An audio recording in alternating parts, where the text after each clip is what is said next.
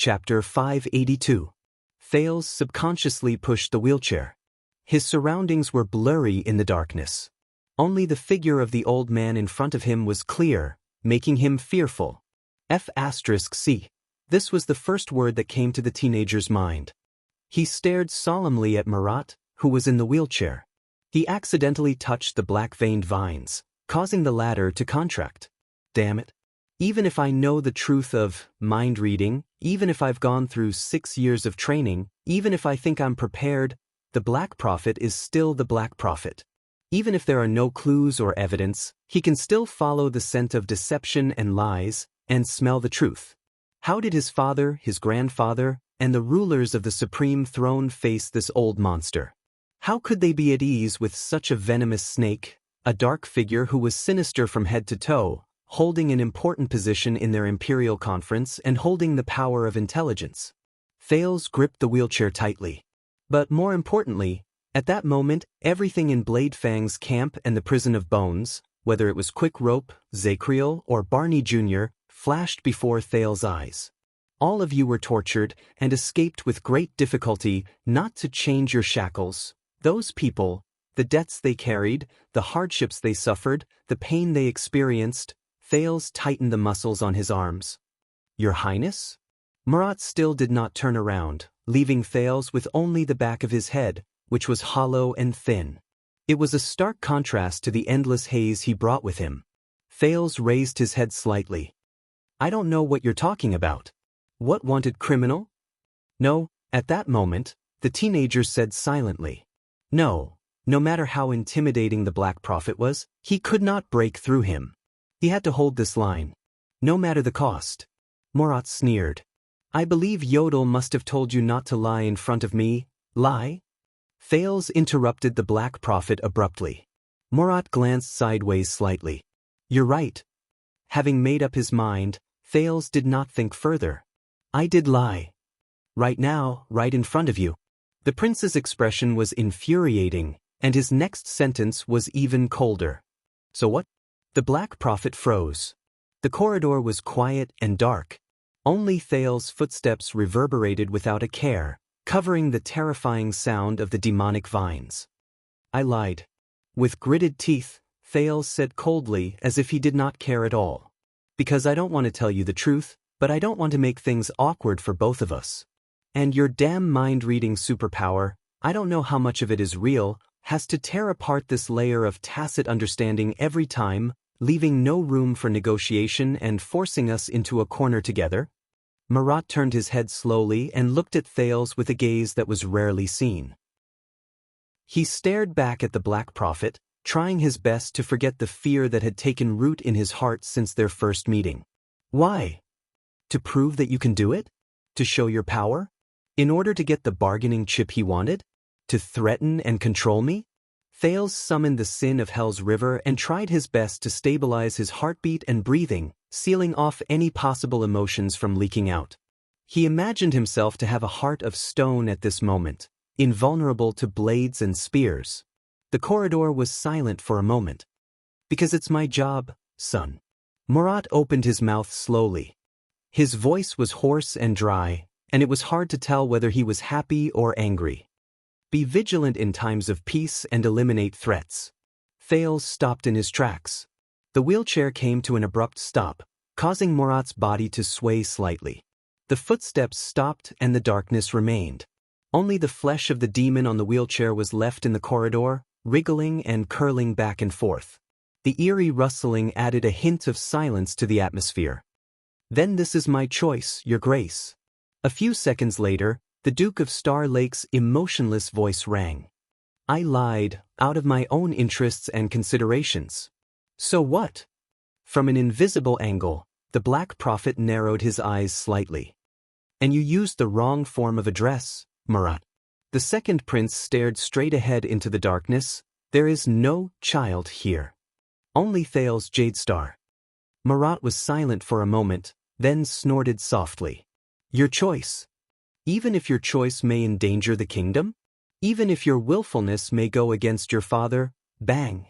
Thales slammed his palm on Marat's wheelchair, causing the demonic vines on it to squirm violently. It also silenced the Black Prophet's words amidst the loud noise. "Then let him come to me." The Black Prophet's gaze froze.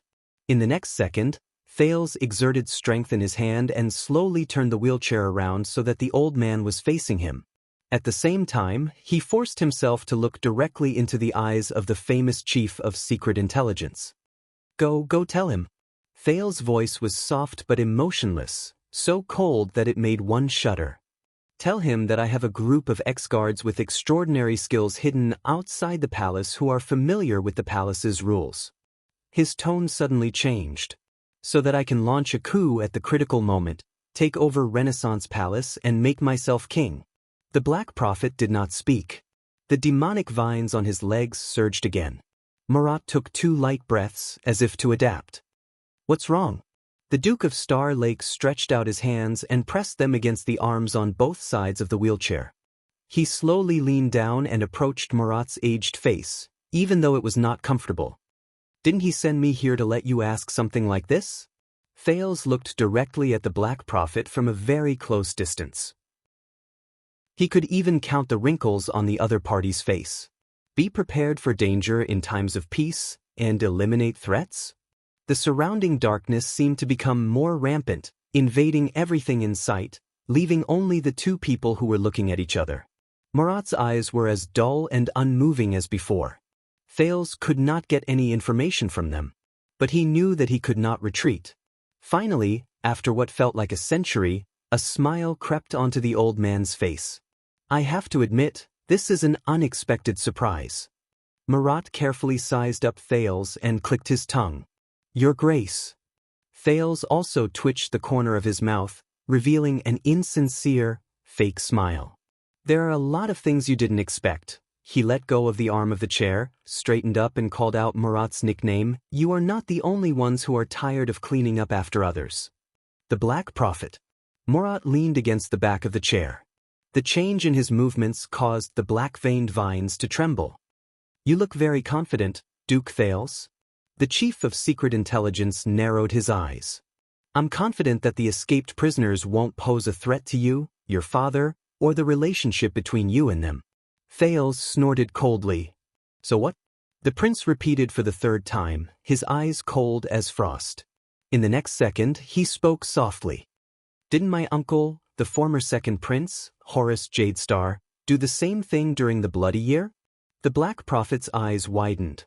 "He secretly hired a fugitive like Black Sword, bribed the assassins of Shadow Shield, instigated millions of people in the capital, bewitched the guards and the guards, and made them cooperate tacitly. At the critical moment, he seized the palace, staged a coup, and even assassinated the former king and crown prince." Thales was expressionless, his tone nonchalant. "Until he died from the betrayal of the former Duke of Nanchester on the eve of his return to the kingdom to succeed the throne. But you can't do it again. Neither my father nor you are that stupid." The old man in the wheelchair was silent for a long time. He also sized Thales up for a long time. He looked into Thales' eyes as if he was looking at a treasure. "You are indeed good at gathering information, aren't you?" But Thales did not care about the other party's answer. He just stared straight at Marat. "So you know." The sin of hell's river roared in his veins, helping the prince resist other impulses. "Those prisoners in the prison of bones, some of them acted according to orders, some had no choice, some were forced, some were at a loss, and some were completely unaware." The Black Prophet just stared at him without saying a word. "Colluding with the enemy?" Thales sneered. "They may have failed in their duties, but it was mostly because of the Jadestar royal family's internal strife that they had to bear the blame." He thought of Barney Jr. and the deceased Nair and Nalji in the prison of bones. He gritted his teeth and said, "Bury the past." Marat closed his eyes and inhaled softly, as if savoring the dim light and oppressive atmosphere. "I understand." The Black Prophet slowly opened his eyes and looked straight at Thales. "About why you let them go." Thales did not avoid his gaze. He met the other party's gaze and nodded. "They have paid the price for not seeing the light of day for more than 10 years. And at least on the day I see them, they have completely atoned for their crimes." He said sarcastically, Much more useful than a certain intelligence department that is full of loopholes and only knows how to clean up after things are done. Murat did not defend himself. He just continued to stare at Thales, his thoughts unfathomable. So, I gave them freedom as a reward, Thales continued. His tone was firm and brooked no argument, in the most low-key, safest, most in line with the kingdom's interests, and in a way that does not damage the royal family's reputation. The prince took a deep breath and adjusted his mood. Now, Murat Hansen, your grace. Or, you can go to my father and tell him that his only son is raising men of sacrifice, harboring fugitives, and coveting the throne. It is better to eliminate him as soon as possible to prevent future trouble.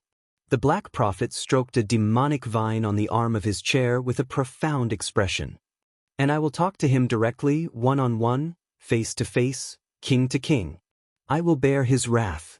Thales' gaze was solemn. But this is only between me and him. There is no need for you to intervene, Lord Hansen. With the arrogance that he had sensed from King Nuven and King Kessel, he said coldly, because as a Jade Star, I only answer the questions of another Jade Star. The corridor fell silent. Murat stared back at him, his emotions indecipherable. Thales narrowed his eyes. Or, you'll know your place. Put away your sniffing nose in front of me, put away that self-proclaimed prophetic psionic ability of yours, control the secret intelligence department's voyeurism, don't meddle in the lies I'm about to tell, and don't threaten me with this strange tone. Silence seized control of the conversation.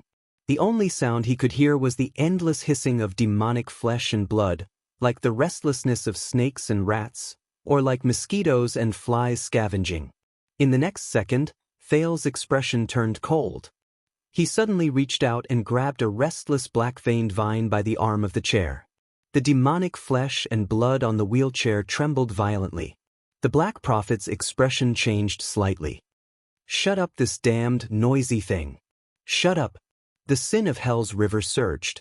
Thales clenched his teeth and pulled hard, forcibly pulling it out and throwing it to the ground. I will, he said coldly. The effect was immediate. The demonic flesh and blood immediately moved away from Thales and fled to other parts of the wheelchair. The hissing disappeared. Throughout the entire process, Thales stared at the Black Prophet without moving his gaze. Murat steadied his breathing, but looked indifferently at the vine that was struggling on the ground, gradually losing its vitality and finally turning into a withered branch. His gaze was profound. After a few seconds, he turned his head and looked at Thales again. The trip to Northland was indeed extraordinary, Your Grace. In the past, you were not so strong-willed. Even if you took the initiative to attack, it was inevitable that you would be nervous and unaccustomed. Murat narrowed his eyes. He was both emotional and surprised. But look at you. Whether it's threatening, extorting, being tough, or spying, you can be said to be handy and instinctive. What changed you? What changed me? Then think about it carefully. What did you become after you became a prince? Are you still you? Are you still Thales? Or have you become something else? Thales frowned and cast aside Quickrope's words. Nothing at all. He straightened his back and forced himself to be tough. Only I was born this way.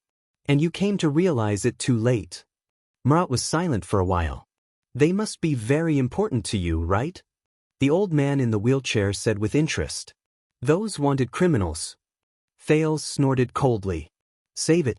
If you're going to bring up the elimination of weaknesses speech from 6 years ago again. The prince recalled the honesty in Ballard Room and said disdainfully, My father has been talking non-stop all morning. The Black Prophet did not speak. He was still waiting for his answer. Thales looked away, trying his best to forget the people in the prison of bones. It's not them that's important. It's me, he gritted his teeth and said, my principles, my rules, my choices. Loyalty will, be rewarded. The Duke of Star Lake lowered his head and looked straight at Murat. And those who hurt me must pay the price. Do you understand, my lord? This time, the silence lasted especially long. Until Murat, who was watching him silently, curled the corners of his mouth and smiled strangely. The vines on his legs were still wriggling, but they were much more restrained. Looking at Murat's smile, Thales tried hard to suppress the anxiety in his heart. "Don't worry, Your Grace. I'm not that heartless." The Black Prophet put his hands on his knees and narrowed his eyes. "Since you've spoken and vouched for it, we'll give you face no matter what." At that moment, Thales breathed a sigh of relief. Besides, it's been 18 years. Murat tapped the wheelchair gently as if to appease it. At the same time, his eyes were in a daze. Those old people from Renaissance Palace are long outdated. Their damage is limited and they won't be able to do much. There's naturally no need for me to waste my budget on issuing arrest warrants. Well, except for one person. The Chief of Intelligence snapped out of his daze and grinned. "But, Your Grace, please give us more trust next time." "Trust?" Thales frowned. "Williams is not a professional after all," the Black Prophet said calmly. "It's not like the Secret Intelligence Department can't arrange something like a fake death." He glanced at Thales.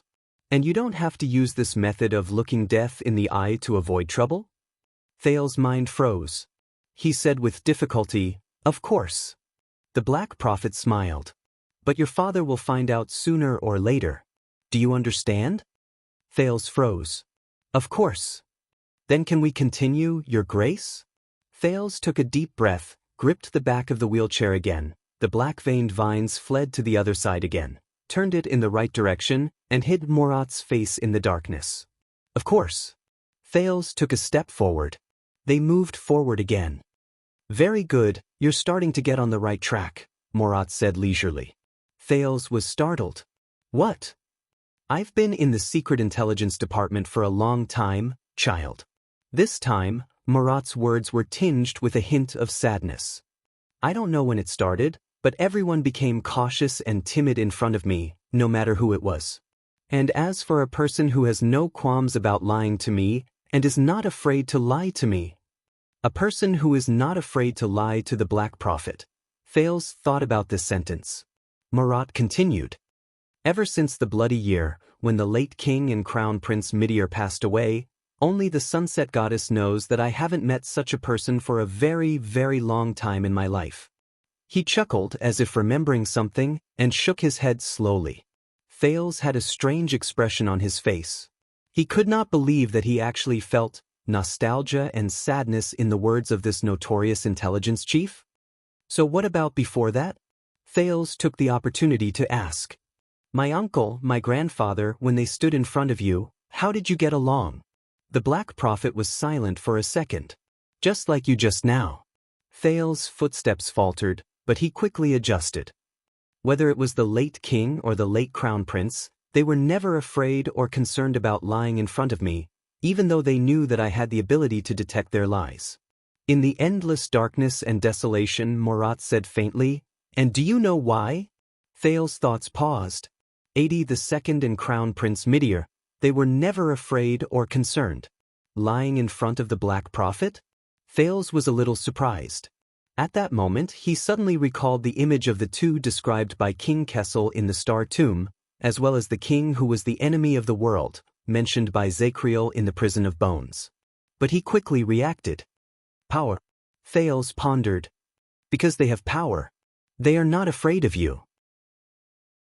And they do not care what you know." He stared blankly at the back of the Black Prophet's head. "And as a subordinate of power, you have even less motivation and need to expose their lies." For some reason, at this moment, Thales remembered the night he and Quick Rope exposed each other's identities. "This has nothing to do with your power, Thales. On the contrary, the more power you have, the tighter the chains will lock you, and the deeper you will be trapped, the more you will be unable to break free. Just like our father." "Well said." The Black Prophet suddenly clapped his hands and laughed. He laughed for a few seconds before slowing down his tone. "Power. Only power." Murat's words were full of emotion. Power is not afraid of lying. To a certain extent, it likes to lie, enjoys lying, and is good at lying. The power it possesses can only flow through lies, distinguish between friend and foe, and manifest its existence. His tone slowly tightened, causing Thales to be on guard for no reason. When it really makes people go against their will and nature, it makes those who feel that something is wrong start to become numb and convince themselves to give up questioning and believe in lies. Only then can it become real power. Thales was a little lost in thought. The emperor's new clothes, the elephant in the room. The prince said faintly, "They lie to us. We know they are lying, and they know that we know they are lying. But they keep lying, and we keep pretending to believe them." The Black Prophet pondered for a while, then hummed in puzzlement. "I didn't say it." Thales came back to his senses and coughed. It was a female author who said, "A certain saying from Northland." Marat was silent for a while, as if recalling, then denied. "No, there is absolutely no such saying in Northland." Thales was embarrassed at first, then smiled in relief. "Indeed, there isn't," he said without hesitation. "I'm lying." The Black Prophet smiled. "I know." Thales snorted softly. "Yes, I know you know." He raised his head and looked at the road ahead. A door appeared at the end of the corridor. "So, when I lie next time, please be understanding." Marat heaved a sigh of relief, seemingly satisfied. "Welcome aboard, Duke Thales." Thales was silent for a while. "My pleasure, Lord Hanson." The Black Prophet nodded and clicked his tongue. "But, you have to understand, when I know it but do not expose you, I am also lying." His words carried a deeper meaning. "Don't get too used to it." Thales' vision turned blurry. Distorted, Thales, distorted. They were all twisted and captured, including my father and elder brother. Thales was captured by power, enslaved, and lost. In those chains, they became something else. Indifferent tools, cold-blooded scum, suspicious tyrants, but they were no longer themselves. "Of course." Thales shuddered and stopped thinking about Quickrope's words. "Of course." The teenager's footsteps moved forward steadily. For some reason, after the negotiation and probing with the Black Prophet, he had clearly resolved the crisis for the guards and Quickrope, and blocked the threat. But it was different from all the previous escapes. This time, he did not feel the slightest bit relaxed. He felt a momentary sense of relief. On the contrary, this time, especially when the Black Prophet laughed, Thales only felt that the burden on him was getting heavier and heavier. Tighter and tighter. Difficult to escape. He subconsciously tightened his grip on the wheelchair. "One last question, child." Thales' ears tightened and he became extremely vigilant.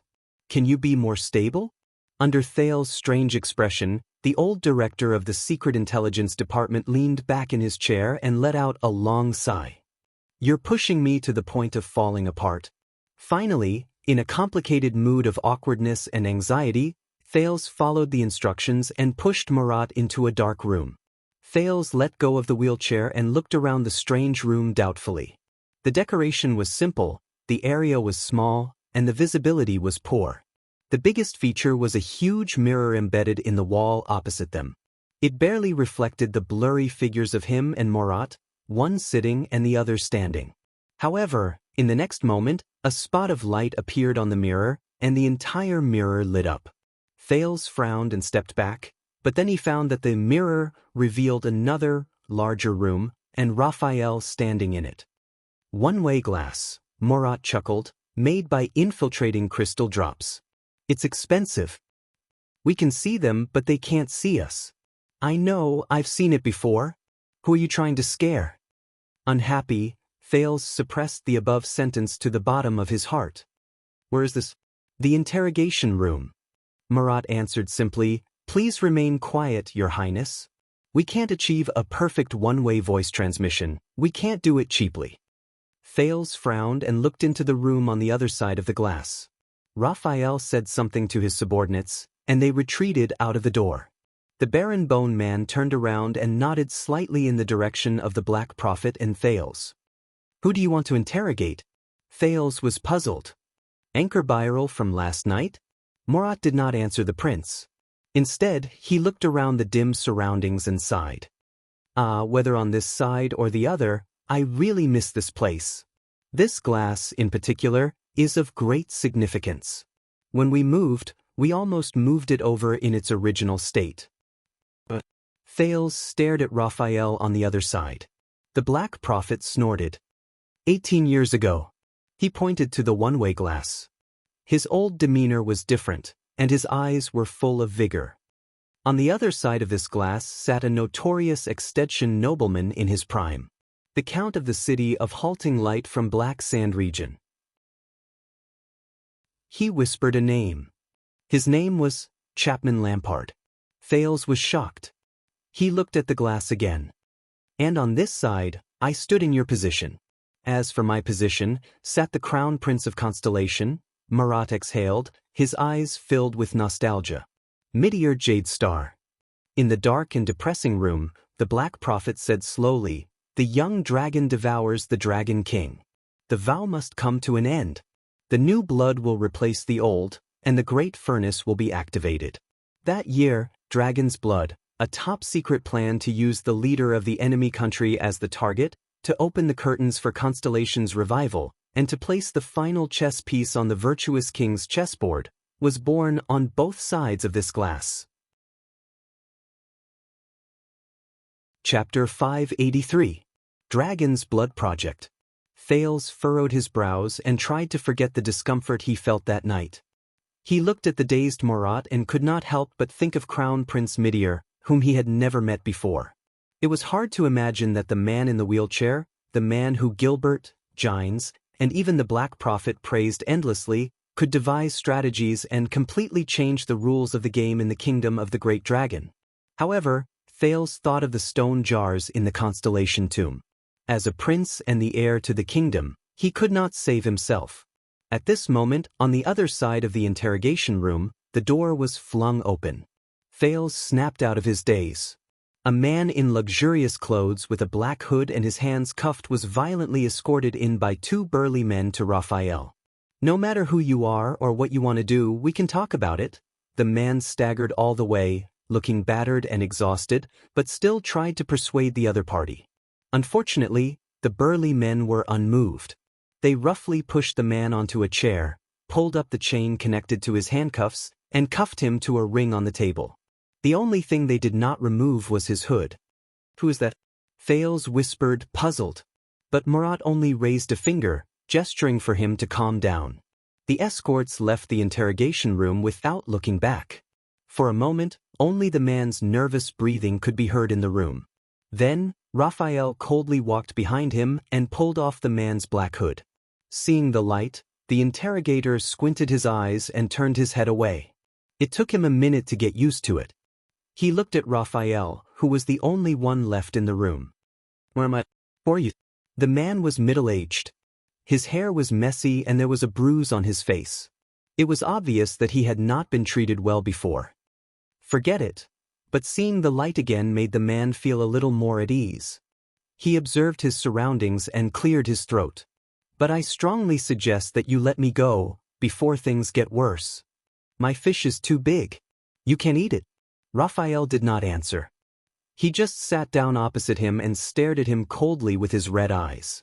The man snickered and tugged at the shackles on his hands, causing the chains to rattle. "Huh, that sounds like it. Tell me, brother. Is it the Blood Bottle Gang or the Brotherhood?" Thales looked at the Black Prophet in confusion, but the latter was unperturbed and seemed uninterested in the interrogation. Although he looked disheveled, the interrogator seemed to have gradually recovered his bearing.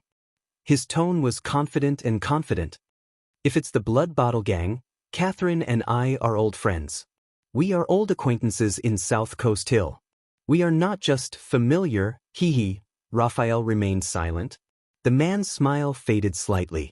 "If it's the Brotherhood," the interrogator leaned back in his chair, shook his head and clicked his tongue. "That's even better. I know Senza, he's a man who's been through hundreds of battles. There's also Alpha Wolf Rizanki. I've known him since he was selling goods on the streets. We almost became partners. Fatty Morris also has business dealings with me." However, the Baron Bone Man seemed to have made up his mind not to speak. He only stared intently at the other party. "If it's neither," the man calculated, and his expression changed again. "Then they must have come specifically for me." The interrogator left the chair and looked at Raphael seriously. "Who's your employer?"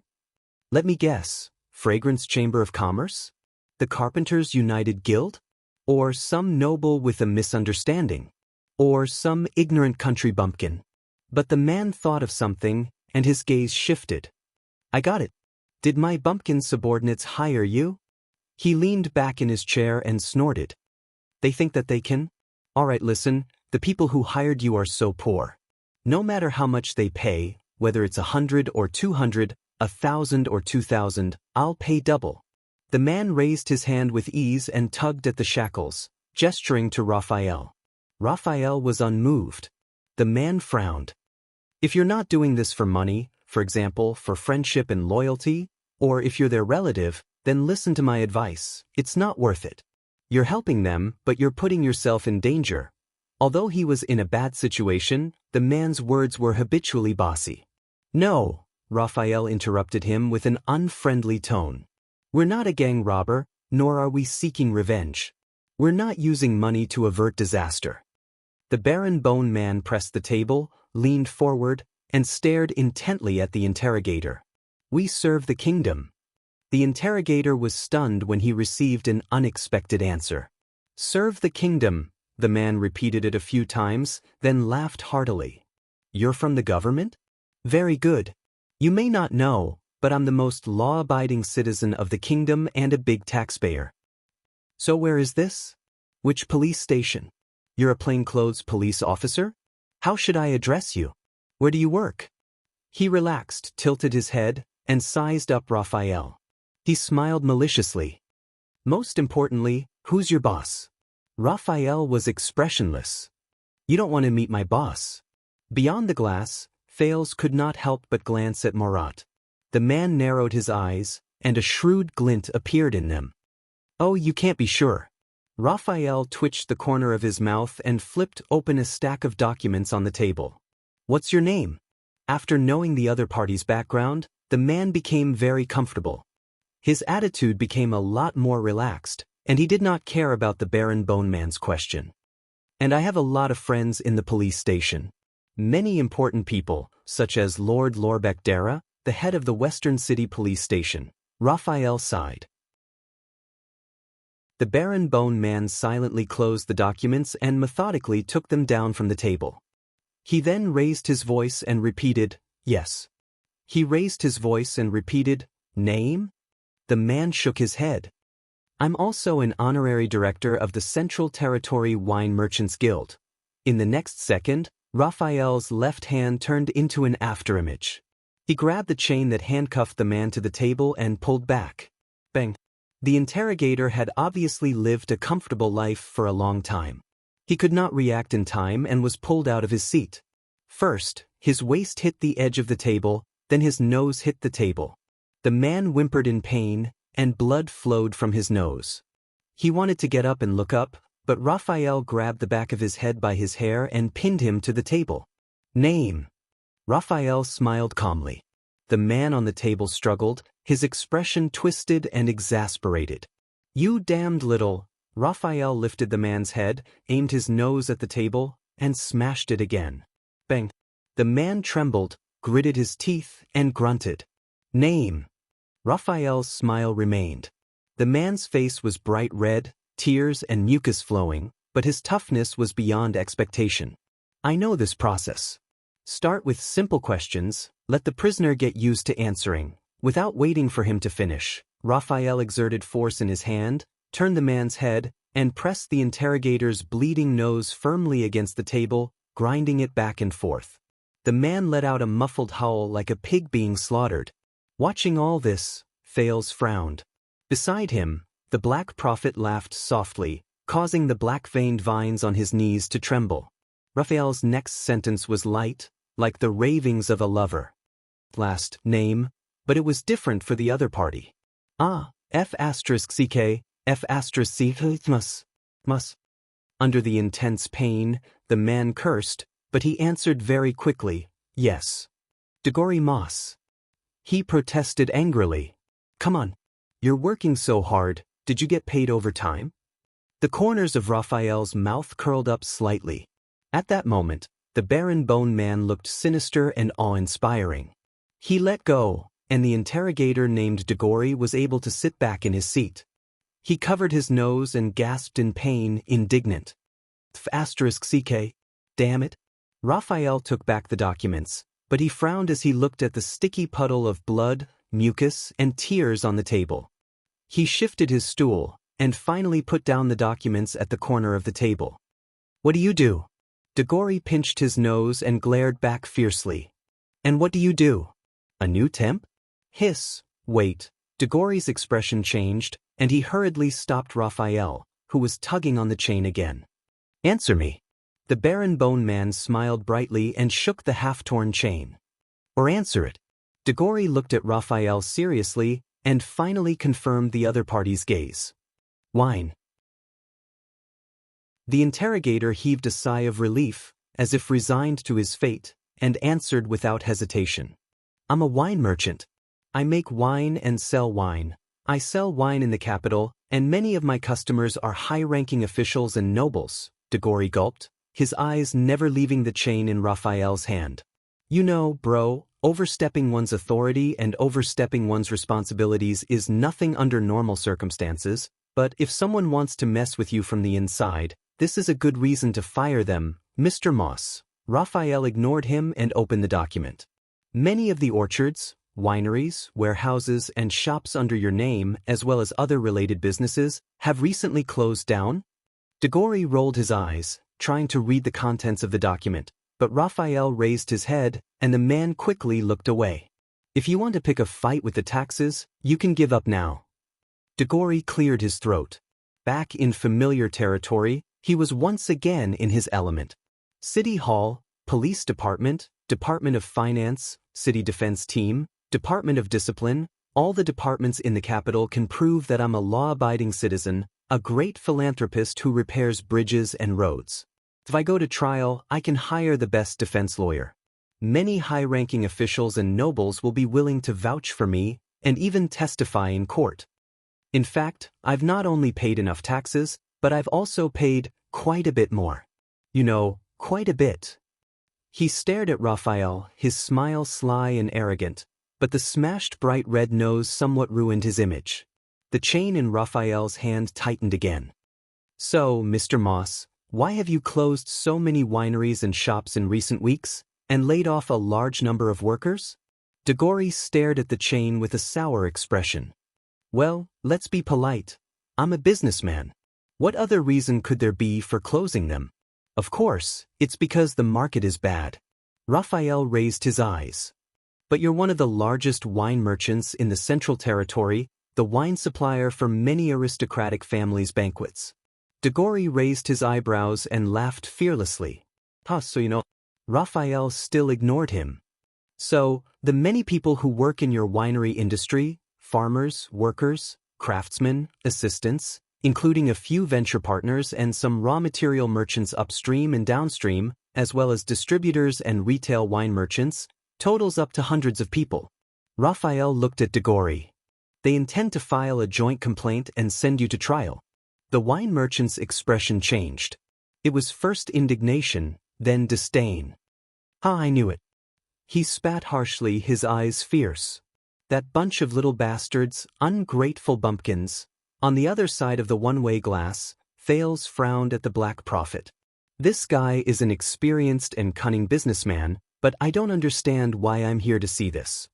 Relax, Your Highness. Marat raised his finger to his lips and said softly, Some things may be small, but you can see the big picture. Some things may be small, but you can see the big picture.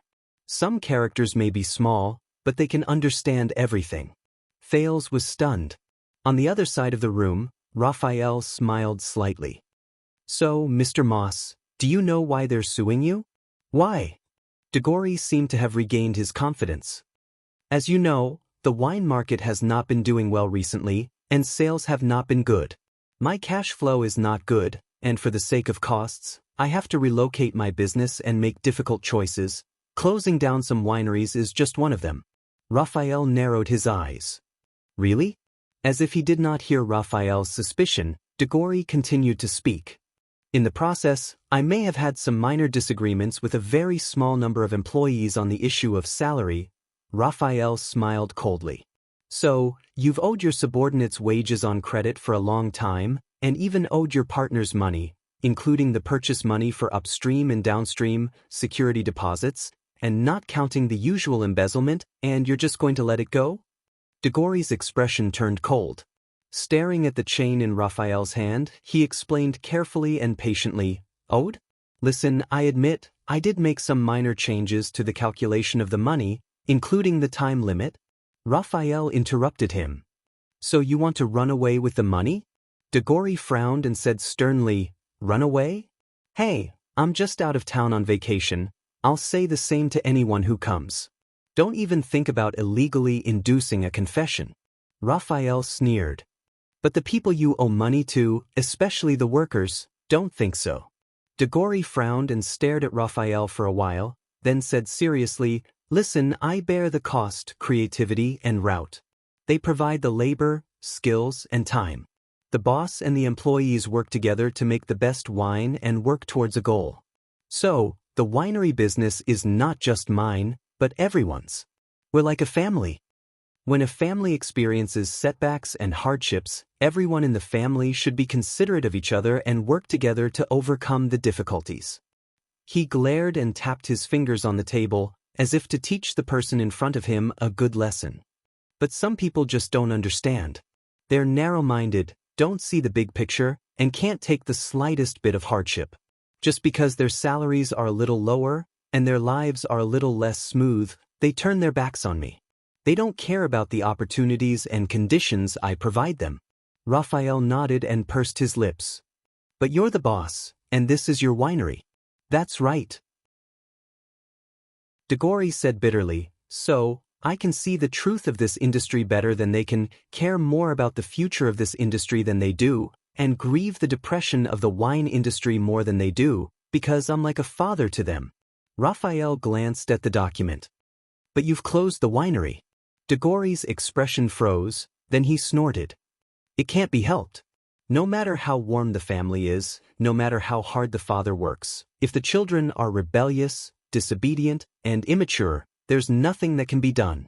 And you know, some people, they're just..." The wine merchant looked exasperated. 90% of the reason I shut down the winery is because these lazy workers are demanding a pay raise. These people are simply cancer in the industry.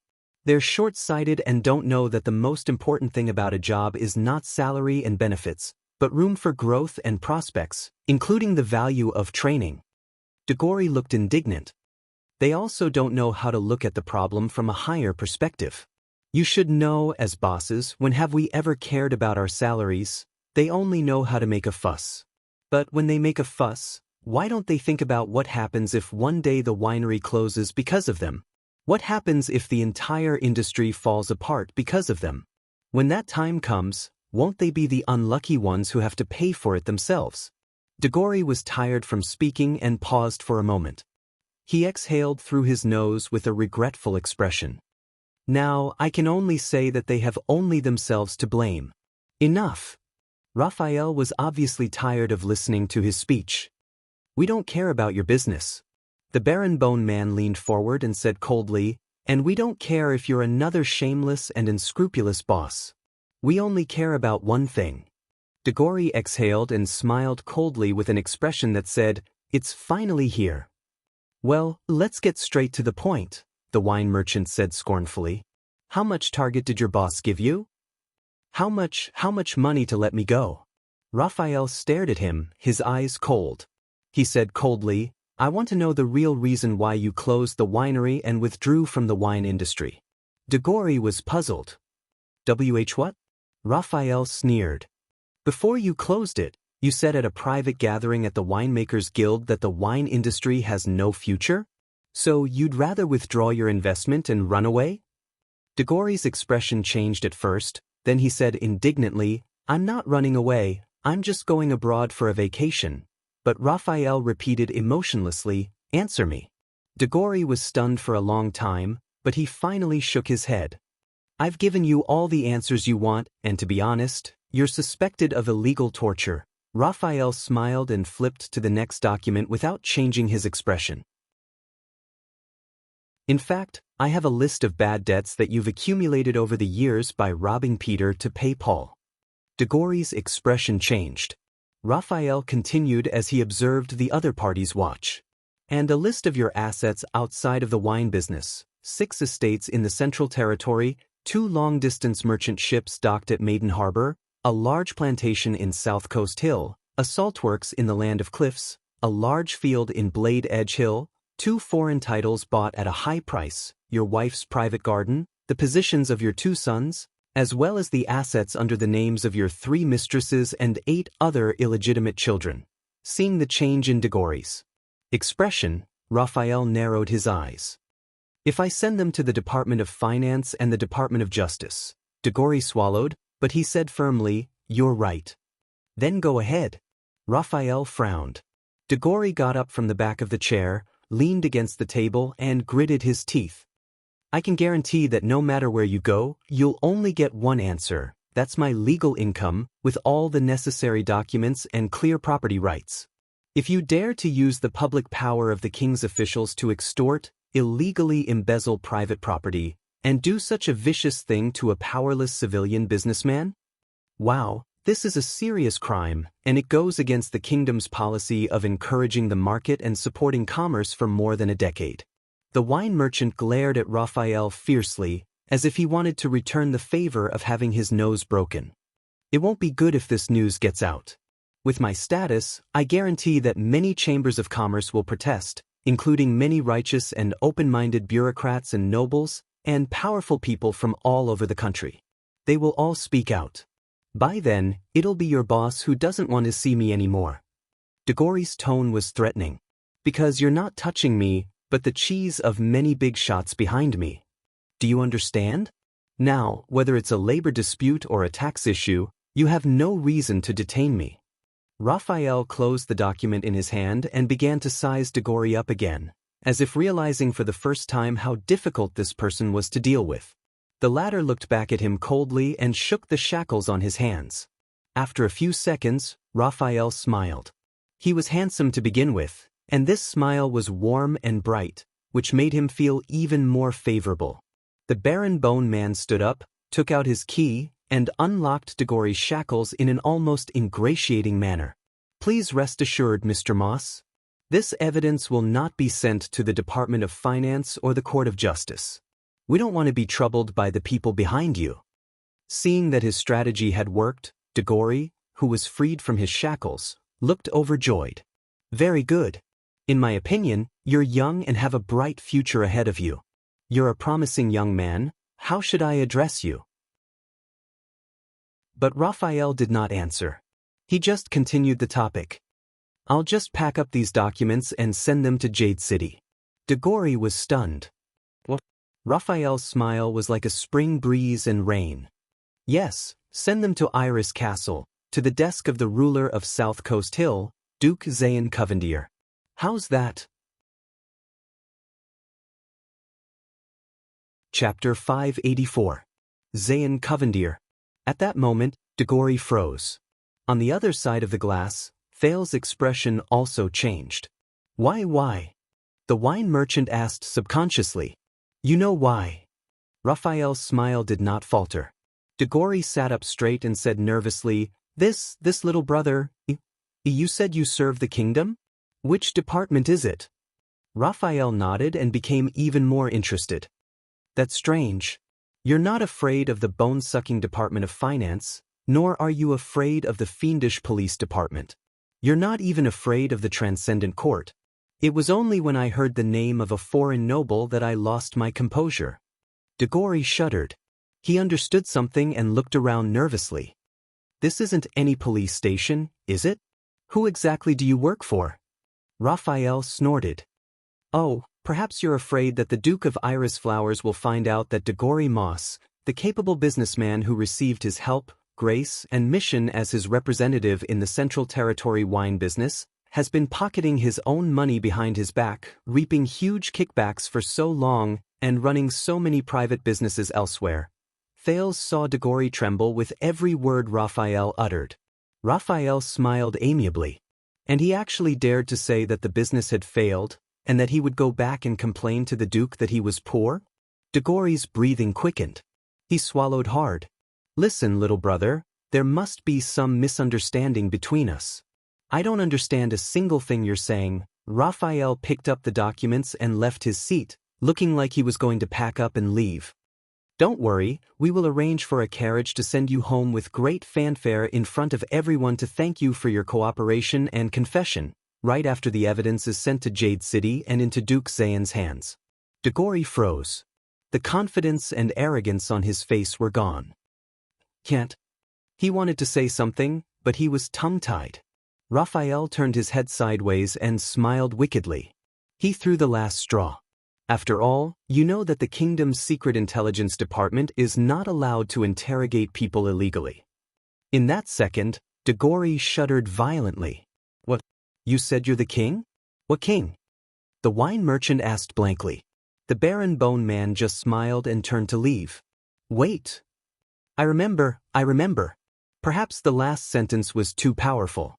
Degori threw himself off the chair and got up from the ground in a panic. His voice was choked with sobs as he said, Today, I have a large amount of funds coming in. I guarantee that those who are owed wages and debts will soon receive the money. There is still a large amount of surplus. I want to donate all of it to you or your department to support your work. Can you just pretend that I have never been here? But Raphael smiled wickedly and remained unmoved. Don't worry. You are very familiar with Boss Catherine, right? When you go out, the Blood Bottle Gang will definitely treat you well. Or I heard that the custom of Jadeite City is to sail a ship and bring people out to sea. No matter what happens on the high seas, it has nothing to do with the laws of the kingdom. He narrowed his eyes and smiled. We can't do anything even if we wanted to. It seemed that with every word Raphael said, Degori could remember something. As a result, his sobbing grew louder, and his gaze grew more terrified. Oh no, please, you're killing me. I am also a citizen of the kingdom. You can't leave me in the lurch. Raphael came to his senses and smiled apologetically. Of course not. The Duke of Iris Flowers is so magnanimous and approachable. Maybe he won't mind? After all, you have such a big family. You have to support them too. Support them. Degori shuddered. He stood rooted to the ground and stared at Raphael blankly. Raphael smiled as usual and looked back at him happily, patiently waiting for a response. After a full 10 seconds. Damn it. Finally, under Raphael's gaze, Degori could not bear the pressure and fell limply to the ground. All right, whatever you want, I'll give it to you. He completely broke down. Tears and snot flowed down his cheeks as he sobbed. Just don't tell the Duke. But I just want to make a fortune before I retire. My family, Raphael smiled, very happily. Welcome to the kingdom's secret intelligence department, Mr. Moss. Satisfied, he bent down and helped the trembling Degori to his feet. Don't worry, with our care, you won't retire so soon. Degori stared blankly at the young man in front of him, his face numb. At the other end of the room, Thales turned around in disgust. Is this how you recruit and win people over? The Black Prophet in the wheelchair chuckled. I know you despise such tactics. I don't despise it, it's just.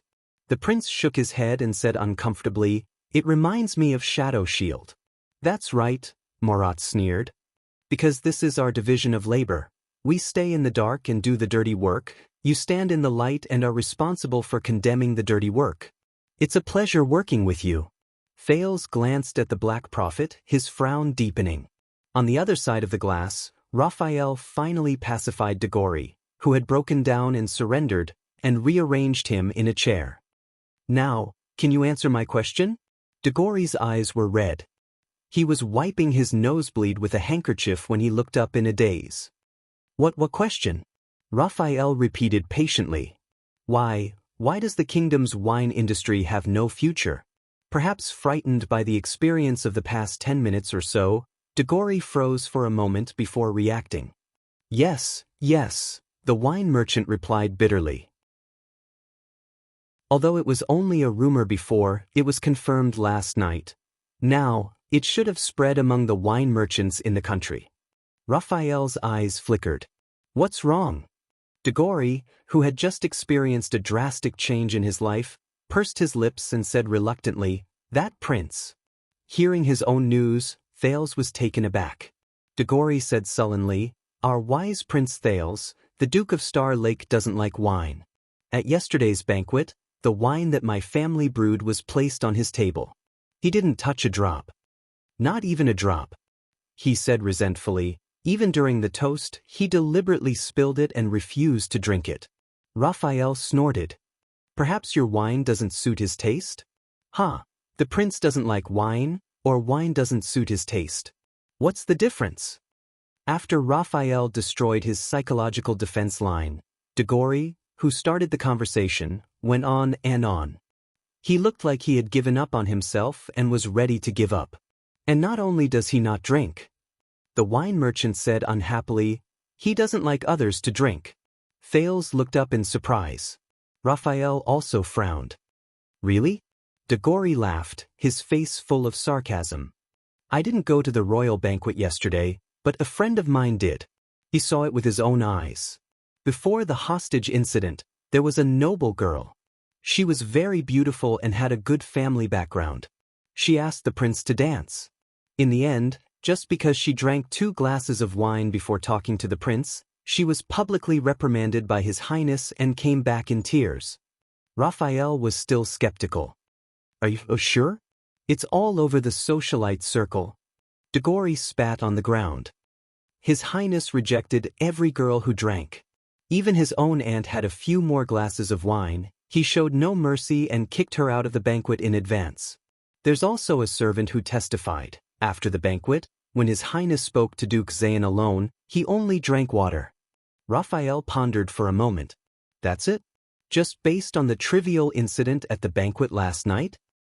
Maybe this is just an excuse you came up with to cover up your act of running away after your business failed and implicating hundreds of families.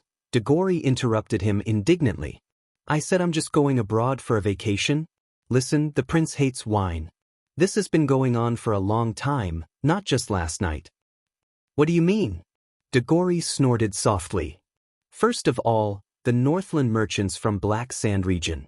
They have a rumor that Prince Thales and the current king of Extet fell out over a glass of wine and detested each other. I don't know how the prince is in the north, but his return to Constellation is also very obvious. He lives in seclusion, lives a simple life, and doesn't indulge in wine or women." Degori raised his finger and pretended to be serious.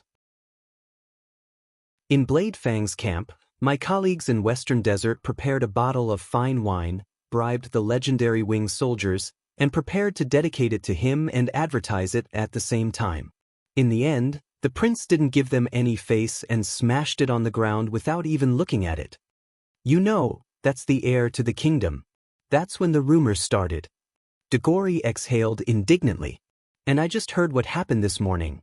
2 of Prince Thales' personal guards, royal guards, former members of the 7 Jade Star attendants, drank a few too many glasses of wine last night, so they messed up and caused an accident in which they took hostages. So the prince ordered them to be whipped in Mindy's hall. They were beaten half to death. It's said that he even personally counted the lashes." Raphael listened attentively, glancing at the one-way glass from the corner of his eye. Degori slumped, then looked up. "This is great. Soon the whole of Constellation will know that the future king doesn't like to drink, and he doesn't like people who drink. Damn the prince." Raphael coughed. "Maybe you're overreacting. The prince's dislike of alcohol won't have that much of an impact. He's the prince. The future king." Degori interrupted the Baron Bone Man impatiently. "Everything he does, every minute, every drop, has a super huge impact, okay?" Raphael did not speak. The other side of the one-way glass fell into a dead silence. "Listen, little brother, you're still young, but I've seen it, I know." Degori grabbed his handkerchief and wiped his nose. "This may not happen so soon, but as time progresses, the upper-class circle in the capital will gradually form a trend. In order to curry favor with the prince and get close to the duke, first, some people will start to drink less, then everyone will follow the trend and drink less. Then, famous people will advocate not to drink, and then it will spread to the entire Eternal Star City, urging everyone not to drink, until the kingdom officially enacts laws to restrict and ban alcohol. Raphael was dubious. Isn't that a little too exaggerated? Degori shook his head. All right, maybe I'm exaggerating a little, but bro, you're also a public servant. When the higher-ups like it, the lower-ups will add to it. Haven't you heard? When a cup falls in Renaissance Palace, a head falls in the kingdom. The wine merchant glanced at Raphael and smiled sarcastically. And did you know that Prince Thales smashed a lot of cups at the banquet? Ha! His laughter was discontented and desolate, gradually fading away. When the king turns his nose up at a certain kind of person, the people will drive them to extinction.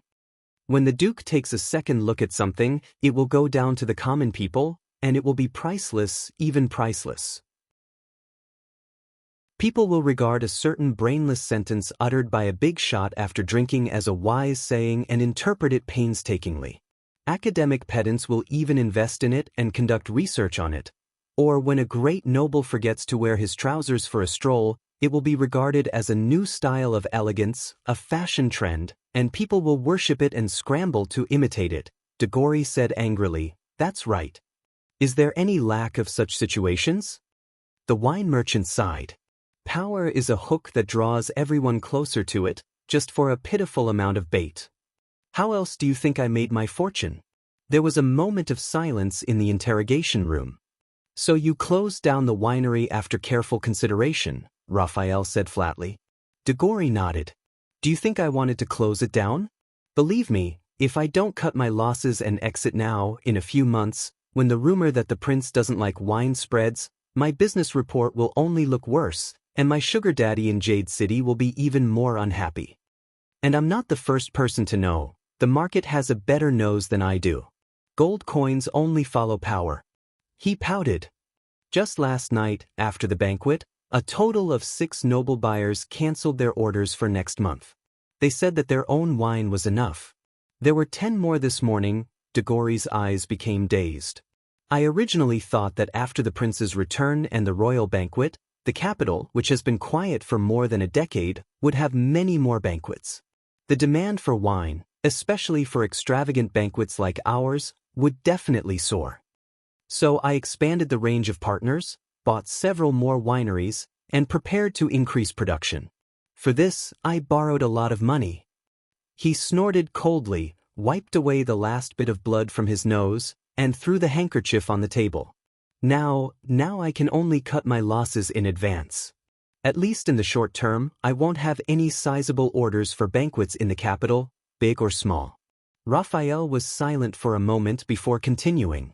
According to you, you're only the first person to act on the basis of rumors. In your line of work, more people will suffer and more people will lose their jobs? Degori snorted strangely, half crying and half laughing. What can I do? I'm in despair too. He was in low spirits. But who's the one who caused the wine merchants to lose confidence, the future of the wine industry, and all my workers to have to eat dirt? If you're so capable, don't look for me. Look for His Highness, who told the world, I hate wine. Moses slumped in his chair and muttered for the second time. Damn aristocrats. Damn prince. The interrogation room returned to silence. Raphael sighed. Very well, thank you for your opinion. I'll make sure he knows. Make sure he knows. Soon Moses, who was immersed in his decadence, realized something. No, I hashtag and %yen and the wine merchant's expression changed drastically as realization dawned on him. Don't write down what I just said. Sunset knows that my whole family is loyal and wholeheartedly supports the Jade Star royal family. He waved his hands in an attempt to defend himself to Raphael. But Raphael only glanced at the one-way glass, then waved his hand to have Moses taken away. It's true, my mother can testify. I've been a loyal supporter of His Highness Thales since I was born. Aren't we on the same side? You can't set me up like this. The wine merchant's words slowly faded away, but lingered in the ears. Well, may the Duke of Star Lake be healthy and crowned king soon. Hey, no, don't get me wrong. I'm also very supportive of His Majesty Kessel. I sincerely wish the Iron Hand King a long life and eternal rule over Constellation. The door to the interrogation room closed, and Degori's voice disappeared completely. Raphael exhaled and looked at the one-way glass. On this side of the glass, the Black Prophet looked at the prince with interest. And for a few minutes, Thales just stared blankly in silence. He was silent for a long time. Chapter 585. It took Thales a long while to recover from his discomfort and confusion. What is this? He turned to Murat, who was sitting calmly. The Black Prophet smiled mysteriously. What do you think it is? Thales was silent for a few seconds. My father, when he sent me here, he said, the prince's voice was heavy and gloomy. Let me see my own mess. Thales was in a daze for a while. Murat said faintly, then you've seen it. At least, the liquor industry in the capital will be in a state of panic and depression for a while. Thales clenched his fists. Damn the prince. Everything he does has a super huge impact, okay? The voice of the wine merchant, Degori, still seemed to echo in his ears. But I didn't do anything, Thales muttered. The Black Prophet's sneer reached his ears. At your level, not doing anything is also a form of attitude. Whether you mean it or not. Thales frowned hard. Drink a little. A few sips is good. Princess Elisa's words to him on the day of the banquet rang in his ears. I bet that by tomorrow, you'll feel like everyone is looking at you. Everyone is looking at you. Thales took a deep breath and exhaled painfully through his teeth. They shouldn't interpret it that way. But they did. Murat's voice seemed to come from another room, but it was no less grim. And you left your home for the past 6 years, went to the far north as a hostage, and was placed under house arrest within the high walls? The demonic flesh on the Black Prophet's knees surged. With all due respect, that's your luck. My luck. Thales' expression was gloomy. As his thoughts flowed, the interrogation room welcomed a new guest. Name. Raphael picked up his pen, turned to a new page of the document, and looked coldly at the stout, thick-limbed old man opposite him, whose face was full of anxiety. The newcomer was treated much better than Degori's. Although he was also brought in with his head covered, the old man was not shackled and could move freely on the chair. Gibbon, I'm Gibbon, sir. In stark contrast to the arrogant wine merchant, the old man on the chair was obedient. There was even a hint of flattery in his tone. Gibbon Filson. Everyone calls me Old Gibbon or Old Bull. Raphael pursed his lips. Now, Gibbon Filson, do you know why you are here? Gibbon forced a smile. To be honest, I don't really know. May I ask who you are, police station? Raphael didn't even raise his head. Compared to the previous interrogation with the wine merchant, the Baron Bone Man's attitude this time was cold and distant. The old man was stunned for a second. Impossible. Old Gilbern was all smiles as he shook his finger at Raphael. I have a relative who works at the police station. I know their procedures. It's definitely not like this. The Baron Bone Man raised his head expressionlessly. But the old man observed his surroundings. His eyes lit up as he thought of something. He was excited and curious. I know this way of doing things. Old Gilbern had a mysterious and slightly smug look on his face. He leaned forward to the edge of the table, close to Raphael. You are the kingdom's secret intelligence department. Am I right? Raphael's expression changed slightly as he looked at the old man who was winking at him. I've experienced it. A long time ago, when there was that serial blood-sucking murders in the capital. Old Gilbern nodded with a sinister smile, obviously eager to show off. The famous time-limit police officer fought with the people from the secret intelligence department in my shop. Bang. Raphael tapped the table and interrupted Gibbon. That's right. You're absolutely right. The Baron Bone Man's gaze was profound and mysterious. He approached old Gilbern and said softly in a tone as if he was telling a ghost story. We are the kingdom's secret intelligence department. We work for the Black Prophet. In that second, the old man's smile froze on his face.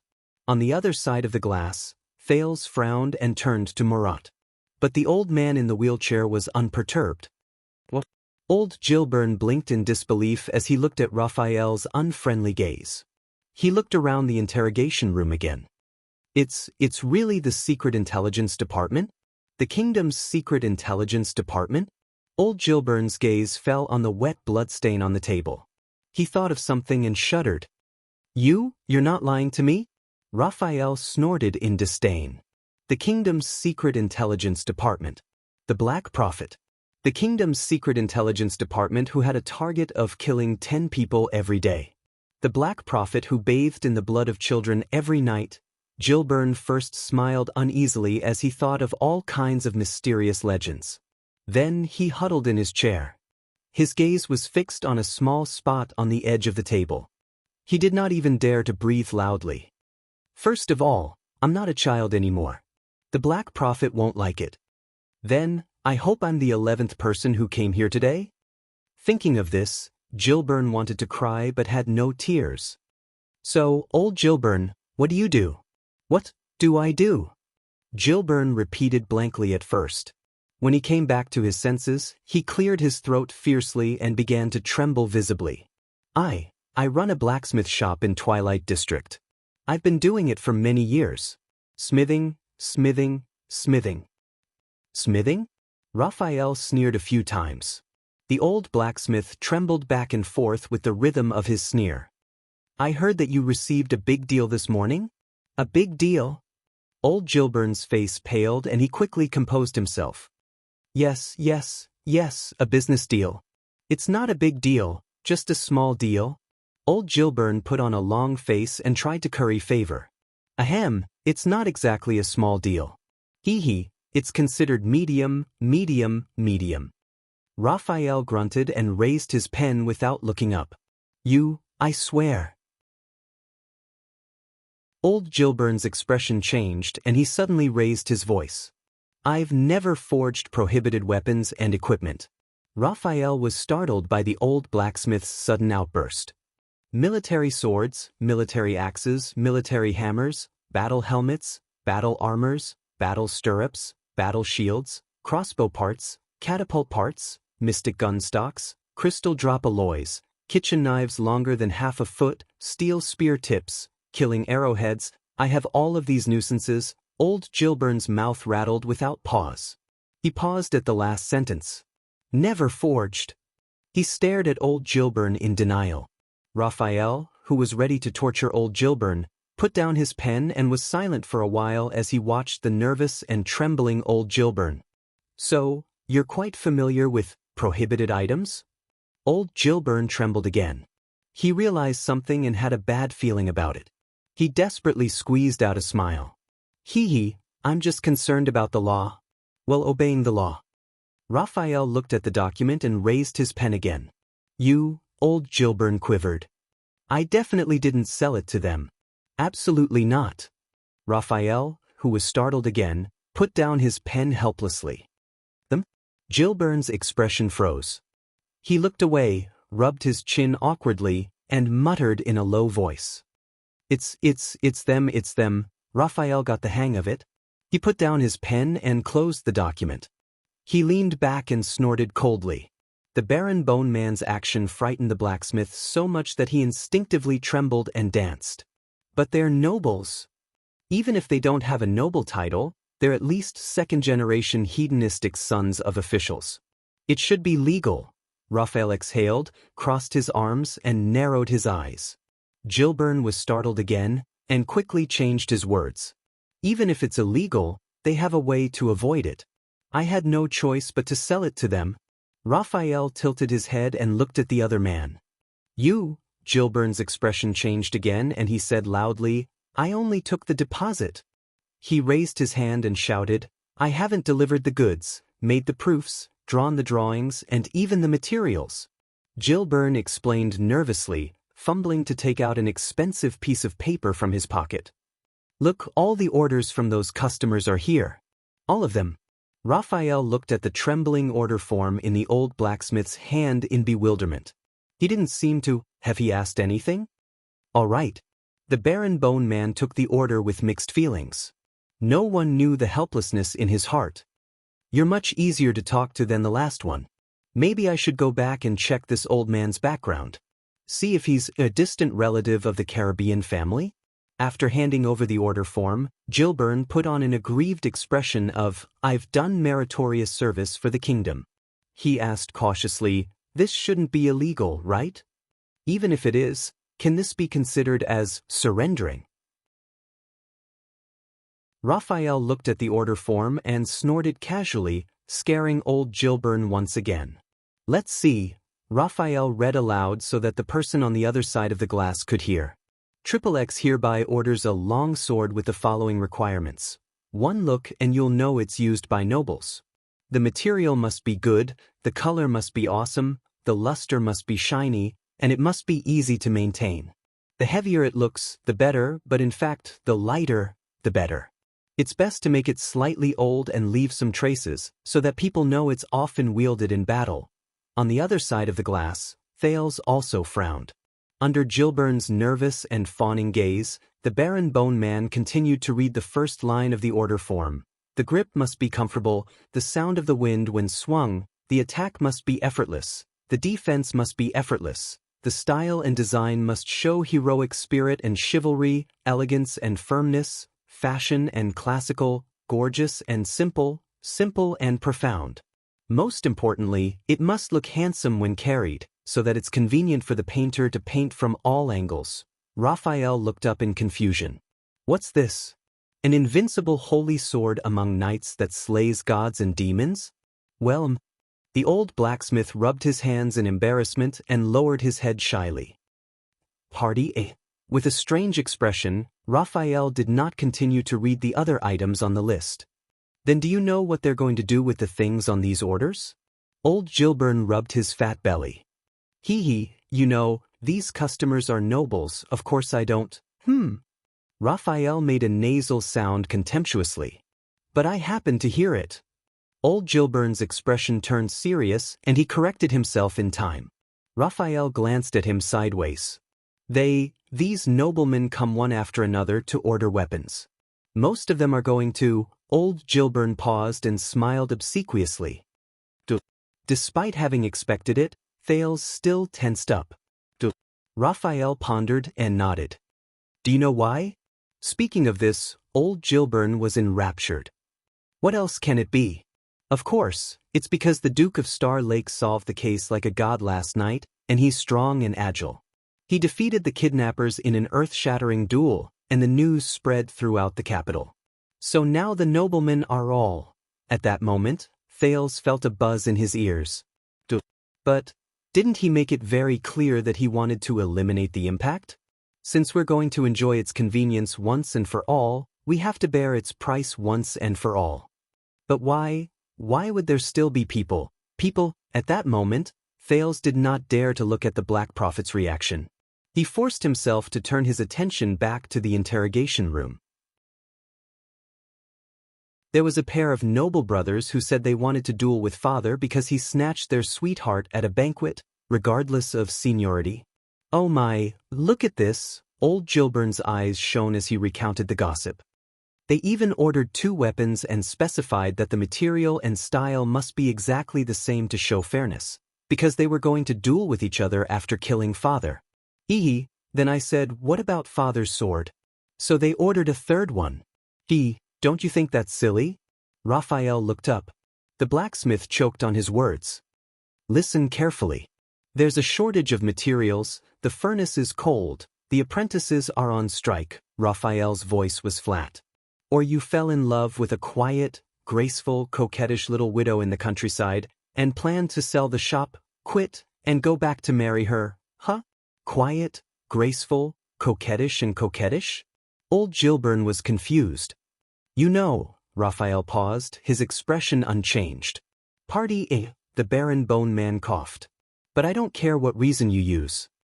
Raphael coldly handed the order back to old Gilbern. "Refund the deposit and cancel this batch of orders." The old blacksmith was slightly startled. "Cancel? This is such a big order." Raphael ignored him and took out a document and pushed it in front of Gilbern. "If there's no problem, Take a look at this confidentiality agreement, sign it, and you can go. Old Gilburn looked at the agreement and rubbed the order in his hand reluctantly. Well, I don't have any good reason to cancel the order in such a short time. Bang! Raphael suddenly moved. He grabbed Gilburn's hand, his gaze as sharp as a sword. Then put on a bandage for 2 months and say your arm is broken. Gilburn was scared silly and allowed the Baron Bone Man to hold his wrist. Go to the Department of Finance and show them the seal on this agreement, Raphael said calmly. Someone will pay for the breach of contract and the bandage. Old Gilburn felt wronged. But it's no use. He tried to argue. There's more than one blacksmith in the capital, although I'm indeed the best, but I'm alone. Those foppish brats will definitely go to other shops. Why don't I make a few shoddy and unkillable? Be gentle. Amid old Gilburn's screams, Raphael tightened his grip on his wrist and threatened. So, you want us to pay for the medical expenses as well? Old Gilburn choked out a few sobs and put on a smile that was uglier than crying. He picked up the pen and signed obediently, expressing his firm support for the decision of the kingdom's secret intelligence department. Very well. Raphael released the blacksmith who was gasping for breath. Hurry up, we still have to rush to deliver the agreement to the others, or pay for their medical expenses. The Baron Bone Man said coldly. Old Gilburn, who was rubbing his wrist and crying, immediately perked up. Don't forget Karachi's blacksmith shop on South Street. By the way, that old cunning bastard is terrible. For decades, he's forged contraband for scum like the Blood Bottle Gang and the Brotherhood more than once. He even lied to everyone that it was produced by my shop. You mustn't believe him. Raphael shot another glare at old Gilburn, forcing him to swallow his words. The old blacksmith could only pout and try hard to sign page after page. Okay, I understand. You have a heavy responsibility to suppress the unhealthy atmosphere of duels and maintain the legal system and stability of the kingdom. I get it, but these things can be solved as long as you arrest the duelists. Why make things difficult for us, little? You see, this is the problem. Raphael supervised him to finish signing the agreement and looked at the one-way glass casually. If the kingdom explicitly prohibits it, their dissatisfaction and resentment will move upward. Raphael looked at the old blacksmith. But if a supplier like you cancels for some reason, he narrowed his eyes and approached old Gilburn. Do you have a problem with that? Old Gilburn had a tacit understanding and shook his head faster than the bellows in his house. No. The old blacksmith finished signing the agreement and handed it to Raphael obsequiously. Raphael scanned the signature on it, closed it, lit a candle and covered it with wax. Very well, then as a reward for your cooperation, in the next few months, there will be a large demand for equipment for the regular army of the royal family. They will even have to recruit blacksmiths to forge it directly. There will be a large number of new orders. Gilburn's eyes lit up in surprise. But only for the army and the person who holds this agreement. Raphael narrowed his eyes and held up the sealed agreement. Do you understand? On the other side of the one-way glass, Thales watched in silence as the ecstatic old Gilburn was put on a hood and taken out of the interrogation room. I'm sorry. Marat, who was in a wheelchair, picked up a cup of tea and chuckled. Raphael rarely deals with these small matters at the grassroots level. He's not very skilled. But don't worry, we will have someone talk to the craftsman later and follow up on his mental health regularly to ensure that he won't resent you or even slander you. Or, there will be news of orders for specialized weapons for duels. Looking at the Black Prophet's meaningful smile, Thales felt increasingly uncomfortable. I thought that the nobles of Constellation would despise Extet's customs. The prince stared at a stain on the glass and said with difficulty. Marat put down his teacup. Duels have always been a martial ethos that originated from the empire. In the primitive times, it carried the spirit of chivalry and filled in where justice could not reach. The old man in the wheelchair was unperturbed, as if he was an outsider. Do you know how many centuries, how much blood, how many tragedies, and how many lives our ancestors paid, from the Imperium to the kingdom, in order to get rid of the outmoded customs that gradually fell behind with the development of time and disregarded justice and tore apart the internal structure? His words were like a blade, cutting into Thales's heart over and over again. But now, what people see is only the deeds of the North Star, and they are scrambling to follow him. Especially the story of how you used your wisdom to avoid being killed in Extet in the name of a duel. Plus your supreme demeanor last night, which won the hearts of countless boys and girls. The Black Prophet shook his head and did not continue. But that was enough. Thales was expressionless. That was what he brought to the Constellations? Saving Doyle and Anchor, but ultimately causing the death of even more people? No matter what, you always want to find a way for everyone to be happy, a perfect choice that meets the highest expectations in your heart. King Kessel's words reverberated in his ears. It's best to be uneventful and harmless. Avoid the ugliness and sacrifice that you don't want to face the most. Thales raised his left hand with difficulty and looked at the scar on his palm. But doesn't the damned fate give you a damned response every time?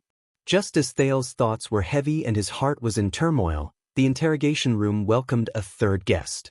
This time, it was a noble who entered the interrogation room. His clothes were low-key but classic, and his posture was relaxed and arrogant. He sat steadily on the chair. Similarly, he was not shackled. His performance was steady and his bearing was extraordinary. As if he was the interrogator. I know who you are. Raphael also changed his way of asking questions.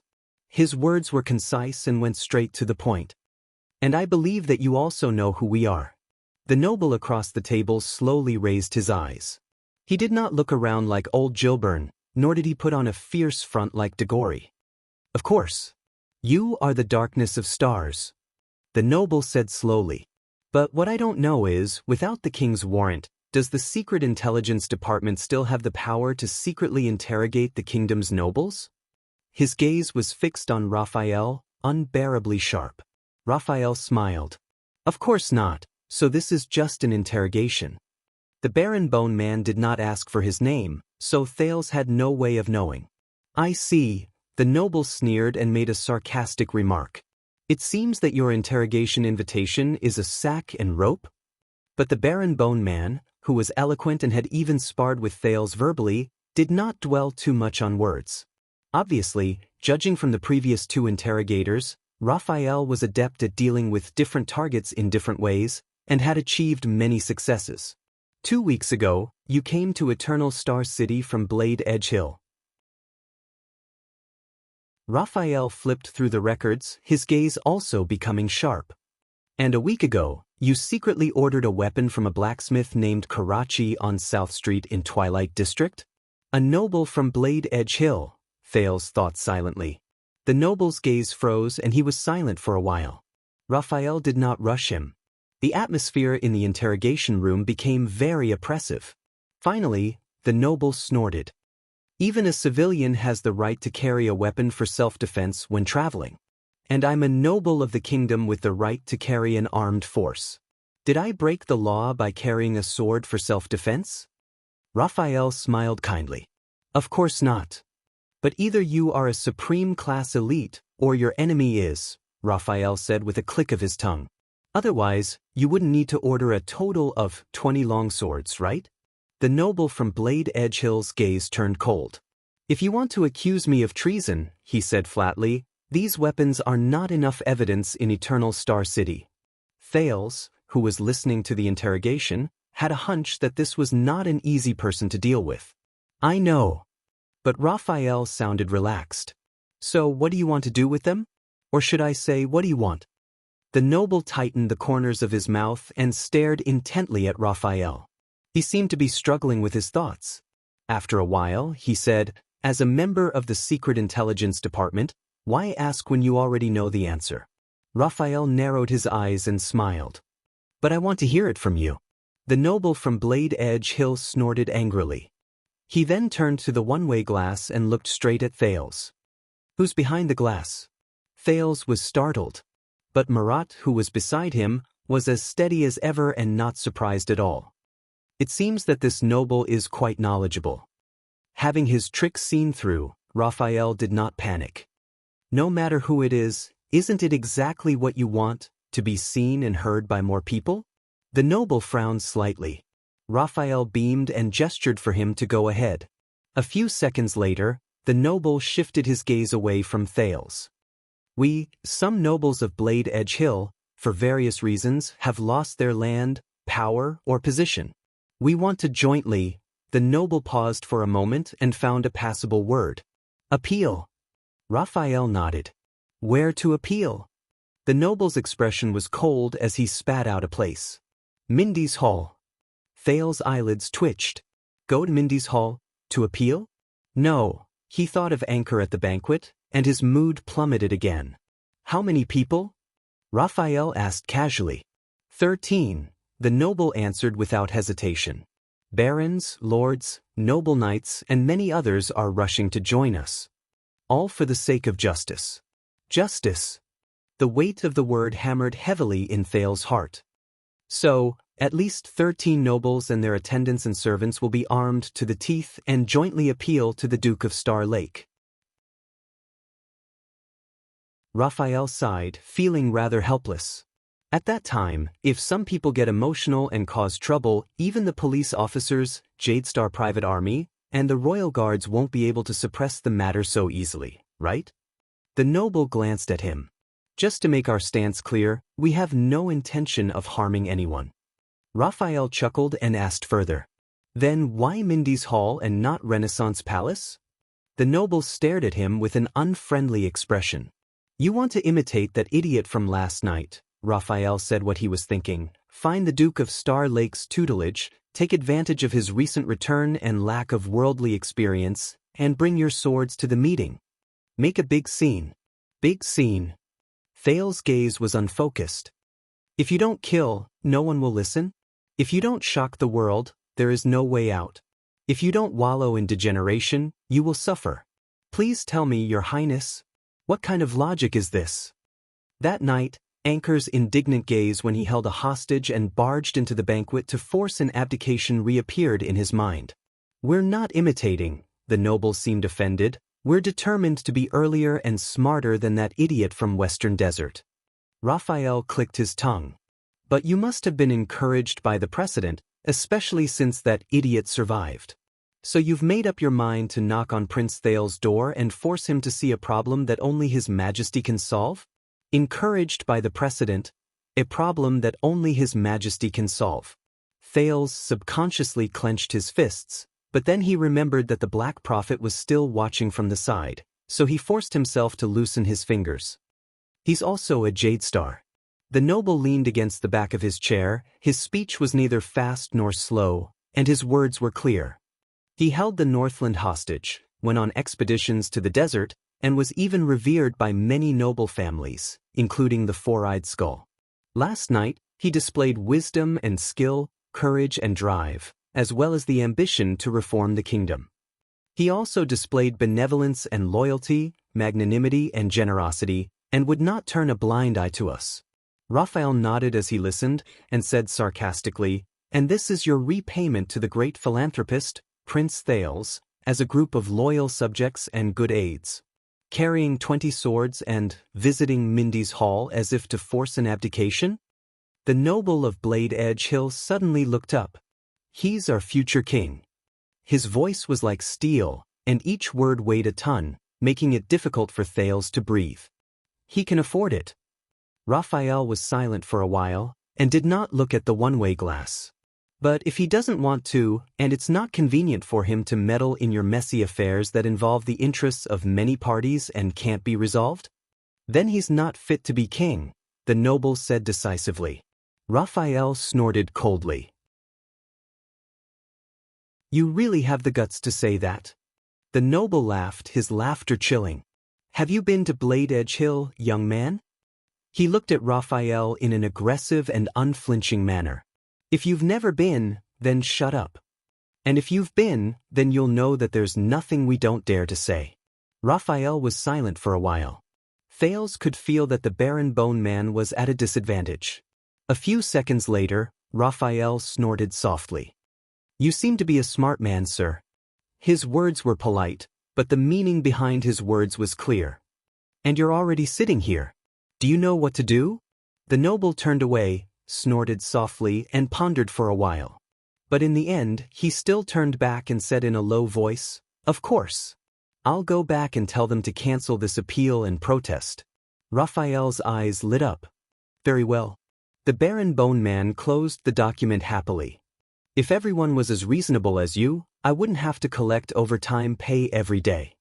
He stood up, ready to end the interrogation or questioning. But the noble called him back. "You may have one today, young man." The noble of Blade Edge Hill raised his head and looked straight at Raphael. "You stopped us." But his words made Thales extremely uneasy. But as long as the root of the problem is not solved, and the chronic disease of the kingdom is not cured, there will be more people like us.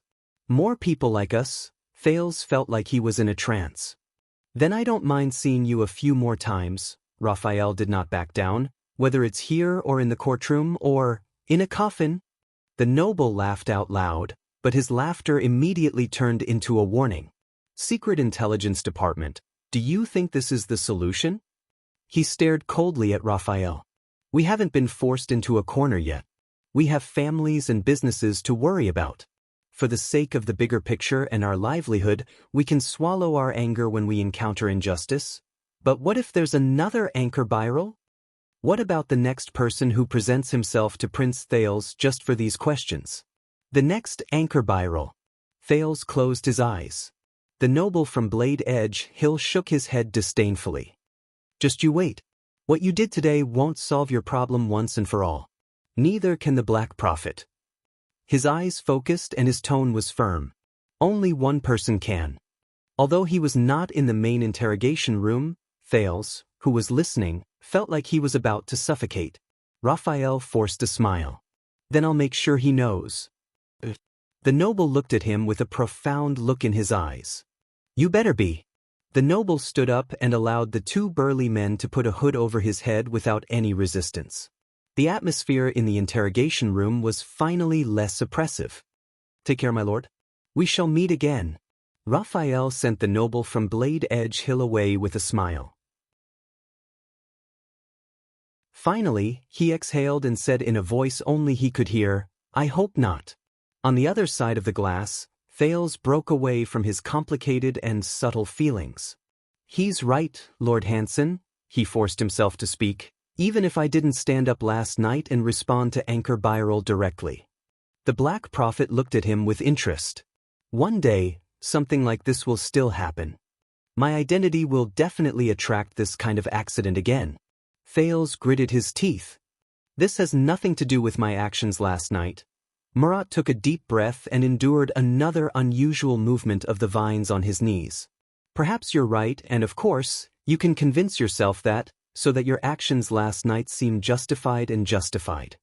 The Black Prophet closed his eyes. If he did not look at his lower body, he would look like an ordinary old man resting with his eyes closed. "But you know, this is not what I want you to see." Thales looked up abruptly. "Raphael." He spoke loudly. His voice traveled to the other end of the interrogation room. Raphael calmly turned around and bowed to the unseen nobleman through the one-way glass. "How much more?" Thales' breathing was erratic. He clenched his fists, gritted his teeth, and raised his voice. "Cases like this that are related to my behavior last night, as well as the things that have happened since my return, how much more?" Raphael did not answer immediately. He remained silent and bowed again to the mirror, until Thales realized that he was waiting for the Chief of Intelligence's permission. But the Black Prophet beside him did not say a word. He would not listen to the prince's orders. An inexplicable anger suddenly flared up. It flared up Thales' already inexplicably depressed heart.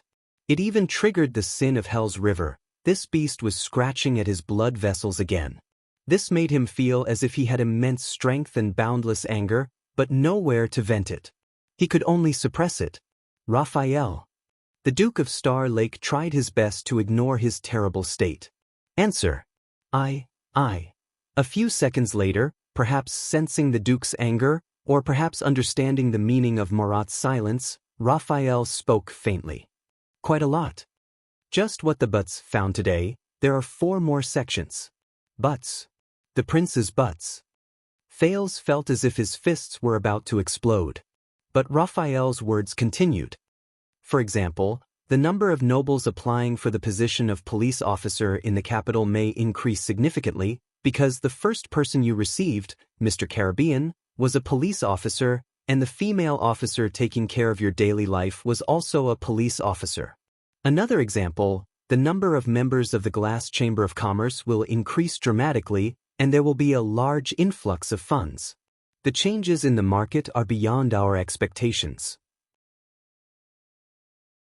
Even if Baron Quinton tries to explain that the glass smashing incident last night was not the latest rule of the royal family, that will be a headache for Lord Kirkirkman and Viscount Kenny. Another example, for the banquets held in the capital recently, no matter which family it is, security will be at the highest level, because your actions last night objectively encouraged everyone to bring weapons to the banquet. Take revenge if there is a grudge, and take revenge if there is a grudge. Perhaps you might even get a response and sympathy. With every word Raphael said, Thales' breathing became more and more difficult. And this morning, Raphael's words were steady and flat, even with his usual ease and ease. But for some reason, at this moment, it sounded so piercing to Thales. There was a new murder case in the suburbs of Eternal Star City. Murder. Thales' nerves jumped. According to the preliminary investigation by the police station, the deceased is an agricultural tool merchant, and the murderer is a farmer working in the fields. He confessed to the crime, and it should be an impulsive crime. Thales swallowed the discomfort in his body and spoke with difficulty. Why? Raphael hesitated for a moment, as if searching for the right words. Then, the Black Prophet coughed unhurriedly. Raphael sighed slightly. An eyewitness said that the agricultural tool merchant, who is also the deceased, had a conversation with the murderer before the crime. He changed his mind at the last minute, and wanted to sell the lettuce seeds that the two of them had previously agreed on. Increase the price by 20 times. Thales was stunned. Lettuce. Increase the price. No, in an instant, an inexplicable sense of loss and confusion took over his body and mind. It is said that the farmer was poor and struggling to make ends meet for his family. So, in his agitation, a conflict broke out, and the other party died from his injuries. Raphael's voice sounded like it came from the bottom of the water. It was erratic, but it was real. And according to the eyewitness, the reason the deceased raised the price at the last minute was, "The prince loves it."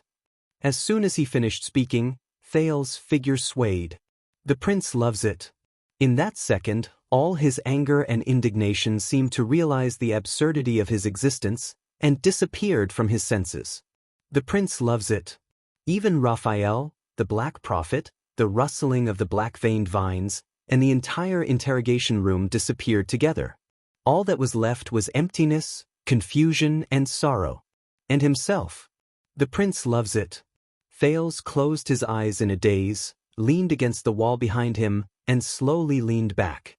But at that moment, the teenager felt that what he was leaning against was not a wall, but a bottomless, endless, and never-ending abyss. "The prince loves it." Depressing. Cold. Dead silence. Suffocating. "The prince loves it."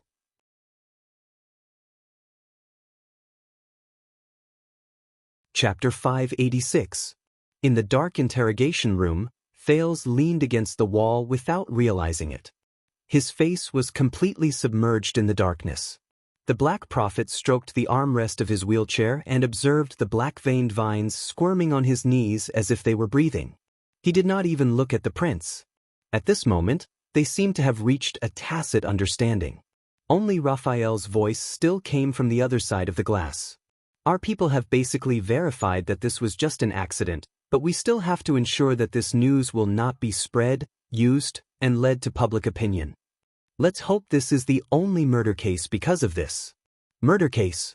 Thales slowly looked up. Because of this. Because of his dietary preferences. Thales was expressionless, his gaze frozen. Of course he could defend himself.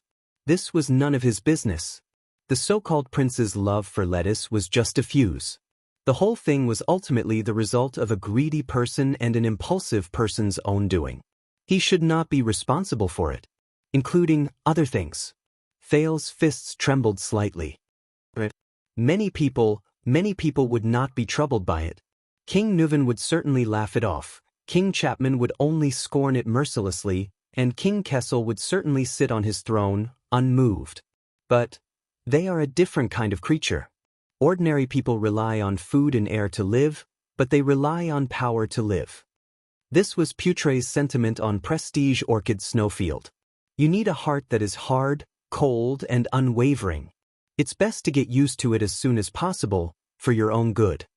This was the advice King Nuvan had given him. At the thought of this, Thales felt bitter. Of course, they are still pursuing a few other cases, Raphael continued, his tone no longer as relaxed as before. Some may affect your reputation, some may cause financial losses, and many may not be obvious for the time being, but we have to plan ahead and try to find a way to fill in the gaps. He had not finished his sentence, but he knew it was time to stop. Thales was silent for a long while before he replied. Okay, I understand. Raphael's expression changed slightly. He sensed something from Thales' disappointed tone. Very well, continue, Marat said faintly amid the rustling of the black-veined vines. At this moment, the Baron Bone Man suddenly said, Your Highness, my lord. Actually, the remaining cases are pretty much the same. Why don't we call it a day? Thales, who was immersed in dejection, quietly raised his head. However, he turned his head and looked at the old man in the wheelchair. Through the glass, the Black Prophet stared at Raphael for a long time, but the latter's gaze was steady and his expression calm. Marat snorted softly. Of course. The Chief of Intelligence flashed Thales a smile. Except for that. The last one. Raphael was silent for a moment, then nodded respectfully and listened to the order. Thales frowned, but he soon understood. The last interrogator was a woman. Even though she was escorted here with a hood over her head, she still looked graceful and graceful. The hood was taken off, revealing a beautiful woman with exquisite eyebrows and picturesque charm. Her first reaction was to smooth her hair and tidy up her appearance, showing no signs of panic or fear. Her light makeup did not lose her charm, and her calm demeanor was extremely alluring. Your name? In the face of such a beautiful woman, Raphael's tone was much better, no longer as aggressive as before. The beautiful woman looked up slowly, her slightly disheveled appearance almost perfect. Felicia.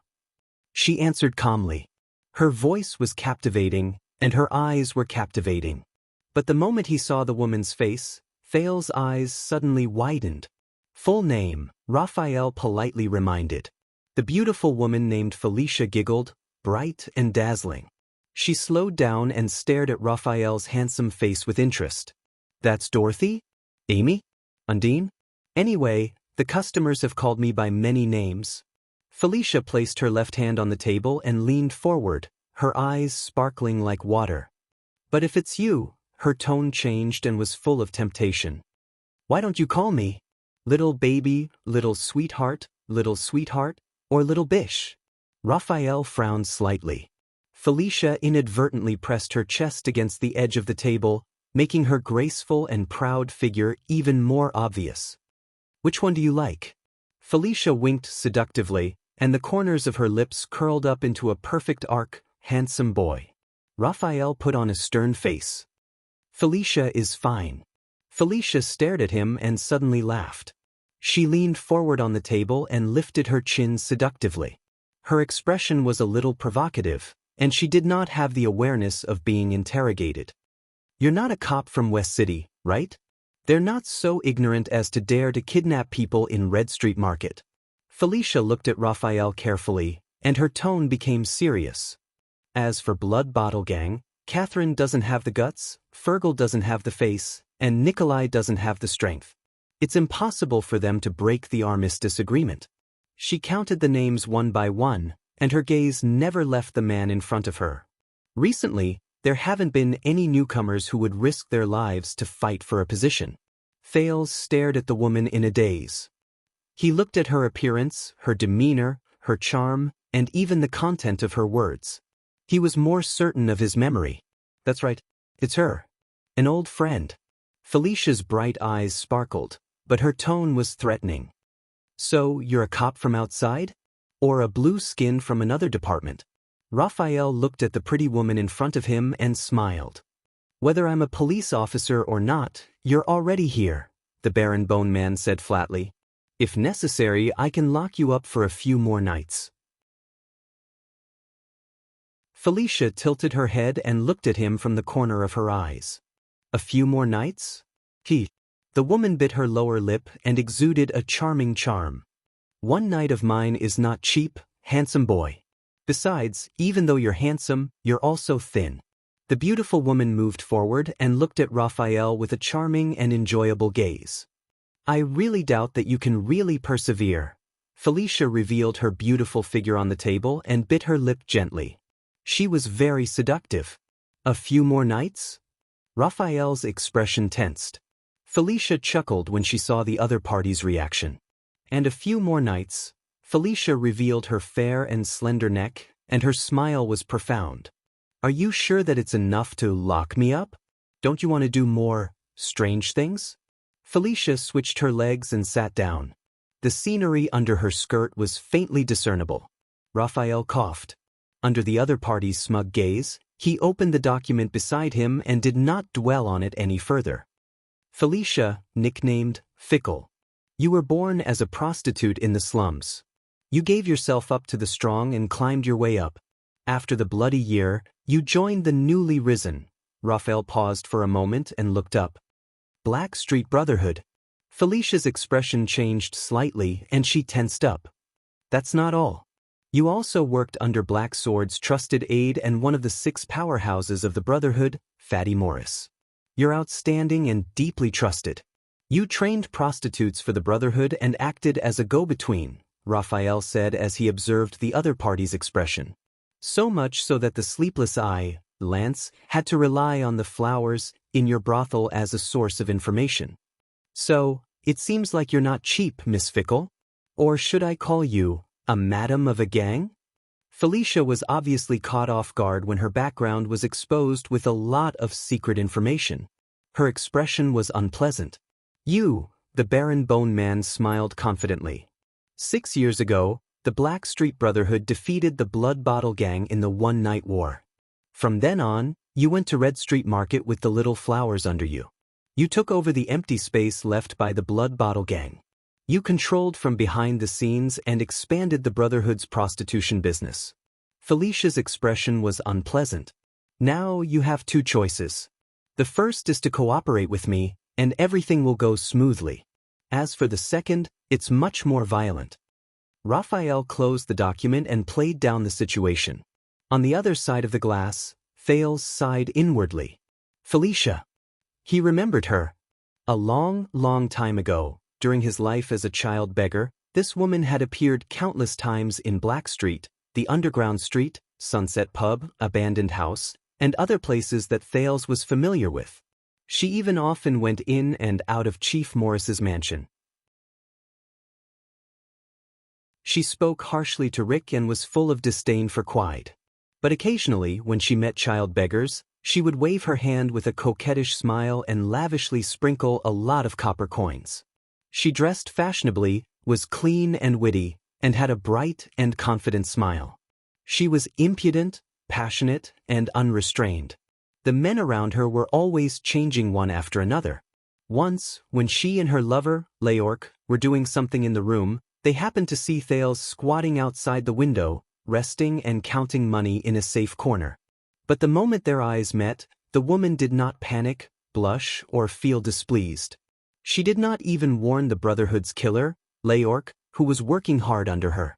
At that time, Felicia, with her hair disheveled, just lazily pulled up the blanket to cover her beautiful breasts and bare shoulders. She pressed her index finger to her red lips and flashed a meaningful smile at the disheveled, dirty, and terrified little beggar under the window. Then, the beautiful woman laughed and threw her head back. Her long hair fluttered in the wind, and she continued to moan, which made people's imaginations run wild. The child beggar, Thales, was scared out of his wits. His face turned red, and in the end he had no choice but to flee. Thinking of the past, Thales felt a wave of melancholy. In the interrogation room, the Baron Bone Man's gaze was aggressive, and he would not stop until he achieved his goal. Felicia looked back at Raphael, a little at a loss. But in front of the Secret Intelligence Department interrogator, who had a sharp gaze and was cold and ruthless, she was soon defeated. The Brotherhood, giving yourself to a powerful person, clinging to a higher position, and calling yourself a brothel keeper. Looks like you found out everything, police officer. Felicia's eyes were slightly red, and the corners of her mouth trembled. Her previous flirtatiousness and eloquence were gone like the avalanche of a snowy mountain. Of course, you can righteously accuse me of my profession and affiliation. You can accuse me of being a dirty and lowly brothel keeper, the head of a prostitute. But you think... The woman forced herself to turn her head away, bit her lip, and wiped away the tears from the corners of her eyes. You think I willingly walked down this path and did filthy things for the Brotherhood?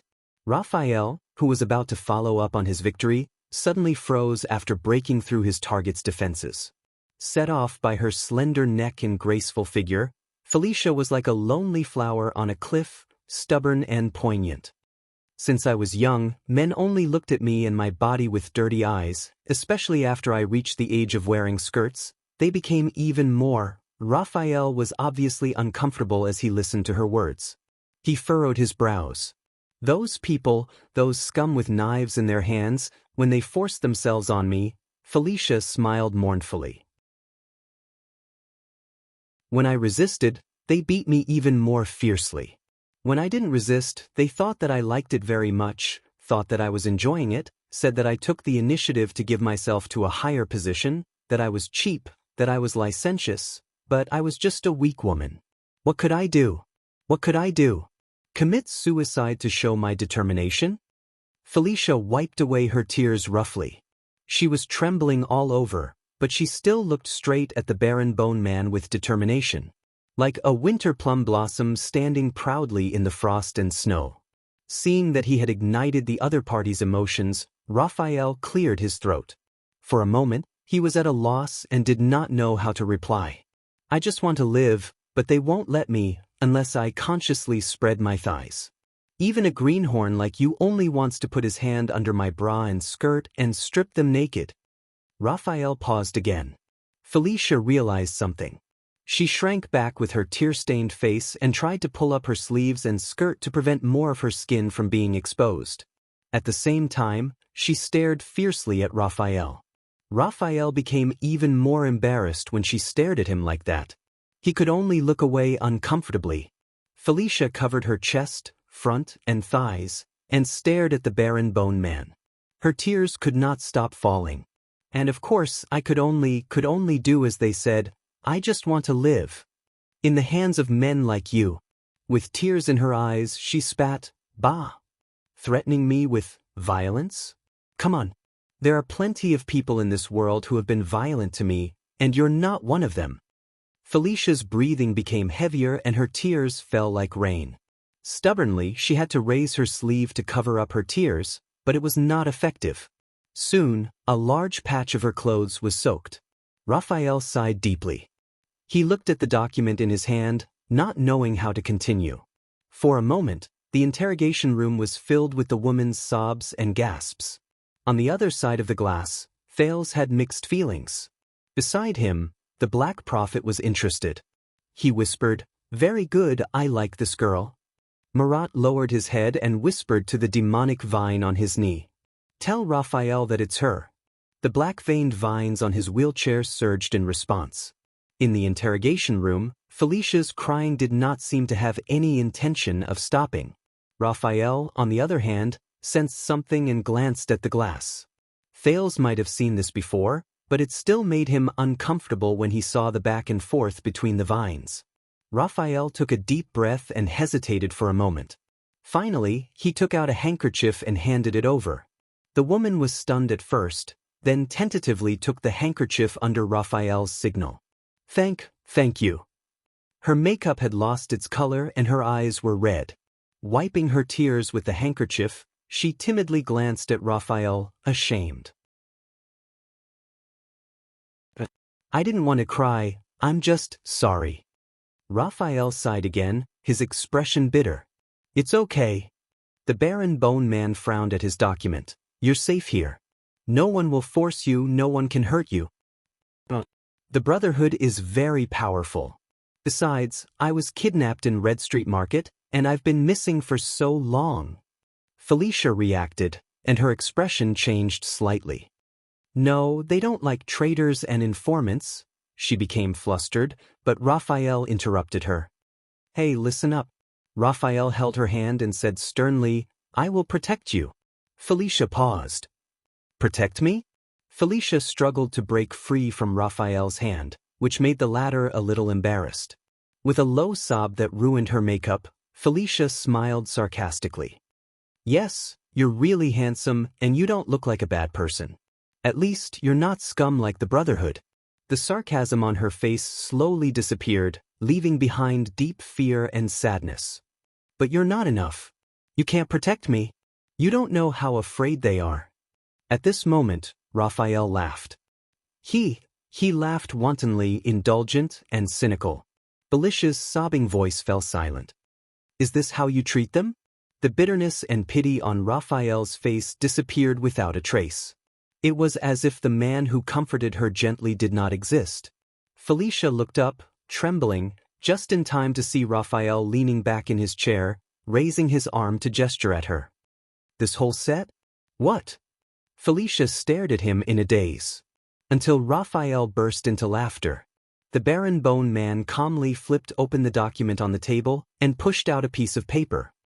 Iron Bat Society's big hand, Gary, mysteriously disappeared more than 10 years ago. Until now, he has not been seen, and no corpse has been found. Felicia was stunned when she saw the image on the sketch. Raphael pushed out the second piece of paper. Blood Bottle Gang's drug dealer leader, Dogtooth Bolt. On his birthday, his subordinate, now known as Illusion Blade, Catherine, betrayed him and fought with him. Mudu Talon, a corrupt police officer of the Western City Police Station. After being exposed, he was sent to the Prison of Bones. A few months ago, he failed to escape from prison and was killed on the spot. One of the honorary directors of Aroma Merchant Group, Spice Merchant Boli Kato, encountered bandits while on an outing. He was blackmailed for a large sum of money, but was still killed. Raphael methodically showed the pages of the document in front of Felicia. As for the once famous Blood Bottle Gang's #1 expert, the wandering knight Luo Sang II, who reached the peak, Raphael narrowed his eyes with a wary expression. 16 years ago, he failed to ambush Black Sword. The latter fought against 2 enemies and killed him on the street. When he heard the familiar nickname, Thales raised his head in alarm. Felicia did not speak. She only stared at the documents in a daze, like an innocent passerby who was involved in a major case for no reason. The tears on her face had yet to dry. As a weak woman, Miss Felicia. Raphael's gaze was cold. He tore off the last of his disguise. It seems that since you were 12 years old, every important person you got close to, or according to what you said, every terrifying bad guy who forced himself on you with a knife, did not end up well? Felicia sat on the spot in a daze. She seemed to have forgotten to cry. The next moment, the woman slowly raised her head. Raphael furrowed his brows. Unknowingly, the frailty and pain on Felicia's face disappeared without a trace. She no longer gasped, sobbed, and wiped away her tears.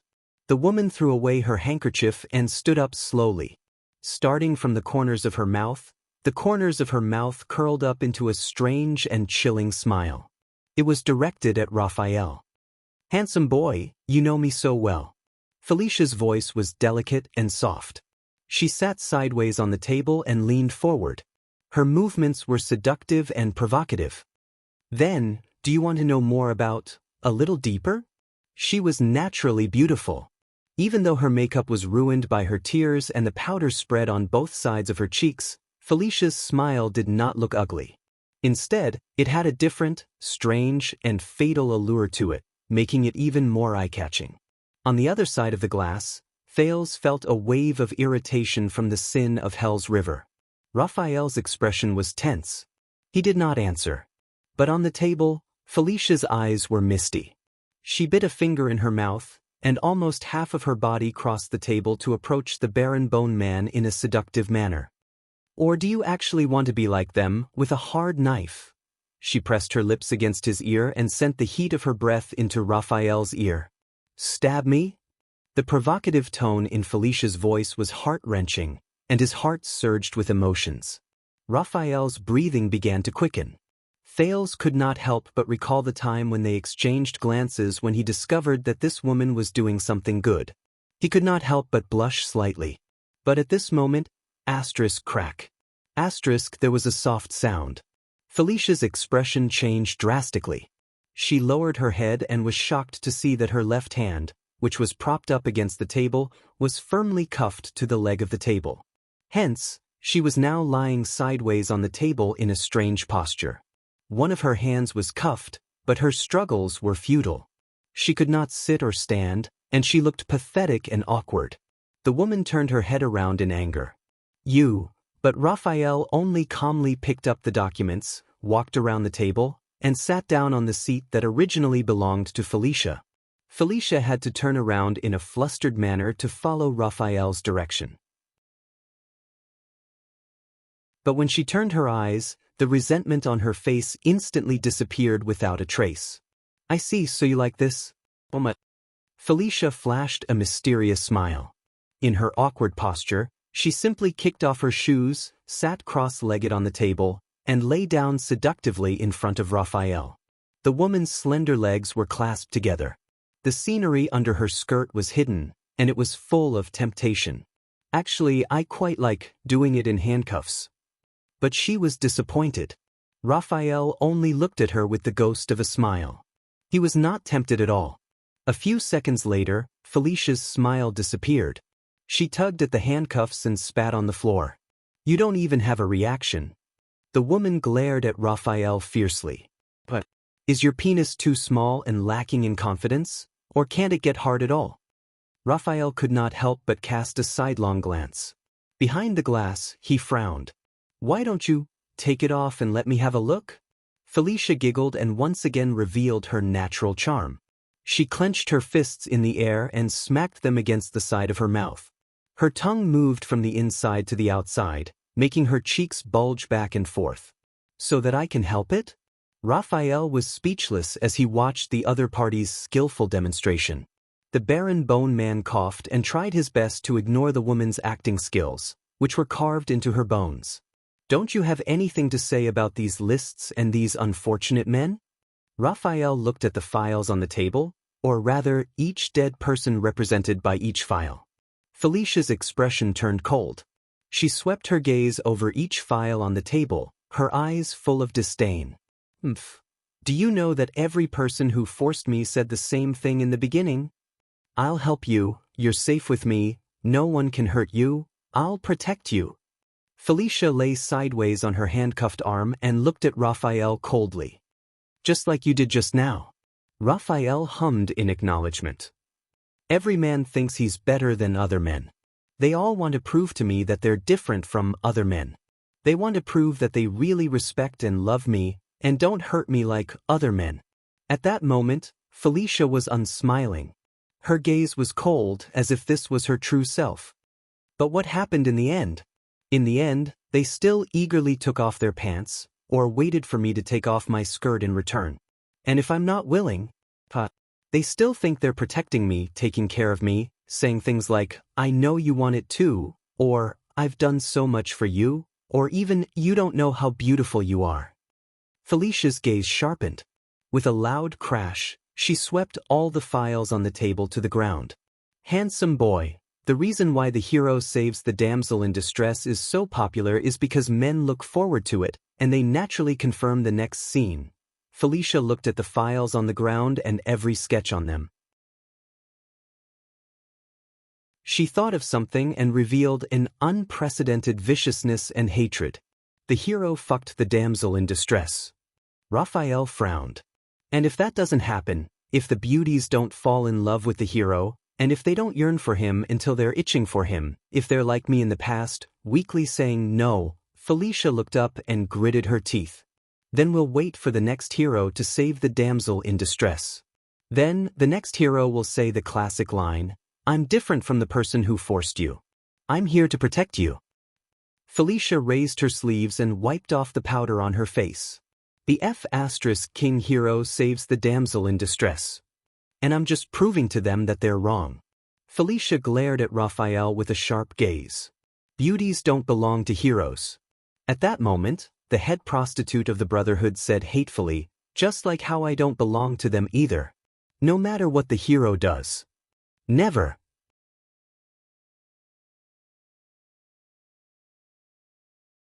Chapter 587. But the moment it was updated, this chapter was blocked by the backend.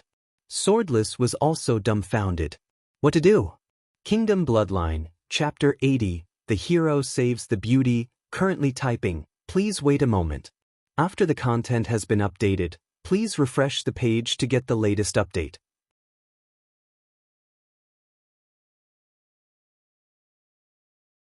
Chapter 588. Sigh. I can only post it on my VX Princess account. Search for Ownerless Sword. Everyone can read it for free. Kingdom Bloodline Chapter 81. There's a discount, currently typing. Please wait a moment. After the content has been updated, please refresh the page to receive the latest update.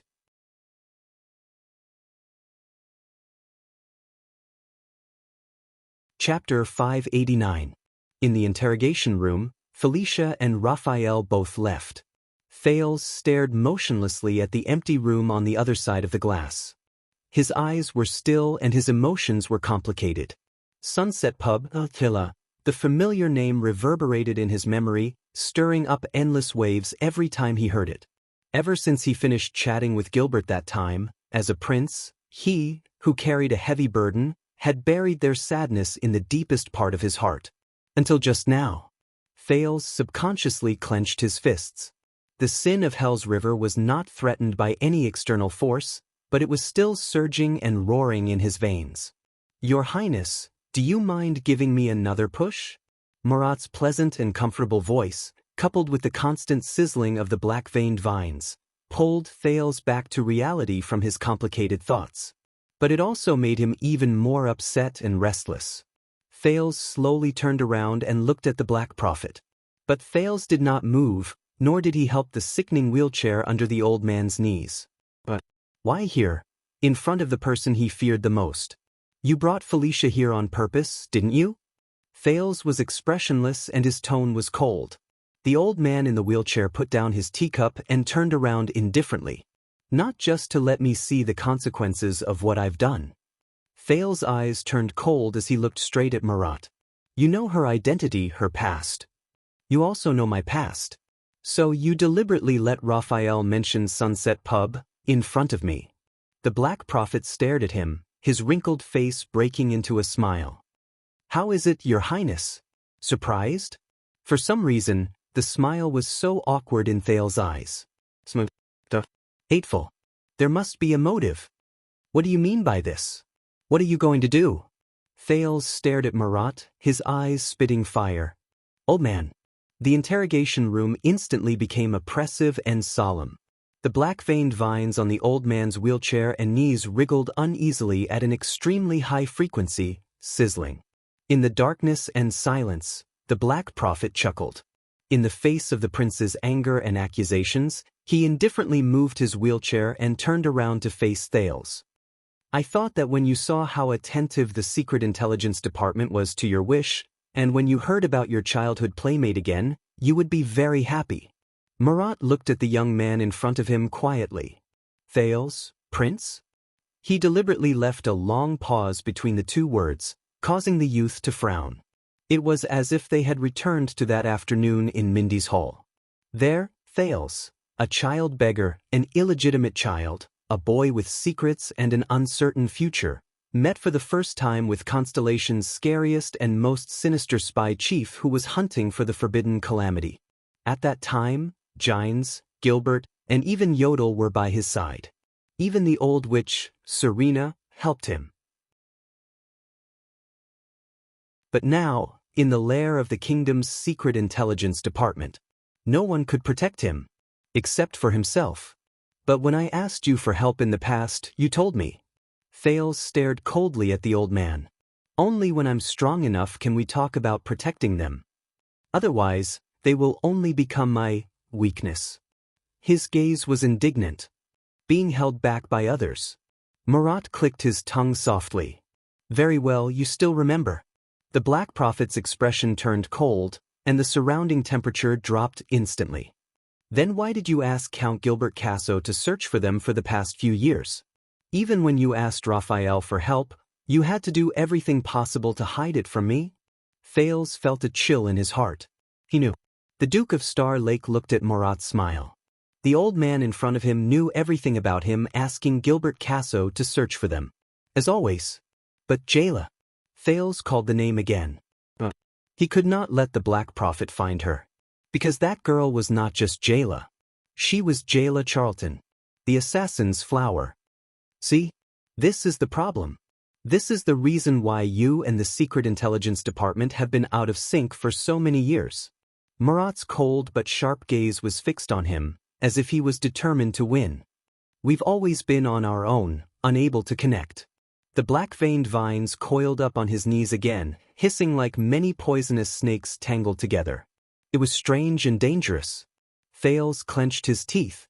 The pain of having his disguise torn apart in Renaissance Palace, the pain of witnessing countless tragedies in the interrogation room, the dissatisfaction with the setbacks of the Secret Intelligence Department over the years, and the worry for Jayla and the child beggars all melted into Thales' veins at this moment. Together with the sin of Hell's River, it flowed into his tortured nerves. It ignited the dissatisfaction in his chest. It pointed straight at the old man in front of him. I've said it before. Put away your nose that's sniffing around, and stop meddling in my affairs. Thales gritted his teeth.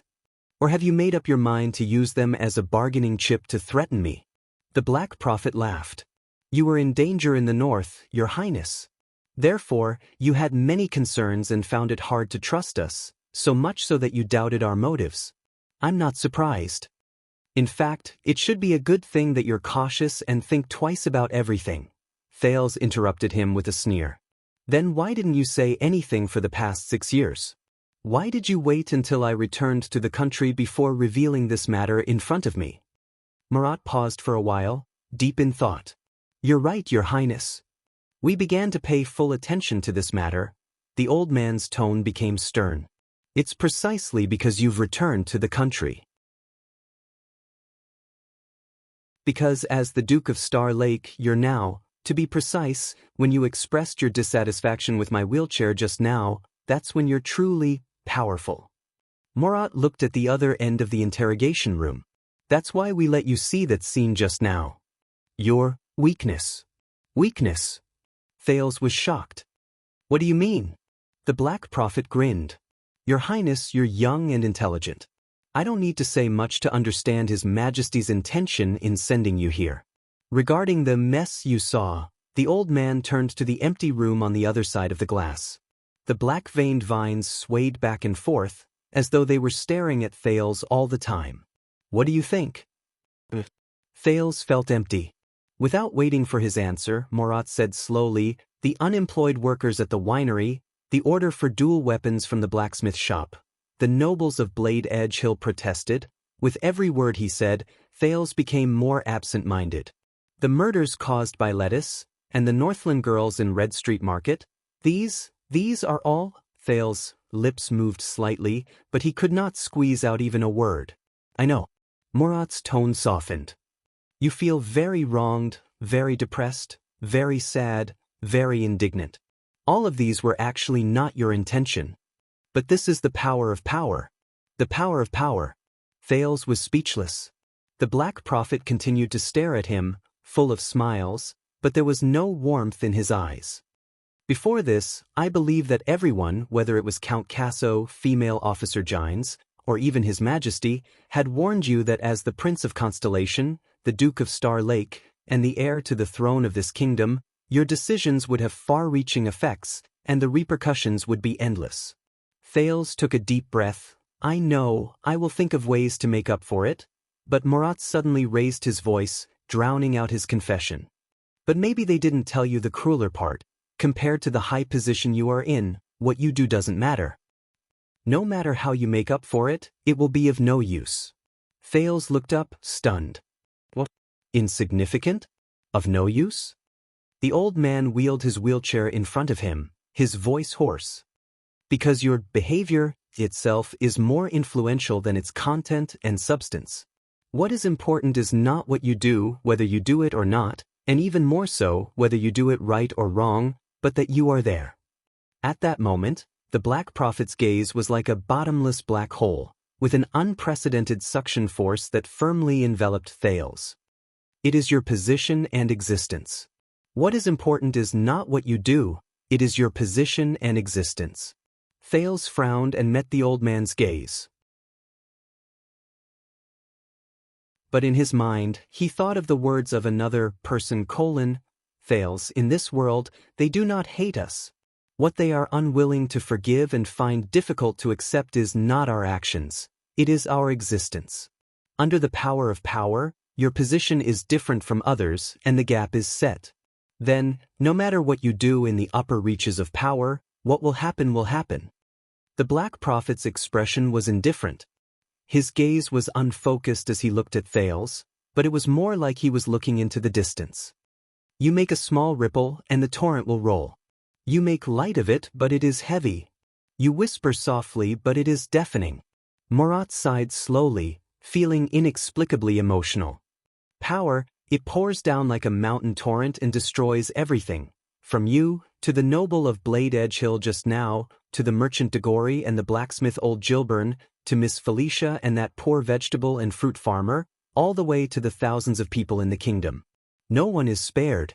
No one can stop it and no one can stop it. This is the weakness that ultimately prevents you from reuniting with your childhood playmates after so many years. Thales was stunned. Your Highness, with all due respect, it is very easy to find their whereabouts. But what happens after you find them? Gilbert's words rang in his mind.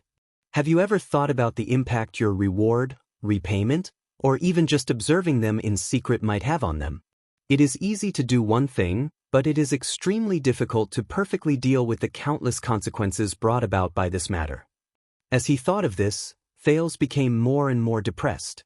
You mean, no matter what I do, power will always distort my actions, and as a prince, I can only accept it in exchange for a cold and hard heart? Marat did not speak. He carefully sized up the youth in front of him. There was a long silence in the interrogation room, until the Black Prophet's eyes focused again. In fact, to prevent such accidents and losses at the upper reaches of power at the top of the crowd, around us, a high wall was built. Thales looked up. The Black Prophet's eyes were bright, and he spoke with certainty. It's a buffer wall to prevent a noble like you from becoming a remorseful person with a single mistake.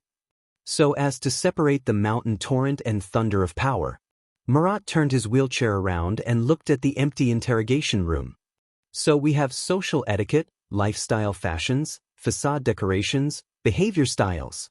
These seemingly unrelated factors are the result of power, the social dams it builds on its own in the course of its operation. Using differences to separate people, using differences to separate superiority and inferiority, using rejection to label categories, and using rupture to regulate behavior. To tell the world that they are completely different from us. Arelpha Twernot. Thales frowned. The Black Prophet's gaze was sharp. That's right. They block communication, foster estrangement, breed conflict, and mark class. But it has also built a natural floodgate for the rampant, barbaric power, Liao said.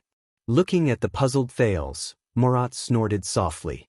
Yesterday, if you had followed etiquette and drank that glass of wine, if you had followed the aristocratic fashion and eaten some other dishes, if you had clearly written no duels on your facade, if you had stuck to the usual aloof style of the royal family, and not rejected protesters like Anchor Birel, Marat changed the topic. And this is the weakness you exposed yesterday, at least one of them. He did not continue. But Thales' frown deepened.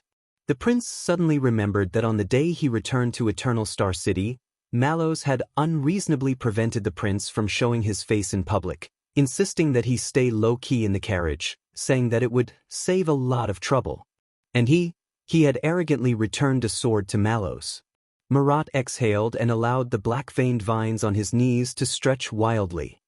Most aristocrats and high-ranking people grow up under such norms, almost instinctively. They know that they have to act with self-control, be cautious in their statements, behave in accordance with etiquette, and have a serious attitude.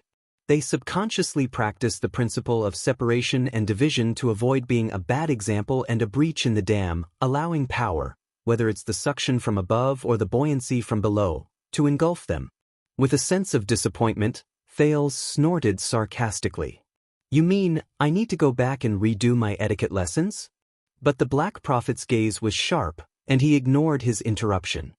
But this also fosters the habit of these people. They are used to doing it as if it's instinct, but they don't know why they do it. They can't cross this high wall and dam. Outside the norms, they will be at a loss in the face of the barbaric attitude of power after it breaks free. The old man in the wheelchair looked straight at Thales, and his tone changed. "But Your Highness Thales, you're different." Thales was stunned. The Black Prophet's lips curled slightly. "You may be of noble birth, but you started from humble beginnings. You stand on the upper reaches of the river, but you understand the monstrous waves of the lower reaches better than most of the children of aristocrats and the relatives of officials. And today, you see how inconspicuously they originate from the tiny ripples under your noble fingertips." Thales bit his lower lip. "First, it's these messes, then my past." The prince suppressed the confusion and bewilderment in his heart. "After saying so much, you want me to stand on the high wall, make a choice between the gains and losses of power, make a sacrifice, and ignore and accept the tides behind the ripples, in order to overcome my weakness and become truly strong?" At this point, Thales felt dejected. Marat stared at him for a long time.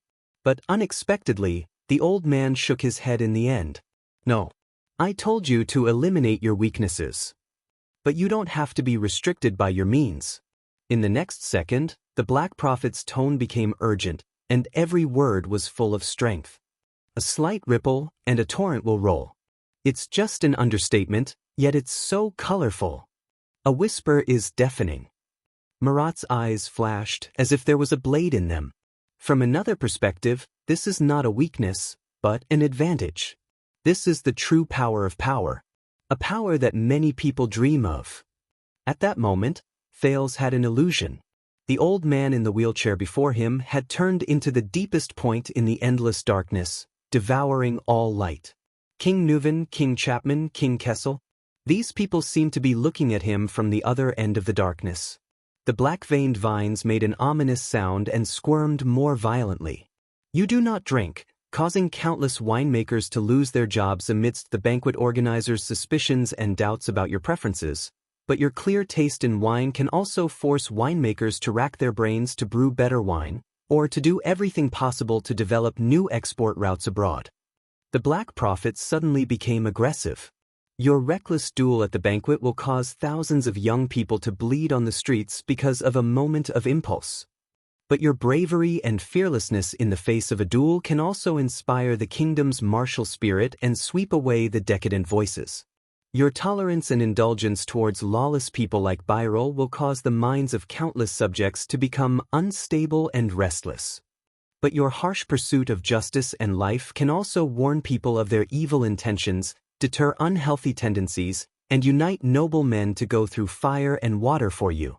You will become the norm at the banquet, and follow the example of your superiors, which will cause profit-seeking villains to flock to the masses, and the common people will never know whether they will be lucky or not. But you can also make a decree with a flip of your hand, and make contributions with your words, leading the kingdom's direction, and opening a way out for the future."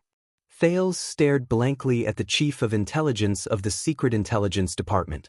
The old man said eerily, "You, who are on both sides of the wall, should focus on these, and not hesitate in the ruins of power after the flood has passed through." The power of power. Thales stared at Marat, his mind in a jumbled mess of thoughts. But then he remembered another passage. Trust me, your people will always give you unexpected feedback that goes against your wishes. People will always respond to their rulers in ways that are beyond their expectations and catch them off guard. It was as if the Duke of Western Desert was standing in front of him again, with a ferocious and terrifying face, smiling at him with a tacit understanding. Thales felt his heart sink. But you said it, he said with difficulty. My behavior itself is more influential than the content and substance of my behavior. No matter what I do, there will be countless messes to clean up, and if I deliberately make up for it, that's right. The Black Prophet interrupted him loudly. His voice, which sounded like a venomous snake hissing, was very powerful at this moment. So, you have to be more focused and do your best. Try to make the content and substance of your action. He stretched out his finger and pointed at Thales' heart. Surpass itself. Surpass the original sin of its position and existence, and in turn, cover its weakness. Are you worried that with the addition of your position, your concern for your childhood playmates will become their ferryman of Hell's Riverbell? The Black Prophet suddenly brought up the thing that Thales cared about the most. Then you have to think about how to make your concern, your actions, go beyond the limits brought about by your position of power, and drive away that life-threatening ferryman. Thales' expression was uncertain, and his mind was a mess. What you have to do is not to make up for it, but to control it. Not to stand on this high wall and sigh, but to ride this high wall and ride the waves. The Black Prophet snorted coldly. There's a Far Eastern proverb, a gentleman enslaves objects, and a villain enslaves objects. Thales was silent and deep in thought. Your Highness, Marat pressed on the arm of the chair, and the black-veined vines on it gradually calmed down. So was the former king. So was Crown Prince Midir. So was His Majesty Kessel. Hearing the familiar name, Thales frowned hard. He stared at the other party. What? I can't do it? The Black Prophet smiled. You can do it. Marat turned his wheelchair and turned his back to the prince. From the moment you returned to the country, you could do it. You were ready a long time ago. Just one step away. He said sinisterly, it's just that you're too cautious, too fearful, and too wary of its unpredictable power and possible consequences. Thales gritted his teeth, his thoughts unsettled. A few seconds later, he looked up abruptly at the Black Prophet's back. I don't like you. I know. Marat did not turn his head. But as I said, it doesn't matter whether you like me or not. What matters is whether the fact that you don't like me can transcend the established position between you and me, the old man said slowly. Under your control, it will bring about its true effects. Thales' expression changed slightly. Marat took a deep breath, turned his wheelchair, and prepared to leave. At this moment, will you be lonely? The Black Prophet paused. Thales cast a glance at him from behind. Lord Hanson, you said before that it's been a long, long time since you've met someone who can feel at ease in front of you without any burden, and who is not afraid to lie to you. That must feel very lonely. Marat did not speak. Only his back moved. Then, Thales' tone changed slightly. The Red Witch. At that moment, Thales saw the black-veined vines on the Black Prophet's wheelchair sway. It said that Madame Calchon, who can deceive you and is not afraid to lie to you. Is she one of them? Marat remained silent. Only the black-veined vines wriggled back and forth, more and more jubilant. The atmosphere in the interrogation room became very delicate. A few seconds later. Please forgive me, I'm old and my energy is limited. I'm going to rest first. The Black Prophet did not move, but the demonic vines on his knees swayed horribly, covering the wheel of the wheelchair and dyeing it into endless darkness. Raphael, entertain His Highness well. Make sure he feels at home. Thales turned his head in shock, only to find that Raphael was already standing at the door. The Baron Bone Man bowed respectfully. Covered by the dark vines, Marat's wheelchair rolled in a strange and astonishing manner, carrying him forward and disappearing outside the door. The interrogation room regained its peace and relaxation. Thales stared blankly in the direction where the Black Prophet had left. So, his wheelchair can actually move on its own. He murmured, "There's no need for me to push him." Raphael came to his side and smiled. Sometimes, some people just need a push, Yizichin said. Thales sighed. How did you get along with him all these years? Raphael raised his eyebrows and looked at the door where the Black Prophet had disappeared. He said, the Baron Bone Man said calmly. And I listened. Thales snorted with a gloomy expression. I guess so. Raphael smiled lightly and gestured to the door. As I said, you'll only feel worse when you get to the Secret Intelligence Department. The prince sighed and followed Raphael out of the interrogation room. Felicia, that girl left? With complicated feelings, Thales walked past the portrait of Princess Theodora, the glorious star. I'm not even looking at you. Why the F***ck are you scolding me? You narcissistic idiot. Thales vented his anger at the incompetence in his heart, and asked in a non-committal manner. Raphael nodded. Why, do you want to spend some more time with her? Thales frowned at him, looking displeased. Raphael smiled lightly and raised his hand in surrender. Thales glared at him and snorted softly. What about you, Cohen? He'll be fine. Raphael did not blush or pant. He did not look ashamed at all. When she realizes that he's not me. But you won't, Thales said coldly with a hint of bickering, when he realizes that you sold him out. It's okay. Raphael did not feel burdened at all and was relaxed. He's used to it. And Cohen, Raphael paused for a moment. The corners of his mouth curled up and he kept what he wanted to say in his heart. He can't beat me. Raphael. The two of them walked in silence for a while before Thales suddenly spoke. Do you guys do this often? Wipe my ass. Raphael frowned and turned around. Murat said that I've always been incompatible with the Secret Intelligence Department. We've always been on our own, and there's no communication between us, Thales said faintly. I've brought you guys a lot of trouble? Raphael sighed slightly. Probably, he replied casually and did not say anything else. Thales snorted softly. Is that so? But it's not all trouble, right? I should be of some help? Thales thought of the mess he saw today and the mess the Secret Intelligence Department had wiped for him.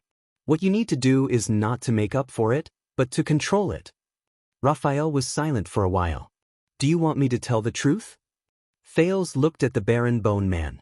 National Conference, Dragon Cloud City, the Great Desert, Blade Fang's camp.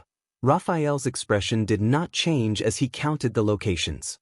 Basically, all the times you acted freely and saved the world by yourself, the people you helped, were all hindrances.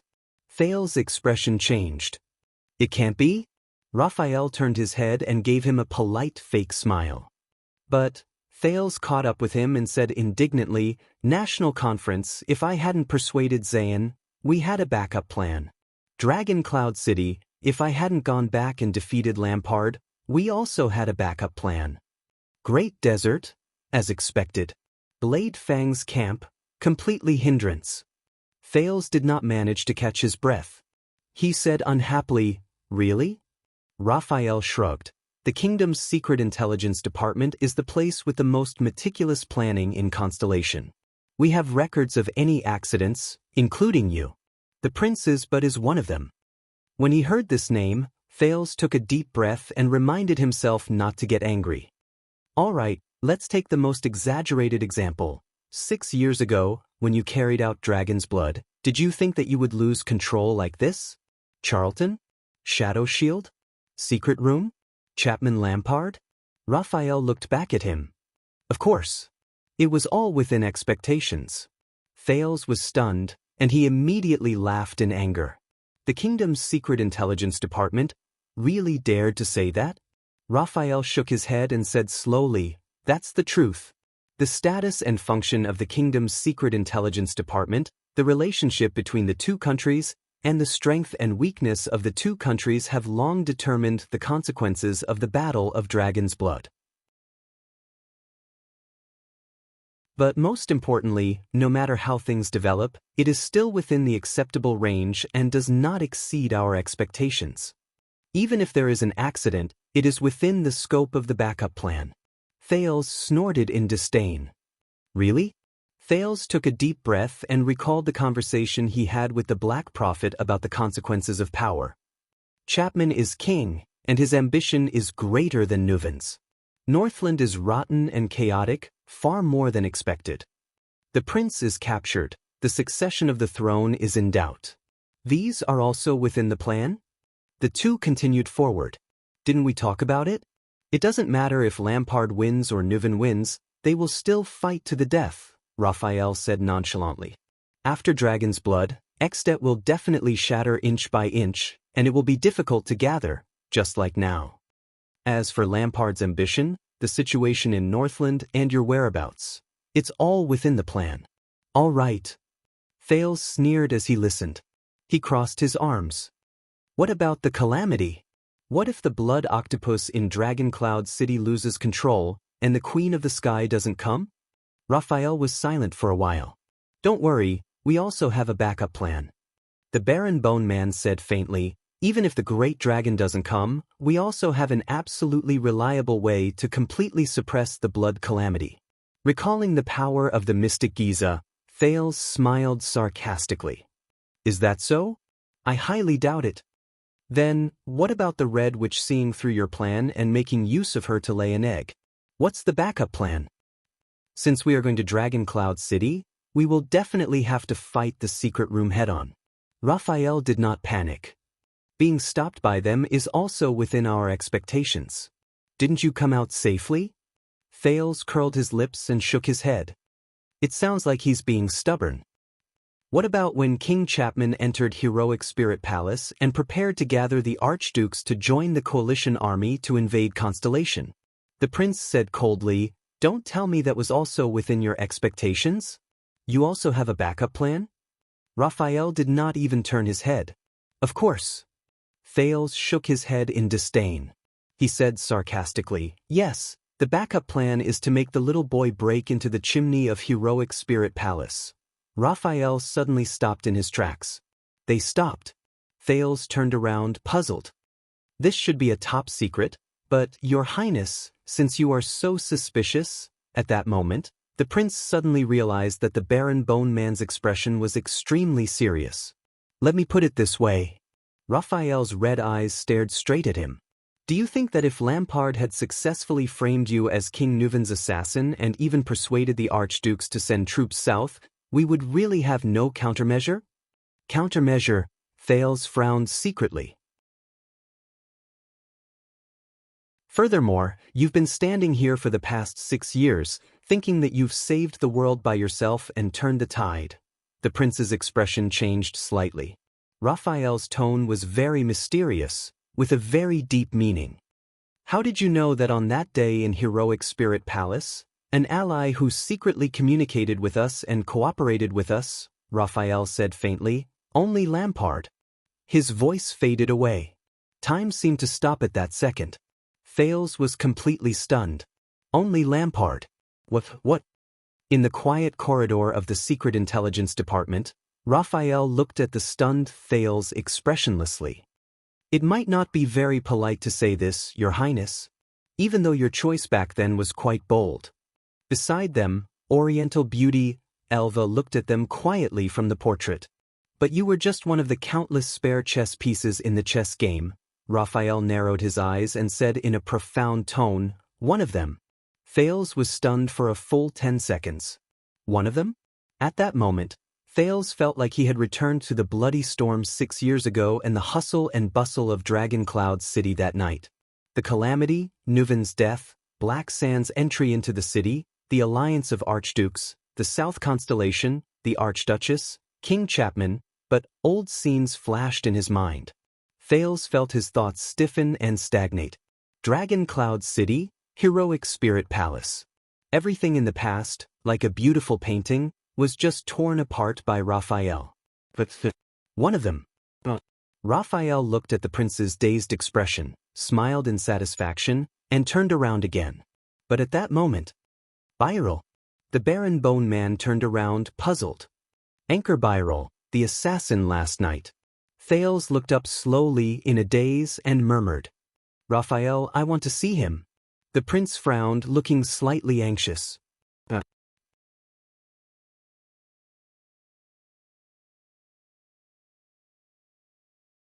Chapter 590. Raphael's expression was unpleasant as he responded coldly. There is no why. Thales stood in front of the portrait of Lone Sail Ma'amond, gritted his teeth and looked up. I want to see him. Raphael shook his head. I know he's here, Thales interrupted him. While he tried to reorganize his thoughts, he insisted firmly, I know he's here. After the banquet, he was escorted here. In the corridor of the Secret Intelligence Department, under the gaze of the Chief of Intelligence of the past generations, Raphael stared at Thales. What are you going to do? Nothing much. Thales calmed himself down and made up his mind. But he is one of the messes I left behind. I have to see him. Immediately. Raphael could not help but frown as he looked at Thales' determined expression. I can't decide. I need to consult his lordship first. Tomorrow, you've been evading me for the whole day, Thales interrupted him mercilessly. For the sake of the past, you should at least be of some use, right? Raphael pursed his lips. But at that moment, if you really want to see him, Your Highness, it is not impossible. Both of them turned their heads. The one who spoke was a familiar man with a walking stick. He stood respectfully and humbly under the portrait of the pale Baron, Sancho Doyle. Nod? Raphael looked at the man in surprise. What are you doing here? As the highest person in charge of the kingdom's secret intelligence department in Western Desert, Norb did not answer. He only looked at Thales quietly. The prince glanced at Raphael and turned towards Norb. Are you serious, Norb? Can you really bring me to see him? Anchor Byral? Norb nodded and bowed respectfully. I have the authority. Please follow me. Thales exhaled and stepped forward. Wait a minute. Raphael pressed on Thales' shoulder with a gloomy expression. Norb, this is none of your business. Don't interfere with my case. Thales said discontentedly, Hey, but Norb tapped his walking stick, signaling the prince not to be anxious. Listen to me, Raphael. Norb said patiently, Anchor Byral is a Western Desert nobleman. In this case, I think my long-term experience of lurking in Western Desert can help. I don't need it, Raphael refused. But this time, Norb didn't back down. But the Lord needs it. The person in charge of intelligence from the West Wilderness said calmly, In fact, he has already assigned me the interrogation and investigation of Anchor Byral before he is transferred to the Court of Justice. Raphael was instantly stunned. Just now, Norb said calmly. And I think that letting Your Highness meet him may help the progress of the case. At that moment, Raphael frowned at Norb, who looked back at the Baron Bone Man nonchalantly. The two men from the Secret Intelligence Department exchanged glances in the air. Your Highness. Norwin gestured with his hand. Shall we go? Thales glanced at Raphael and took a resolute step forward. Seriously, as he walked past the Baron Bone Man, Thales cast a displeased glance at Raphael. What do I need you for? Cohen Caribbean? Raphael stood rooted to the ground. His expression seemed to have sunk into an icehouse. Norb smiled faintly and turned to lead the way. If you're worried, Raphael, you're welcome to accompany us. He became friendly and humble again. Raphael said nothing and remained expressionless. The figures of the prince and Norb gradually disappeared into the distance. The Baron Bone Man looked coldly at the portrait of Black Messenger, Mason Johnvolt. A few seconds later, he strode forward and quickly caught up with them. Thales quickly realized that the place he was going to was not simple. They took many turns, and in an inconspicuous corner, they set foot on a stone staircase that sunk into the ground. Unlike the desolation on the surface, the underground corridors of the Secret Intelligence Department were heavily guarded and heavily locked. He had already encountered several groups of police Ludo dogs used for sniffing. Even with Raphael and Norb clearing the way, Thales still felt that his progress was slow and that it was difficult for him to move forward. It's a necessary security check, Norb explained patiently as he was inspected by a guard. Especially since you're here. This is even more important. Thales forced a smile and glared at a Ludo that was sniffing at him until it whimpered and backed away. When the guards pulled open a heavy iron gate and brought them into another damp and foul-smelling corridor, There was a commotion in the darkness on both sides. This point again, can't you leave some leeway for people who want to sleep? What, we've lost the fortress, lost the Northern Territory, and now even my dignity as a diplomat. Your Highness, Midia, why your legs have recovered? That's great. I knew that those despicable people wouldn't succeed in their scheme to usurp the throne. No, Your Highness, you must stop His Majesty.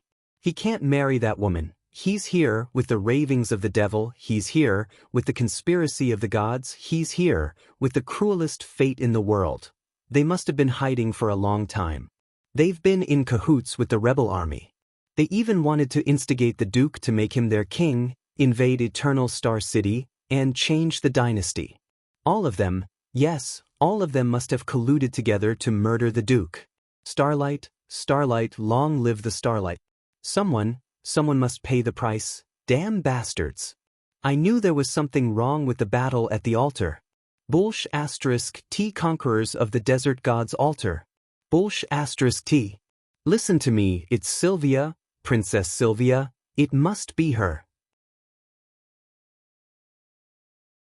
She has relatives in Vine City, the people there specialize in making herbs, they know this the best. And those profiteers from Fragrance Merchant Group, they've always been dissatisfied with Prince Banker's policies, they colluded with Blood Bottle Gang to stir up trouble. In the darkness, the figures in the cells on both sides could not be seen clearly, but the screams and cries mixed together, making Thales feel uneasy. This is a special cell of the Secret Intelligence Department. It's a little dark and complicated. Norb turned a deaf ear to Thales, his expression unchanged. Please forgive us. Thales coughed softly. These people, they were convicted by the court a long time ago. Raphael took over the conversation. They should have been imprisoned for life in the prison of bones. But some people have special identities, some still have some value, and some are not suitable to serve their sentences in places other than the kingdom's secret intelligence department. Norb sighed. In Blade Fang's camp, if Stake did not die, he should be here now. Raphael glared at him. As you can see, many people are abnormal. They have ulterior motives, and naturally, their willpower is not strong. Norb shook his head. They are just immersed in the past, unable to extricate themselves.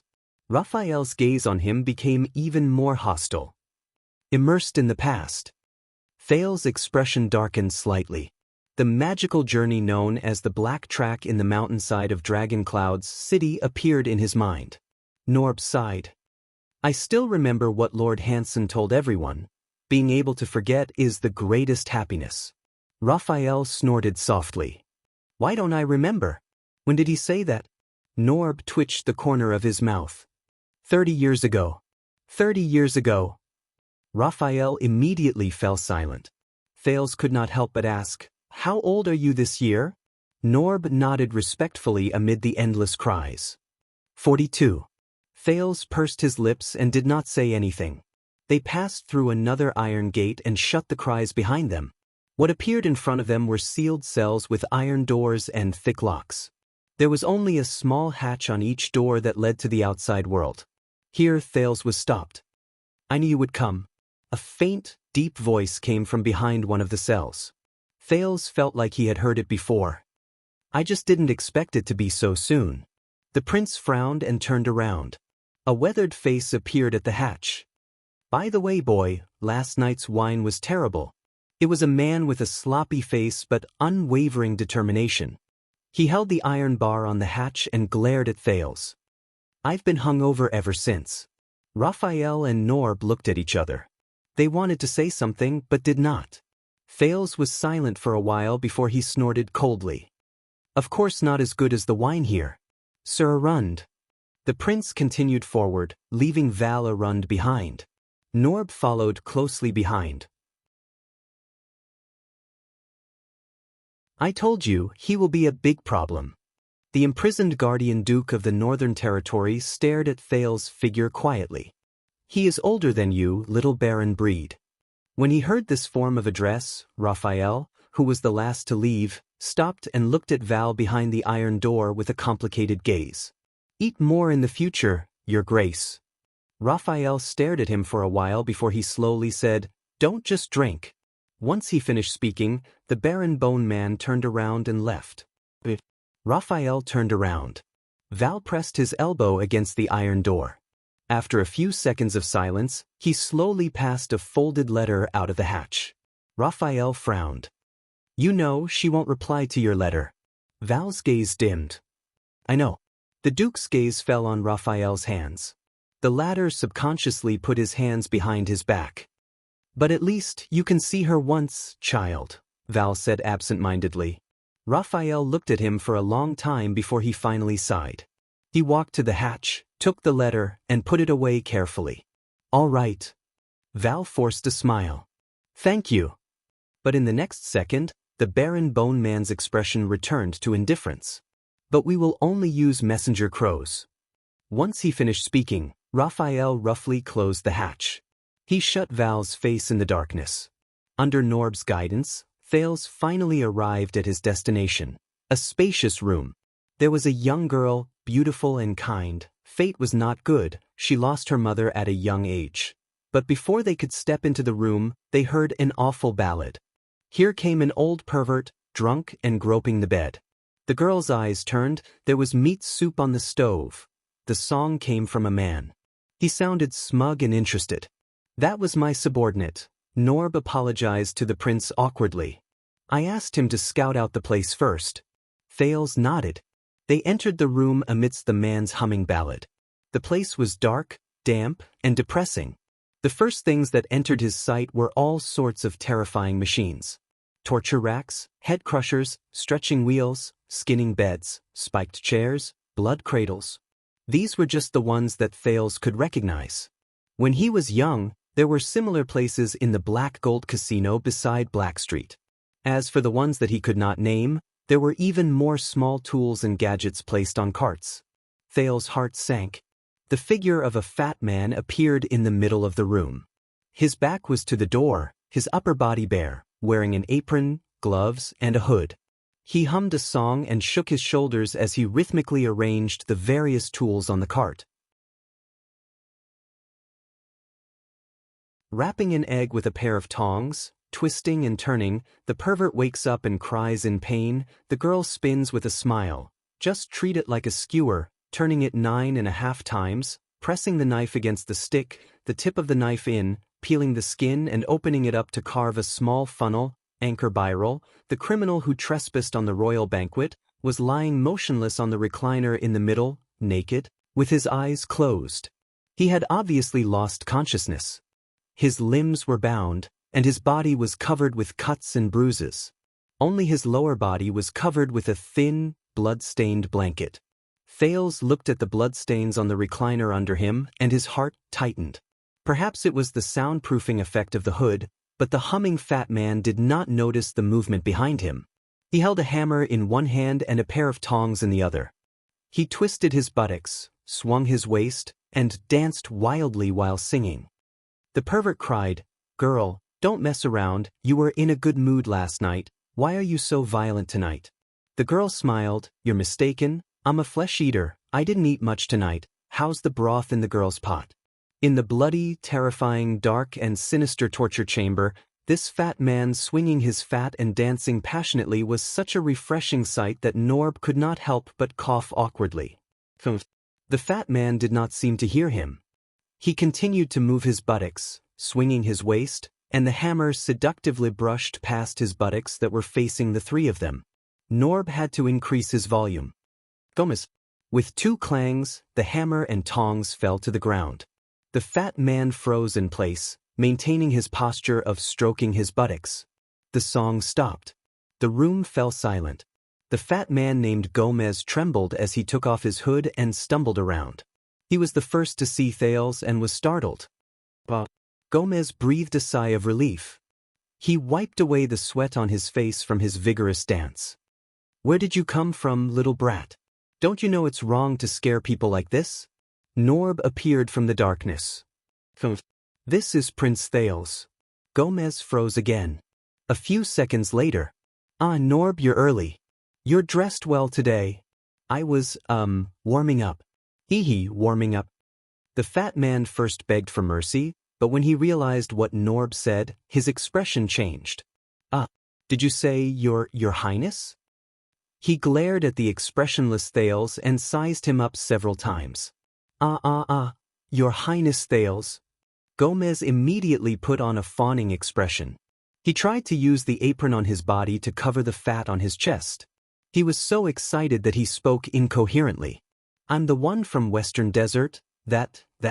Do you remember, Unfortunately, his naked, ferocious, sweaty, and blood-stained appearance reduced his fawning effect by half. Thales had no choice but to smile at him. Wake up the prisoner. Norb felt humiliated and helplessly covered his face. Gomez smiled obsequiously and said, All right. He turned around and picked up a pair of bloody tongs before walking excitedly towards Anchor, who was lying on the recliner. Thales' expression changed. Wait a minute. Norb stopped him in time and glanced at Thales. Be friendly. Gomez lowered his head in embarrassment, dropped the tongs, changed a bucket of cold water, and splashed it on Anchor.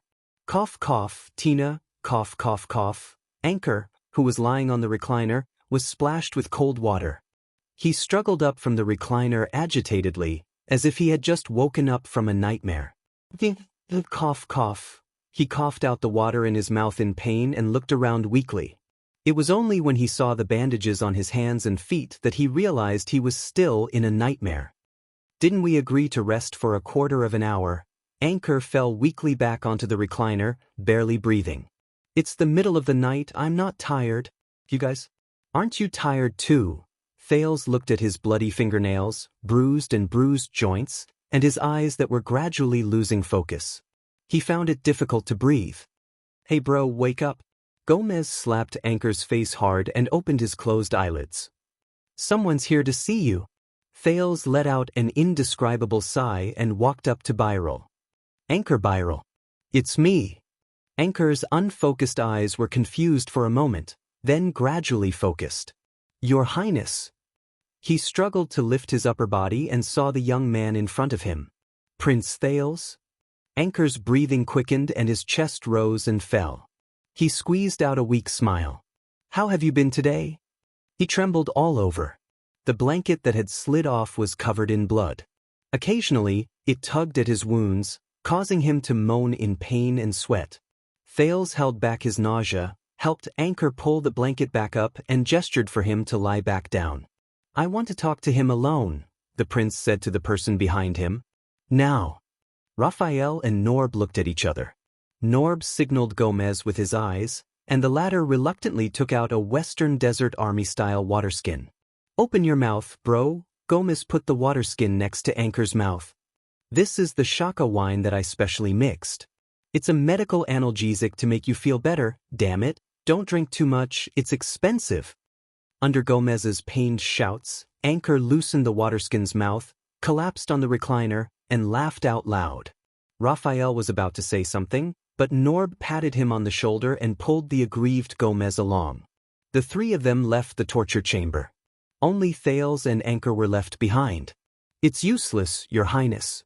Anchor, whose limbs were bound, struggled to turn his head, his words stuttering. His words were intermittent. This is the kingdom's secret intelligence department. Once you leave, they will come again and force me to repeat what I told you. Thales looked at the tortured Anchor, trying not to look at the wounds on his body. I know. The young man felt stifled. I just want you to feel more at ease. Anchor stared at him quietly and flashed a tired smile. You are a good man, Your Highness. But as kind and generous as you, have you found a way not to be a pawn? Thales paused, his eyes rippling. What's the difference between you and him? The last words he said to Anchor at the royal banquet replayed in his ears. I just understand the other pawns. This man, he chose to believe me, so he let go of the sword. And what can I do for him? Recalling his experience in Ballard Room, Thales pursed his lips, wanting to speak but hesitating. I understand. Seeing the prince's expression, Anchor panted as if he understood something. I'm sorry to have troubled you. whether it was yesterday or now. Thales took a deep breath and forced himself to put away his negative emotions. No, the case is still under trial. There's still a chance. Anchor leaned back in his chair, gritting his teeth in a muffled grunt. No need to comfort me, Your Highness. The Birol family has long since gone bankrupt and has nothing to show for it. He smiled bitterly. And I've studied the kingdom's laws before I came here. Armed assassination against the royal family is punishable by death. What's more, my actions have incited discord between Western Desert and the royal family, alienated the 7 attendants and Renaissance Palace, alienated you and His Majesty, and even involved many unspeakable secrets in the land measurement order. It's extremely tricky and a headache. All stakeholders will be happy to add insult to injury. Anchor stared straight at the ceiling, his gaze unfocused in the dim light. I'm hopeless. Thales draped his recliner, or torture chair, and gritted his teeth. Not necessarily. The Duke of Star Lake recalled the Black Prophet's words and forced himself to smile. I can think of a way to offend the royal family. As for the rest, I can communicate with Baron Doyle and persuade him to be kind. The prince tried to piece together the words he had thought of to make them more beautiful, or at least less feeble. As long as both sides agree, the debts between your families can be settled. As for the land dispute between Crocaw City and Mirror River. No, Your Highness. Anchor interrupted him. The young Western Desert noble forced a bitter smile, looked at Thales gently but hopelessly, and shook his head weakly but decisively. We all know very well that this is no longer a problem between Crocaw City and Mirror River. Thales' words came to a halt, and he could not continue. Your Highness, do you know the situation in Western Desert now? On the recliner, Anchor looked at the prince silently, but his gaze was distant, as if he was gazing into the distance from the other side of Hell's River. After the Desert War, Blade Fang's Dune and the regular army of the royal family were like a sharp knife, stabbing straight into the heart of Western Desert. With the military control of the Western front line, they kept the selfish, xenophobic, conservative, and divided Western Desert dukes in check, and became the best reason for Renaissance Palace to implement the royal government in Western Desert, Land Measurement Order, and Border County Development Order, which made the suzerains gnash their teeth in frustration. Thales could not help but frown. He thought of Blessing's Town, and the Count of Wingfort, Derek Chroma, who told him about Western Desert's predicament on the way back to Eternal Star City from Western Desert. That's right. In order to save my father's mess and find a turning point for the family and a loophole in the contract, I read all the official documents and decrees between the Western Desert and the Central Territory in the past 10 years. I can almost recite them backwards. Anchor's face was flushed and he smiled at him. His breathing was much more even, and he no longer groaned and moaned. The pauses between his sentences also lessened. It seemed that Gomez's wine was taking effect. But 10 years have passed, and the cunning, realistic, passive, and mischievous dukes of Western Desert have found the most shameless way to deal with it. The most shameless way to deal with it? Thales was stunned. Anchor's spirits improved slightly. He thought hard, and he was no longer dispirited. On one hand, they claim to be insincere, so that the military in Blade Fang's camp becomes the norm. On the other hand, they deliberately fan the flames, so that the lower-ranked nobles are filled with resentment. Over time, without the royal decree, the wartime control order has no legitimacy. Without the help of the kingdom's regular army, it is difficult to carry out government decrees. If the envoy from Renaissance Palace is not the legendary Wing himself, no one will respect him. And the conflict between my family and Doyle is getting deeper and deeper, and it is difficult to resolve. Anchor's gaze gradually focused. He persisted in speaking, as if realizing that this was the rest of his short life. This has instead turned the desert frontline into a protective talisman for the Dukes of Western Desert. They want to slowly get used to this knife, assimilate this knife, and at the same time, make it the king's brilliant plan and impediment. Just like how my father shamelessly carries a huge debt, and the creditors can do nothing about it. Ha! Insincere, fanning the flames, shameless. Thales took a deep breath. He recalled what Gilbert had told him about the divided Western Desert. However, Anchor's tone changed. So, this sharp knife stuck in the heart of Western Desert exceeded the expectations of both parties and entered the most awkward tug-of-war. Anchor took a deep breath, cherishing the few moments where the alcohol allowed him to ignore pain. The people of Western Desert are in pain. This sharp knife is stuck in their vitals, and has always been the most hated thorn in their flesh, but they still have to endure the pain and try to assimilate it into their limbs and protective talisman. Renaissance Palace is tired. The hand that holds the knife expends a lot of energy, but it does not know whether to stab or pull it out. It is immobile, and it is difficult to advance or retreat. If we advance, we will cause a huge mess, and the losses outweigh the gains. If we retreat, all our previous efforts will be in vain. Thales's gaze changed. At that moment, he seemed to see a black and white chessboard. On one end was his father's magnificent and noble staff of constellation. On the other end was the inconspicuous wooden cane in Fakenhaz's hand. Both sides are waiting and waiting for an opportunity. Perhaps it is a foreign war, a crisis, a major event.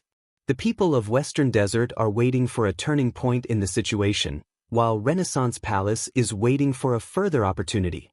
Thales nodded and wiped away the bloodstains that obscured Anchor's vision. I know, for example, my return to the country, the ownership of Bladefang's camp, the invasion of the Baron and mixed breeds. Both sides are going back and forth, dealing with each other as they see fit. For example, Thales did not continue, but looked at Anchor quietly. Anchor forced a smile and nodded weakly. And I realized that the Birel family, who had nowhere else to go, wanted to save themselves, and the only way was to seize this opportunity. Let my family's case climb to the heart of the struggle, and hitch a ride on this carriage that is the center of attention. Thales lowered his head and sighed. So I had to die. It would be best if I died at a banquet, in a duel, like a hero, to leave a protective talisman for my family, to protect my property, land, and title. Anchor straightened his upper body, ignoring the open wound. His breathing quickened, and his voice became sharper, as if he had returned to yesterday's battle. Until you, Anchor stared blankly at the prince, helpless and at a loss, with a plea that he himself was not aware of. Thales's hand on the recliner shook slightly. So, Anchor realized something. He lay back on the chair and fell silent. No one can save me, Your Highness. Not even you. You. Thales was stunned and speechless. He was right. He could not save him. He could not even face his father's interrogation in Ballard Room. There was a moment of silence in the torture chamber. I'm sorry, Thales said with difficulty, feeling that his tone was dry and meaningless. No. Anchor turned his head and curled the corners of his lips. His eyes were gloomy. Thank you, Your Highness.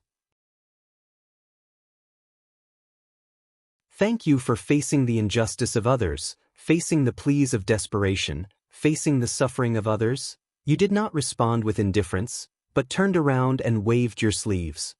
Even if you could. Thank you for your mercy at the banquet. Thales could not help but recall Zayn's words. You used your power to cut off this hope, regardless of victory or defeat in the duel, life or death, whether you killed the prince or never overturned the case, his family would be doomed eternally.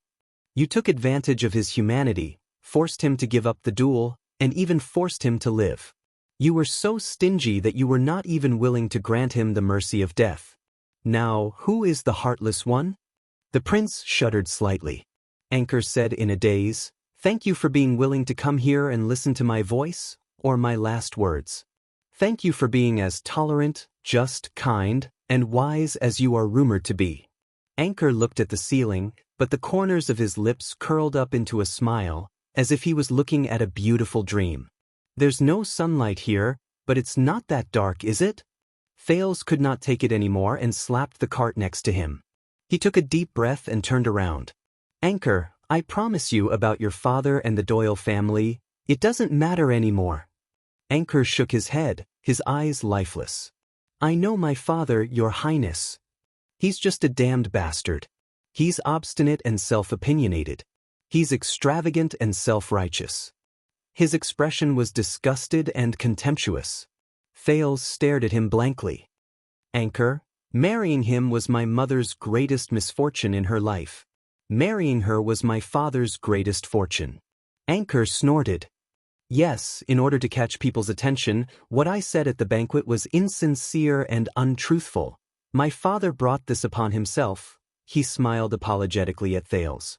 I know, I've always known. Even if Doyle's scheme didn't make him squander his fortune, he would have fallen into the hands of others. It was just a matter of time. It has nothing to do with anyone. And it has nothing to do with you. Thales did not speak. He only lowered his head and held Anchor's hand, feeling him squeeze it even harder as he continued to listen to his confession. Just like in the prison of bones. Anchor was lost in thought as he recounted his troubles like a child. In fact, ever since I was young, my father was best at whipping his wife and children, just like most fathers in Western Desert. In the Tower of Eradication, Teacher Curatle said that I was very perceptive and sensitive to the enemy's attacks, very suitable for the Rose Line. Anchor was contemptuous at first, then broke into laughter. I could only tell him that this was the result of my training since I was young, a family tradition. A family tradition, ha ha ha, whether you believe it or not, Thales said in a low voice. Being good at taking beatings is also a family tradition. Anchor glanced at him, and the two smiled at each other.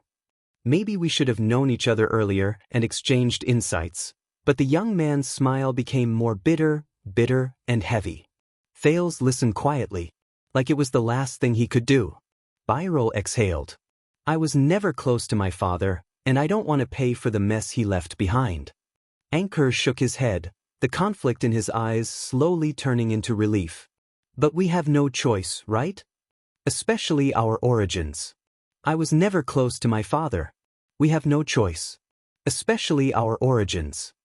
At that moment, Thales, who was in a trance, felt his hand tighten, and the sin of Hell's river jumped slightly. Anchor. The prince endured the pain and gently patted the back of Anchor's hand to make him relax.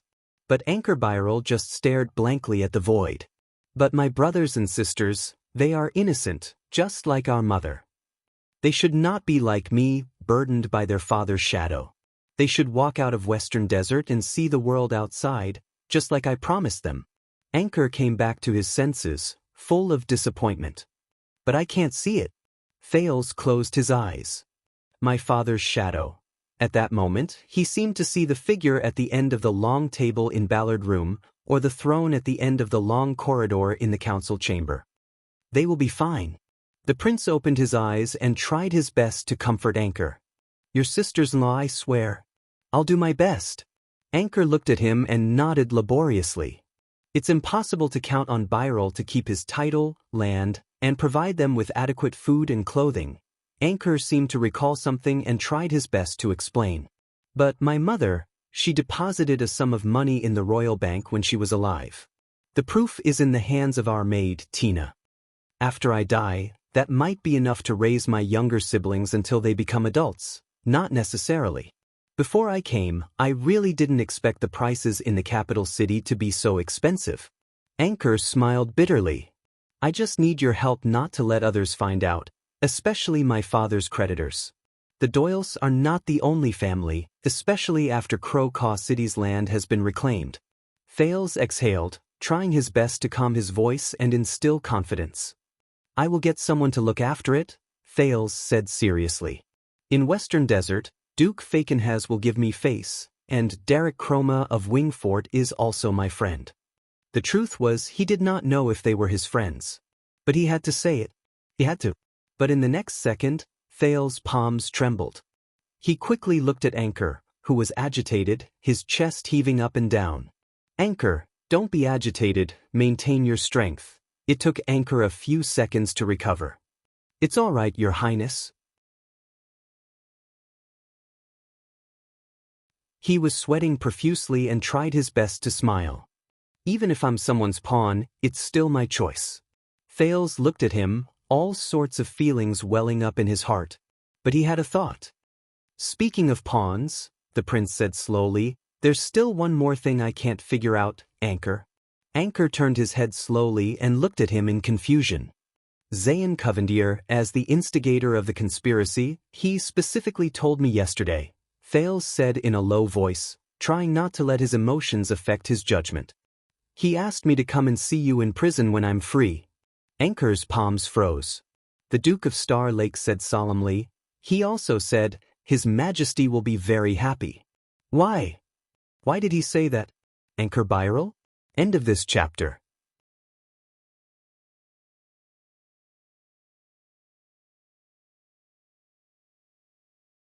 Chapter 591. In that second, Anchor was stunned. He stared blankly at Thales. His Majesty will be very, very happy. The Western Desert man turned his head absent-mindedly and muttered to himself. Is that so? Is that so? Thales frowned. You know, this morning, Zayn gave in to my father. He cut a big chunk of his flesh for this, then ran back to Jade City, as if it was planned. What's in it? Thales stared at Anchor. What's in it for Xianxia and his South Coast Hill to help you create this big news? Just to embarrass me? And then watch you being executed? Anchor was still in a daze and did not speak for a long time. Anchor? Thales had to raise his voice. Byral trembled slightly and came to his senses. He looked at Thales blankly. His lips trembled as if he wanted to say something. Do you know, Your Highness? Anchor finally spoke a few seconds later, but what he said had nothing to do with Thales' question. If I die in a duel, or at the hands of the guards, it's my own doing.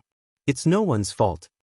Anchor said blankly, but you said you wanted to give me a chance. But do you know that when you stopped me, you stopped the weight of a life? He looked at Thales like a walking corpse. That was brave. But also very stupid. In the next second, Anchor's expression kept changing, his facial muscles contorted. As if he was having an intense mental struggle. Something was wrong. Thales frowned. Anchor's behavior was not right. How interesting. Thales' tone was calm as he continued to speak. You know, more than one person has said I'm stupid, and it was after I made them suffer. Thales recalled the people who had said that, Neuven, Chapman, Kessel, but Byral ignored the prince's words. But why did I agree at the time? Why should I give you the sword? He was immersed in his own world, his words flowing like pearls. I'm just a pawn. Why should I overthink? The more Anchor spoke, the more agitated he became, until he sobbed bitterly. Perhaps I still have a hint of foolishness left in me. The Western Desert noble gritted his teeth, but he could not stop the tears on his cheeks. A trace of weakness, a trace of luck. I want to believe. To rely on. His reaction made Thales even more suspicious. But when they were dealing with me, I suddenly thought of something. Anchor bit his lower lip, his eyes brimming with tears. You are only one person. Thales had no choice but to comfort him more to calm him down. If I believed you and relied on you, but you, who can you trust? Who can you rely on? The next second, Anchor suddenly struggled. He did not care about the pain of his limbs being tied up, nor did he care about the terrifying wounds all over his body. He exerted force in his hands and pulled Thales in front of him. The astonished Thales had no choice but to hold onto the other side of the recliner to maintain his balance. At that moment, Thales realized that he was face to face with Anchor. And his eyes were filled with fear? Your Highness, you are also just another chess piece, aren't you? Anchor gripped his hand tightly, his body trembling to its peak. Another chess piece. What else did Zayn say to you, Anchor? Why did he insist that I come to see you, since things are, as you said, irreparable? The Duke of Star Lake stared at Byral. What other chess pieces does he have? What is it? Anchor let out a painful whimper.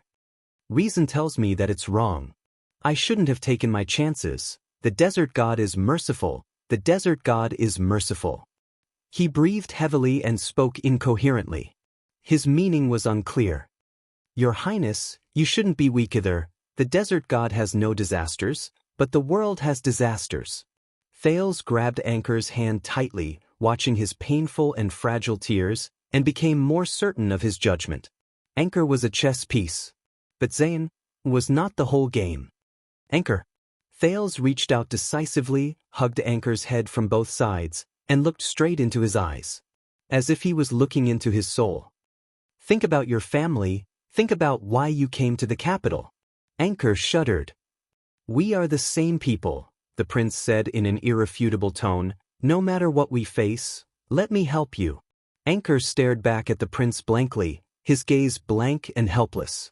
But Thales' gaze was unwavering, overbearing, not allowing him to retreat. The next second, Anchor exhaled. With this exhalation, he seemed to have lost all his strength and fell weakly back onto the recliner. But Thales was stunned. Sobs could be heard in the air. In front of the prince, a wounded Anchor lay dejectedly on the chair. The young man bit his lip and trembled. Hot tears rolled down his cheeks. Anchor viral. Thales felt suffocated. This man who dared to make a scene at a royal banquet and exchange his life for the future of his family, cried.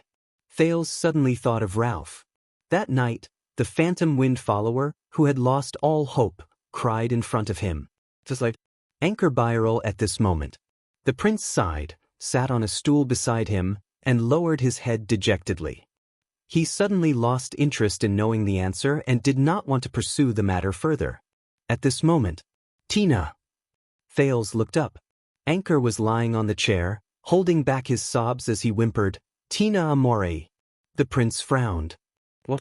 Anchor took a deep breath, as if it could give him courage.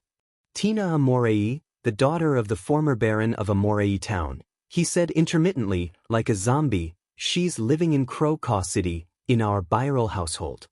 Thales was puzzled. I don't understand, what does this have to do with her? Anchor looked up abruptly. 5 years ago. He raised his voice, his expression mournful, like a prisoner on death row heading to the execution ground. The case of tax exemption for the development of border counties caused the most controversy in the Western Wilderness.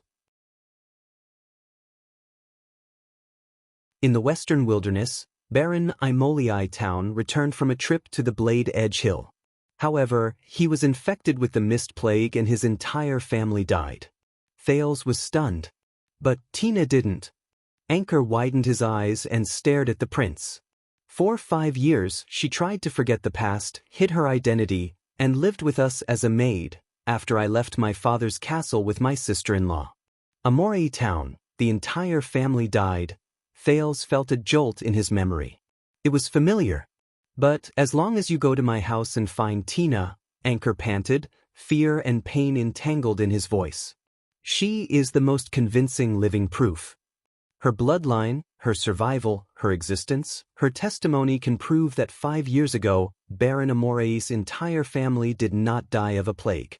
In the next second, Anchor's voice became extremely cold and full of resentment. Instead, it was a few important figures in Western Desert who conspired together to silence them. At that moment, Thales' heart stirred. He remembered.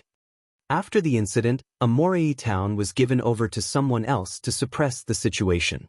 Those in the know include the 3 most powerful families, Brave Souls Fort, Wing Fort, and even Fakenhas. He had heard of this. Thales thought in a daze. On the way back to Eternal Star City from Blade Fang's camp. According to Cohen's cousin, the Count of Wing Fort, Derek Chroma. But why? Thales reacted and asked anxiously, why? Anchor was sweating profusely as he panted. He let out an ambiguous sneer. In order to turn Blade Fang's camp into a talisman, in order to assimilate that sharp blade into a normal state, in order to stop Renaissance Palace from extending its hand to the west, Western Desert had to endure the pain of having a blade piercing their heart, and had to sacrifice the interests of the middle and small nobles. Obviously, Baron Amore could not bear the pain. The king's decree dealt a huge blow to him, so much so that he decided to cast aside his tacit agreement with the 3 families and act rashly. He even threatened to lead his troops in protest, ignite the conflict, and force Western Desert to take a clear stand against Renaissance Palace. Thales' expression changed several times. He recalled what a certain duke had said to him. You have to know that when your vassals and subordinates are enraged and the public's will is high, You have no other choice but to go with the flow. If you don't become their leader, you will become their enemy, and be the first to fall under a pincer attack from both inside and outside. The tragedy of the Amelie family. This will be a tragedy that will shock the entire kingdom. The three great families are selfish, willing to sacrifice the interests of their subordinates and lords, not hesitating to kill the natural orthodox nobles of the kingdom to clean up the family. This will expose to the world how backward, autistic, brutal, and conservative Western Desert has been for a long time. Anchor closed his eyes in pain and leaned back on the recliner.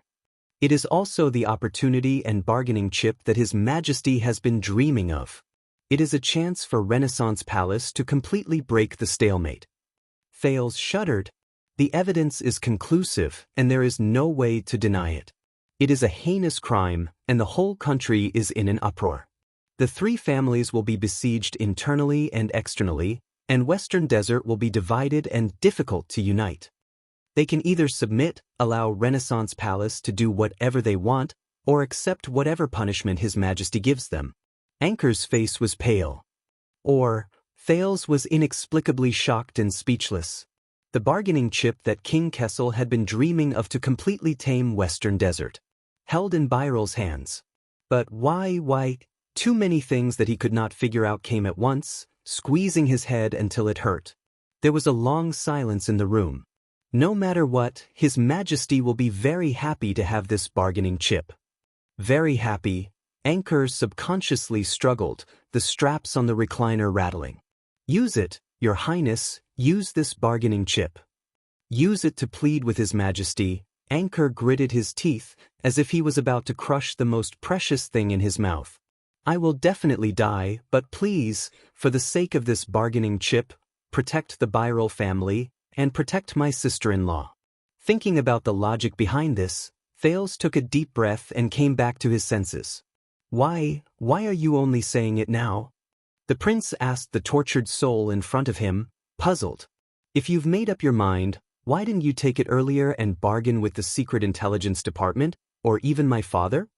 Anchor's expression crumbled. The madness and ruthlessness in his eyes vanished without a trace in an instant. So, Your Highness, what's the price? Anchor replied blankly. Thales understood and looked at him sadly. Everything. The young man revealed a numb and despairing smile and nodded. The Byral family will become traitors, the target of public criticism. In the chess game of Western Desert, we will no longer have a choice, no longer have freedom, no longer have a future. Thales pressed on his shoulder. In the next second, Anchor's eyes were slightly dazed. Endless pain and remorse seeped out of his voice. And Tina, she will never forgive me. As Byral's voice faded, he stared blankly at the void, motionless. Like a walking corpse. Dead silence. That girl called Tina. After a while, Thales spoke with difficulty. Who is she to you? Anchor did not answer. He only glanced at Thales with bloodshot eyes, slammed back against the back of the chair, and whimpered painfully between his teeth. In that instant, Thales seemed to have returned to the cramped Ballard room. She's good? The prince asked in a daze. Anchor panted in a daze. The best. But now it doesn't matter.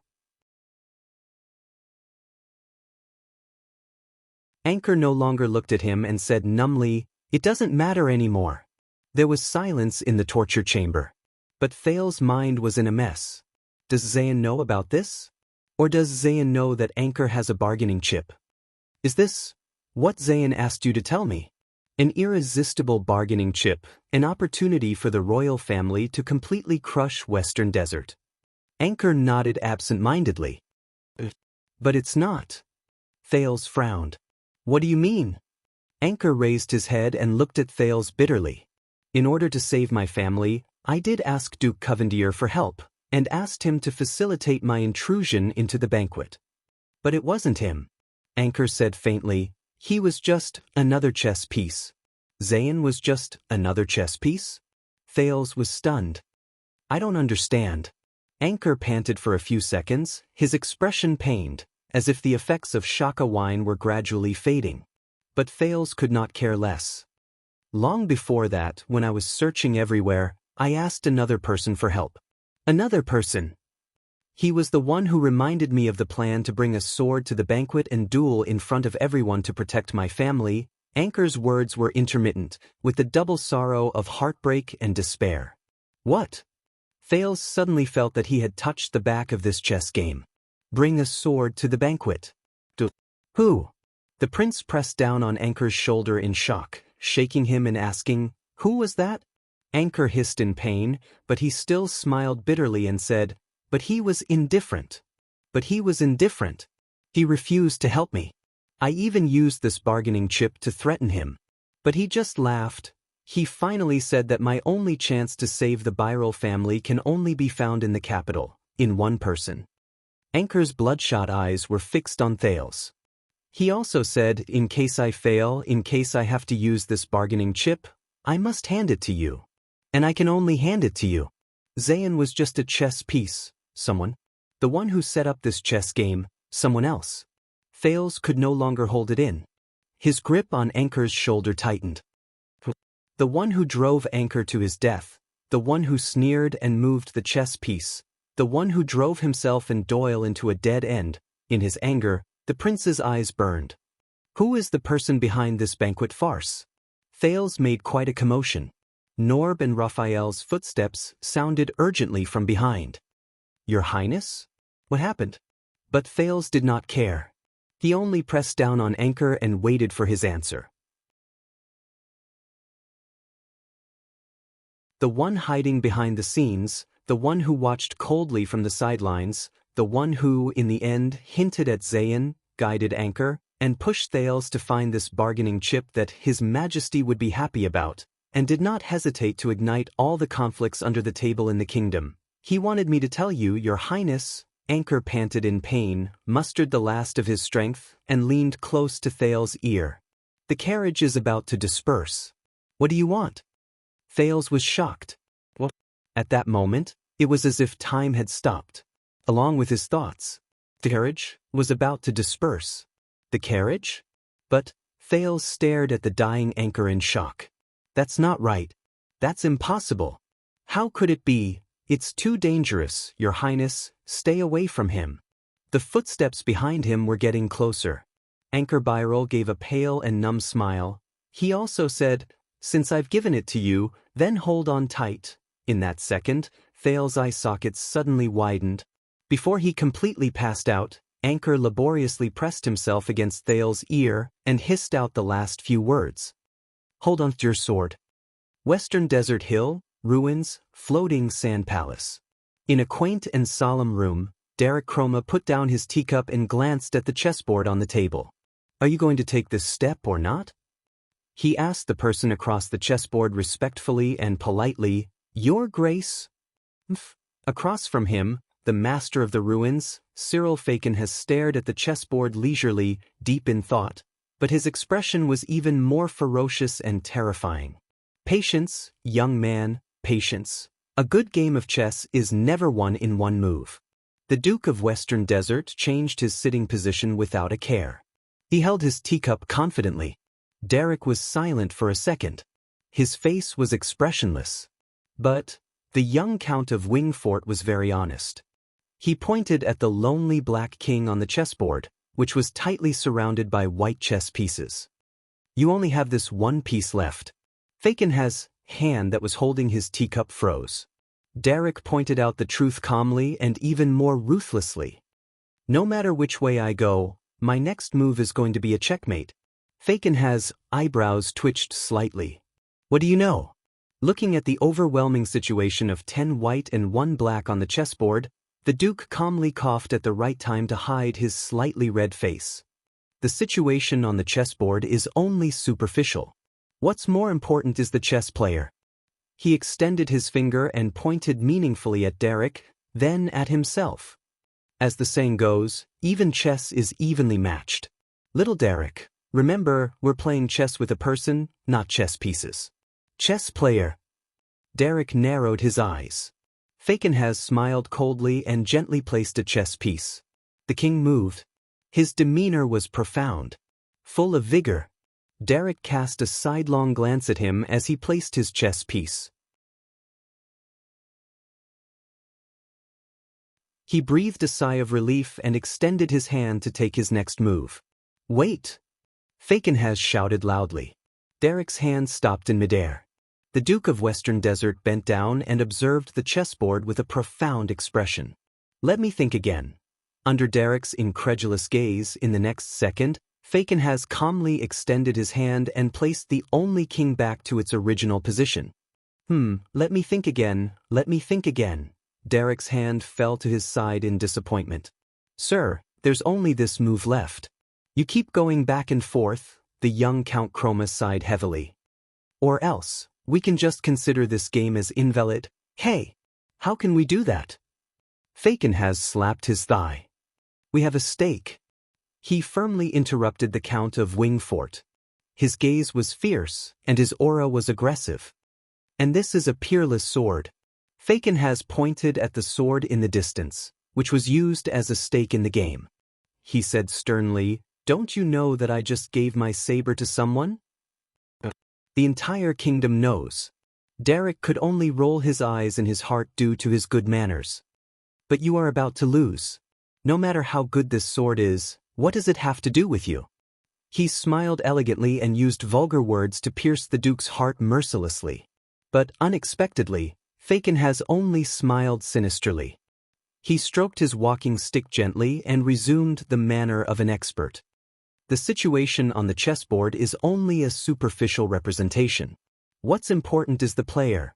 As the saying goes, we are evenly matched.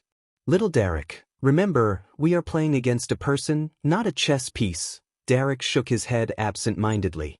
Once he was certain that time was not flowing backwards, he exhaled in pain and covered his forehead in resignation.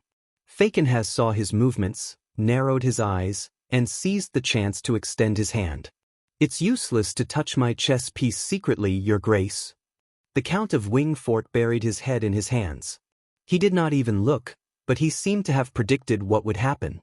"You only have one king left." Fakenhas' expression did not change when he was caught. He naturally and smoothly withdrew his hand that had been secretly touching the other person's chess piece. His expression was calm. There was no guilt. Derek raised his head. His expression was stern. "Seriously?" The Count of Wingfort no longer looked at the chessboard. "You should really be glad that I have a good temper to give away such a huge bargaining chip just like that. If Count Bosdorf was here, he would definitely lead his soldiers to Crocaw City and burn that orphan girl from the Amoli family to ashes." Fakenhas did not seem to have heard him. He only stared at the chessboard carefully. He stared at the only king he had left.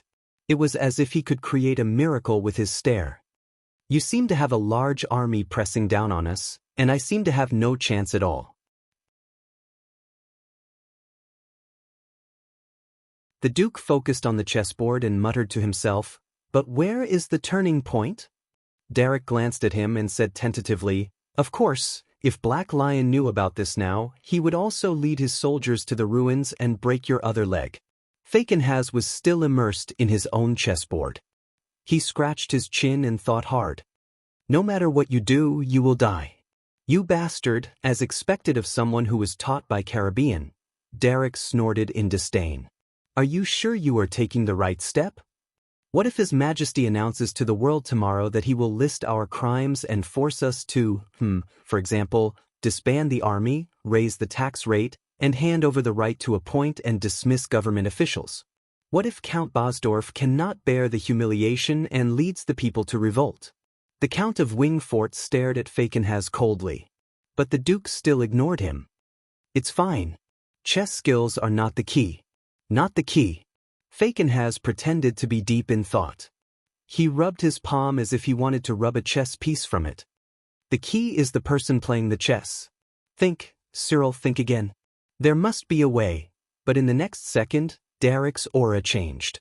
"But let me say this first, Your Grace." He stared at the Duke of Western Desert, who was mumbling to himself. "If the ending is not good, I do not intend to die with you. Wingfort has its own place to go." But Fakenhas turned a deaf ear to him. He only stared at his bald king's chessboard. "It's fine. Continue thinking, continue thinking. When the sky turns dark or the sky turns bright, there must be a way to break the stalemate. The sky turns dark. The sky turns bright. Derek raised his head and looked at the position of the sun. He felt a chill run down his spine. Enough, Sir Cyril. Derek, who had long since lost his mood, pointed at the White King who pushed him down and said impatiently, "It's just a game of chess. I admit defeat." At that moment, slap. Faken has slapped his thigh fiercely. Look! The Duke, who was immersed in the world of the chessboard, suddenly came back to life and returned to reality. Look!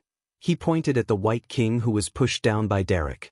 He grabbed his own Black King and laughed excitedly. Didn't I win just like that? As he stared at the Duke of Western Desert, who could not stop laughing, Derek's expression twitched. Win, my foot. Faken has put down his chess piece. Filled with emotions, he heaved a long sigh. It can be seen that perseverance will eventually pay off, and hard work is the way of the king. The twitching on Derek's face became even more extreme. Faken has stared at the cold and merciless scenery of the ruins outside Floating Sand Palace, as if it had been plowed by nature's razor blade. He suddenly felt a surge of heroic spirit, and he slapped the table. In this situation, in this game, when I won, I should give a big white.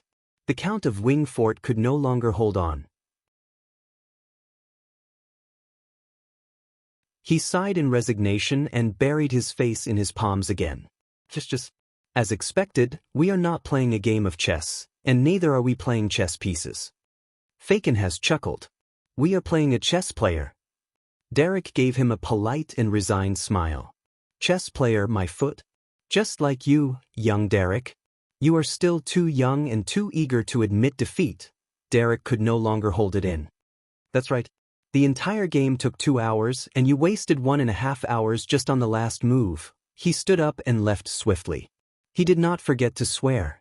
Who the hell can win against you? As he stared at Derek's retreating figure, Faken has smiled softly. He turned his head around and stared at the Black King standing tall on his chessboard. My uncle can, the Duke said softly with a sigh. So can Midir. When he thought of this, the Duke of Western Desert's expression changed. He stood up in a fluster and shouted hastily, "Hey, leave that sword behind. It was not easy for me to win the bet." He extended his hand expressionlessly. Monthly votes, rewards, and comments praising Swordless Sword for being diligent in updating. End of this chapter.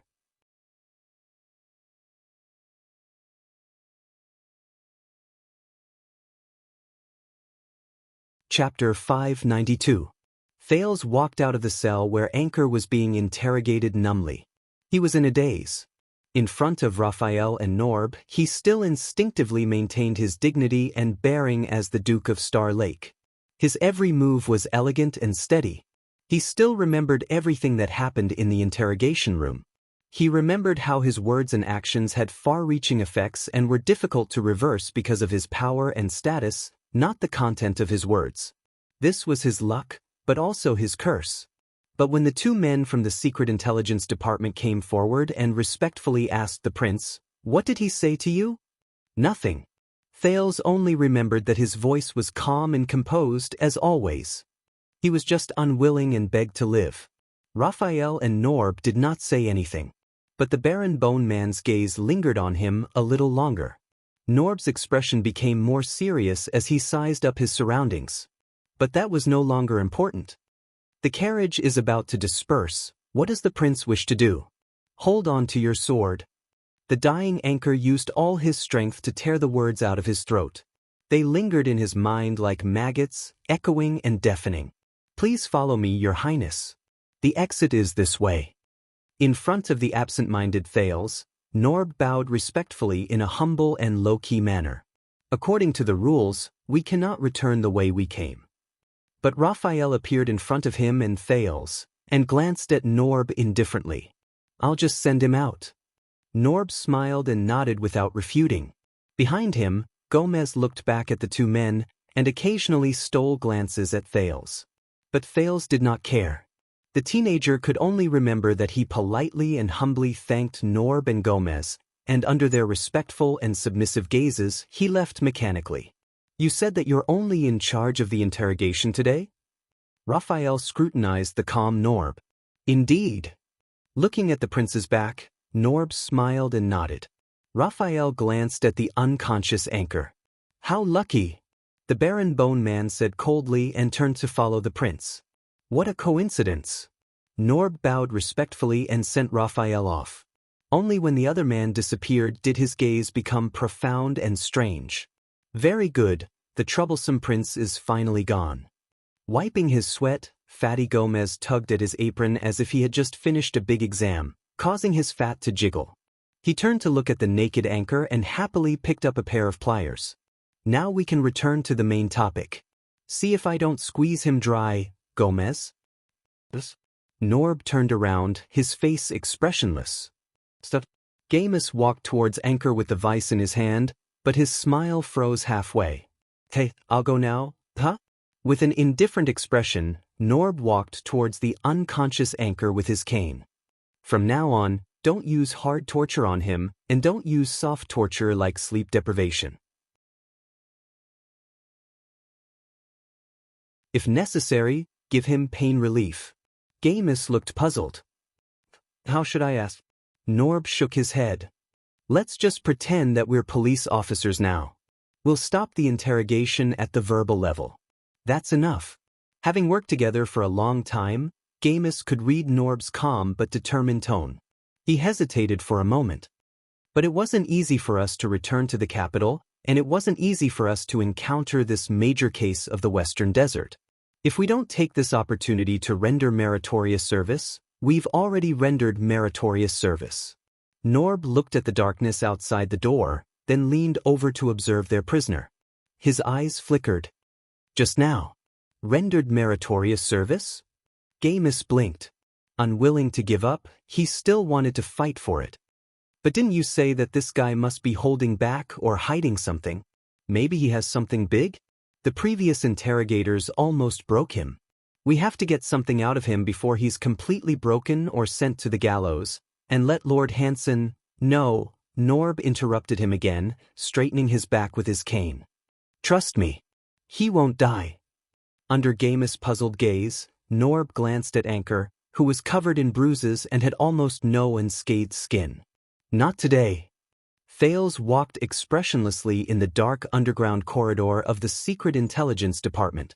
But he felt like he was standing on Ghost Prince Tower in Blade Fang's camp, enduring the cold wind and the assault of flying sand. His palms were cold. He told me that if I have to use this bargaining chip... Raphael walked in front of him, leading the way. His back was dark.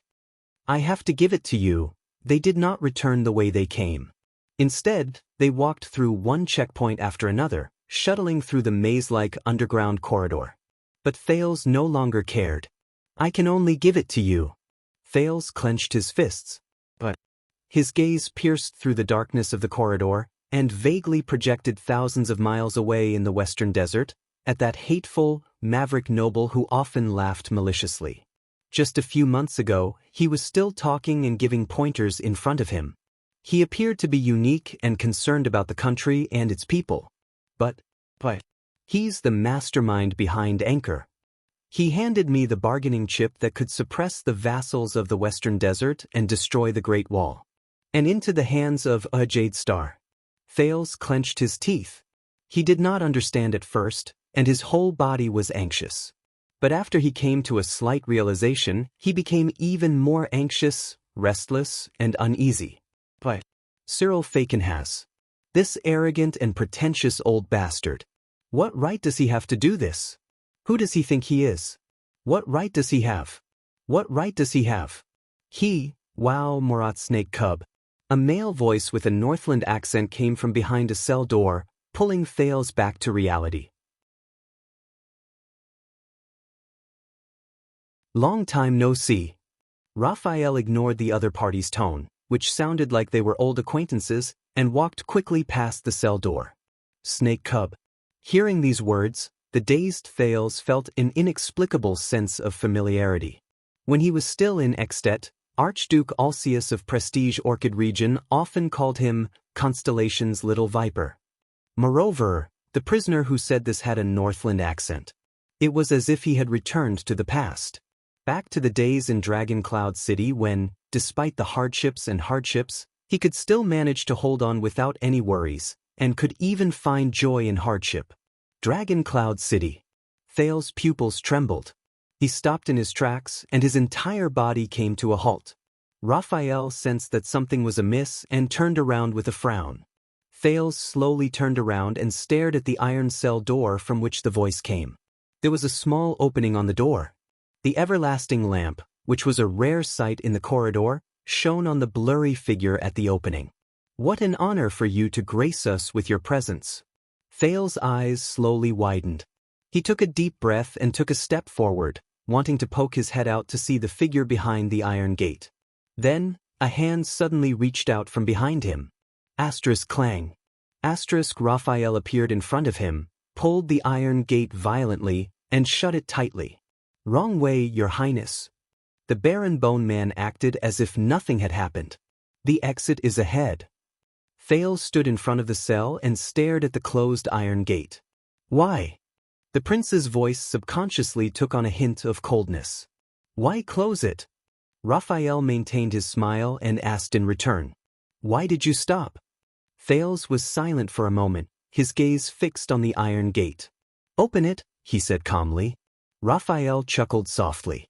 His attitude was casual and cynical. "It's just an annoying prisoner." Thales looked around.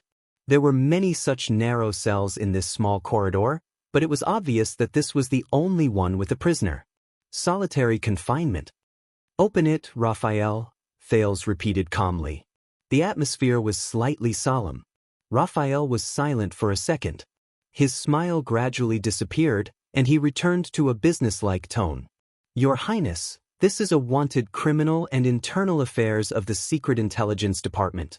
Thales did not let him continue. The prince enunciated his words slowly, and his voice was as cold as ice. "I order you, Raphael, open it." Raphael frowned. "According to the rules of the Secret Intelligence Department, Your Highness," Thales' gaze became fierce. He lost his composure and shouted angrily, "Damn it, just open it." At that moment, the oppression and grievance he felt in the Secret Intelligence Department all turned into anger and exploded in his chest. In the face of the prince's sudden outburst, Raphael's expression did not change. His gaze gradually became solemn. Thales could no longer endure it. He took a step forward, grabbed the handle without any explanation, and pulled the iron gate open. Clang. The sound of metal clashing reverberated in the corridor. Raphael did not stop him, but his gaze was cold. "What's wrong, R.A.?" The voice from before rang again, and it mocked. "It's been a long time since we last met. Do you want to treat me to a good meal?" A stubbled face appeared at the gate and cast a cold gaze at Raphael. The moment he saw the other person's face clearly, Thales' eyes widened. "Goo!" Shock and doubt filled Thales' heart at the same time, forcing him to speak involuntarily. "It's you?" Behind the gate, the face full of Far Eastern characteristics froze slightly. The prisoner turned to Thales, looking slightly puzzled. Raphael's expression darkened, and he exhaled in a barely noticeable manner. "That's right." In disbelief, Thales carefully sized up every inch of the Far Eastern prisoner's face. He ignored his doubts about the prisoner's voice and completely confirmed his guess just now. "It's him. It's really him." 6 years ago, the butcher shop owner in Dragon Cloud City, the Far Easterner who gave him shelter and a meal in the despairing morning after Dragon Blood's night. "It's you, Goo," Thales said in a daze. In a split second, Dragon Cloud City, Westbound Avenue, the butcher shop, Little Rascal. The scenes of the past appeared before his eyes. "But, who are you?"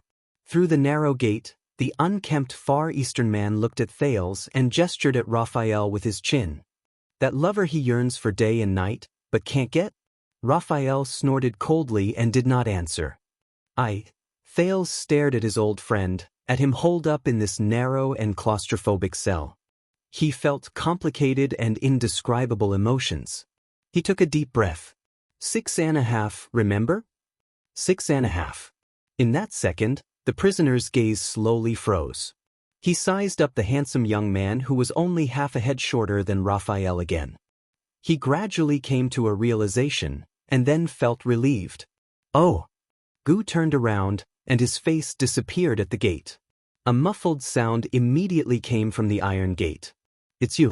That's why you escaped, young prince. Perhaps you're no longer young. His words were filled with melancholy and sentimentality. You and your little maid didn't die in the hands of that cunning Camion. Young prince. Camion. Gu's words evoked Thales's memories. It was as if he was sitting in the butcher's shop 6 years ago again, sitting on the table with little Rascal, holding bowls, and drinking meat soup with a heavy heart. Raphael exhaled through his nose. He was obviously unhappy. What happened? Thales pounced on the iron gate and asked anxiously. Gu, why did you? Thales stopped talking. Wait a minute.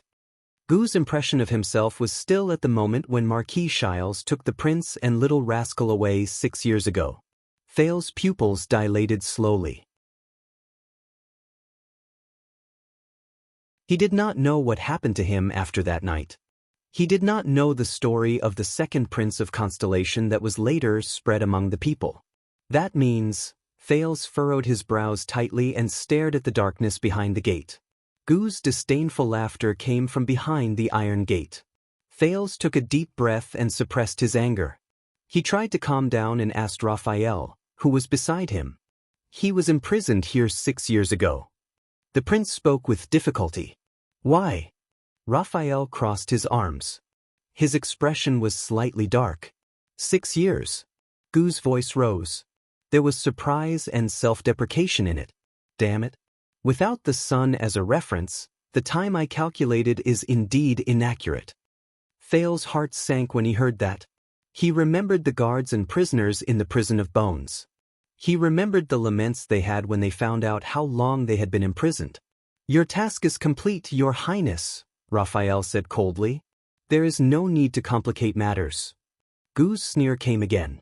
Thales suppressed the strange feeling in his heart and tried to think calmly and rationally. 6 years ago, something must have happened to Gu after they parted ways. It caused him to wander about and be imprisoned. The sin of Hell's river came uninvited. It filled Thales's brain and washed away his memories, washing away an old scene. Your Highness, do you remember what happened in Dragon Cloud City 6 years ago? On the day he fled Dragon Cloud City, Putre's words in the secret tunnel rang in his ears. No, it's not just that. On that day 6 years ago, in a dark place we cannot see, outside Heroic Spirit Palace and Shield District, something else happened. Thales raised his head swiftly. That night, Raphael. He looked at Raphael and stared into his dark red eyes. Dragon Cloud City, the night of dragon blood. The prince gritted his teeth and went straight to the point. Aside from the calamities, Lampard, and what happened in Heroic Spirit Palace, what else did you do? What does it have to do with him and Gu? But Raphael did not move.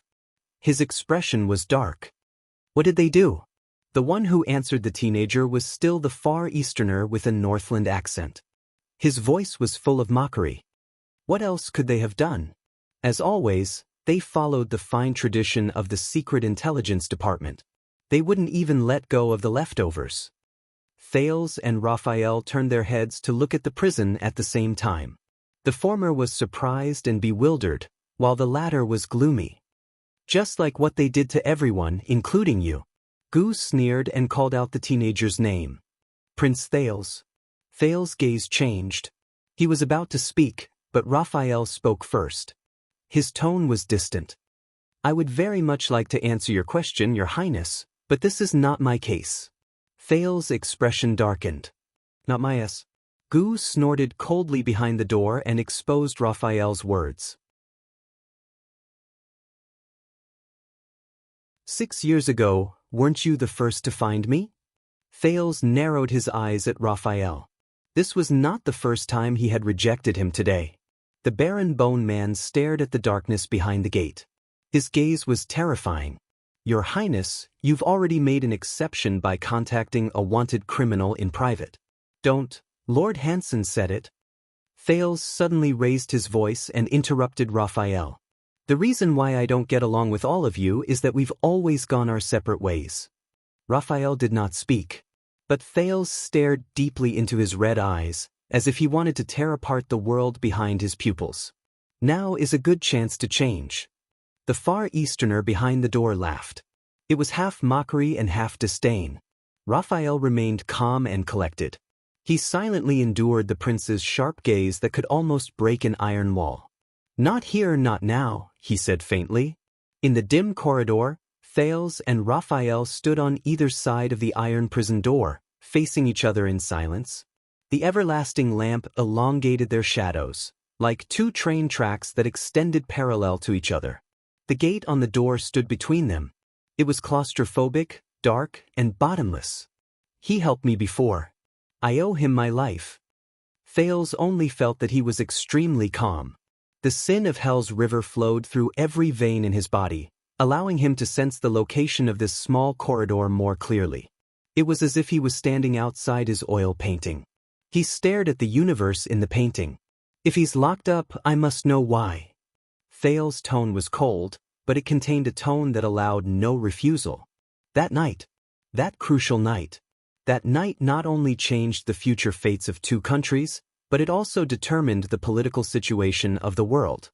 It was also a night where countless secrets were buried and turbulent in the dark. That night made Putray suspicious.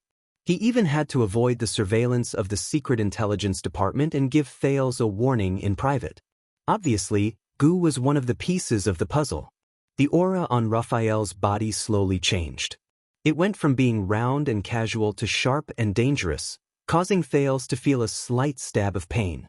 At that moment, the person standing in front of him was no longer the young Raphael who rescued him from prison 6 years ago, who then risked his life to go to heroic Spirit Palace with him. Instead, it was the Baron Bone assassin, a Secret Intelligence Department agent with a mysterious identity, unpredictable intentions, and terrifying and dangerous methods. But Thales did not retreat. He only met Raphael's gaze.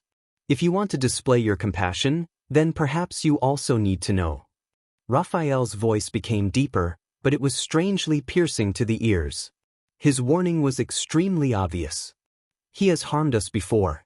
He owes us many lives. Harmed us before. Thales was silent for a second. I'm not letting him go. The prince's expression became a little clearer, but his words were soft and forceful. He gradually increased the stakes.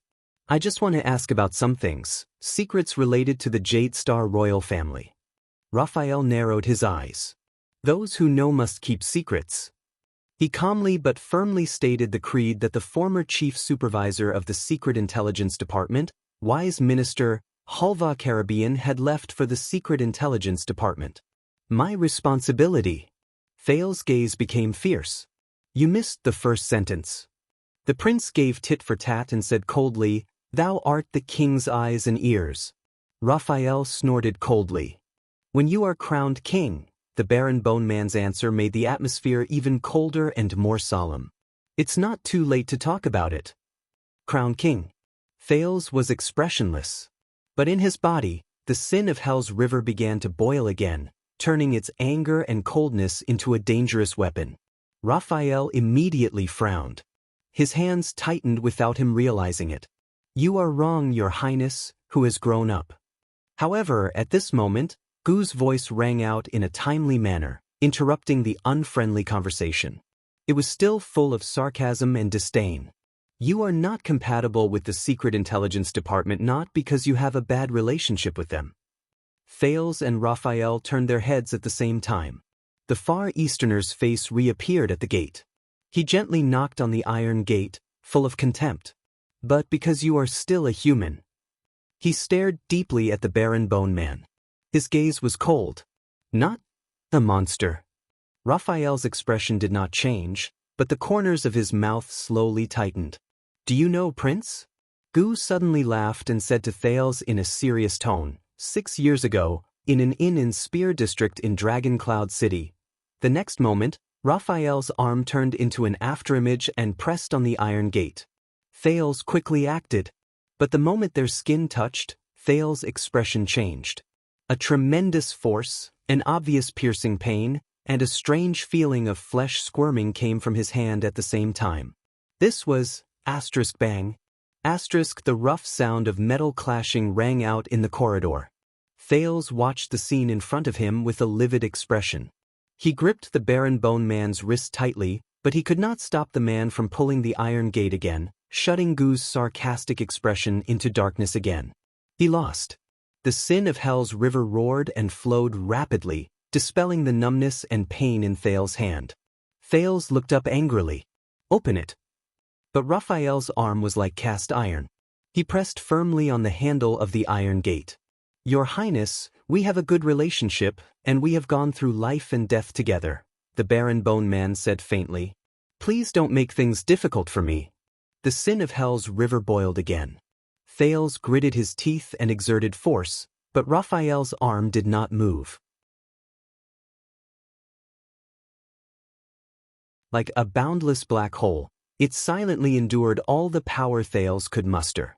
A few seconds later, knowing that he could not win, Thales exhaled through his nose and let go of the man. The sin of Hell's river faded from his hand in agony, leaving behind an indignant roar. "I think I know." The second prince's gaze was like a sword, piercing straight into Raphael's eyes. "Why you and Miranda can't be together?"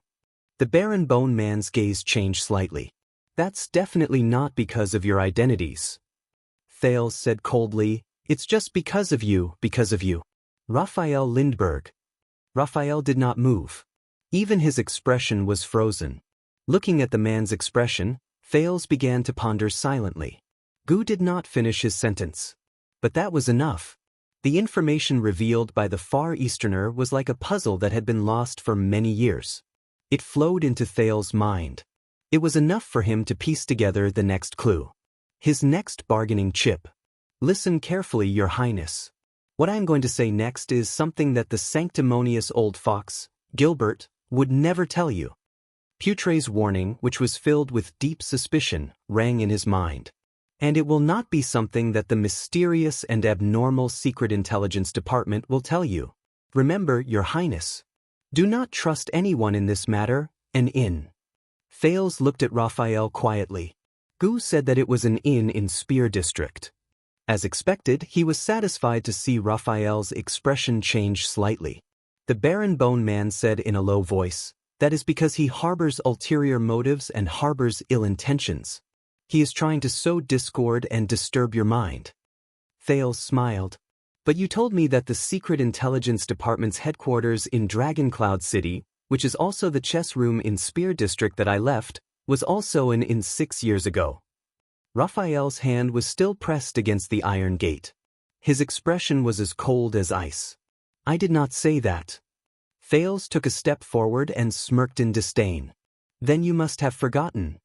Raphael's gaze flickered. The handle of the iron gate deformed in his knuckles, and the sound of metal bending could be heard. Thales furrowed his eyebrows. He looked at the Baron Bone Man's fair and delicate hands and remembered the man's stunning appearance when he broke into the prison and took 6 lives with 1 slash. "Impossible." Raphael's expression was stiff as he slowly enunciated his words. "Where did you hear that from?" Thales did not want to think about the man's strength. He met Raphael's dark red eyes again. "Karen Booker." When the name came out of Thales' mouth, Raphael's gaze became colder. Thales knew that he had taken the right step. That was the strange part. So, the prince followed up with another attack. He was not only the owner of that inn, but also a special class intelligence officer from the kingdom's Secret Intelligence Department who had been lurking in Dragoncloud City for 20 years. On that chaotic day, he was killed in a burglary. This time, Raphael was silent for a long while before he spoke softly, enunciating each word clearly. "Who told you that?" Thales remembered the headquarters of the kingdom's Secret Intelligence Department in Dragoncloud City's Spear District and the secret passage that allowed him to escape. "I met Booker when I was in Dragoncloud City. He was a good man, but he would never die in a robbery. Raphael snorted coldly. You were running for your life all day. It's impossible for you to know him. Thales did not back down. I know a lot of people. And you are just too ignorant. This sentence, which he learned from Ricky, made Raphael fall silent for a long time. That doesn't help, Your Highness. Raphael did not dwell on the topic anymore. He shifted his gaze to Gu's cell. Forgive me for not being able to comply with your excessive request. Thales became more and more irritated as he looked at the stubborn Baron Bone Man. He would not cooperate.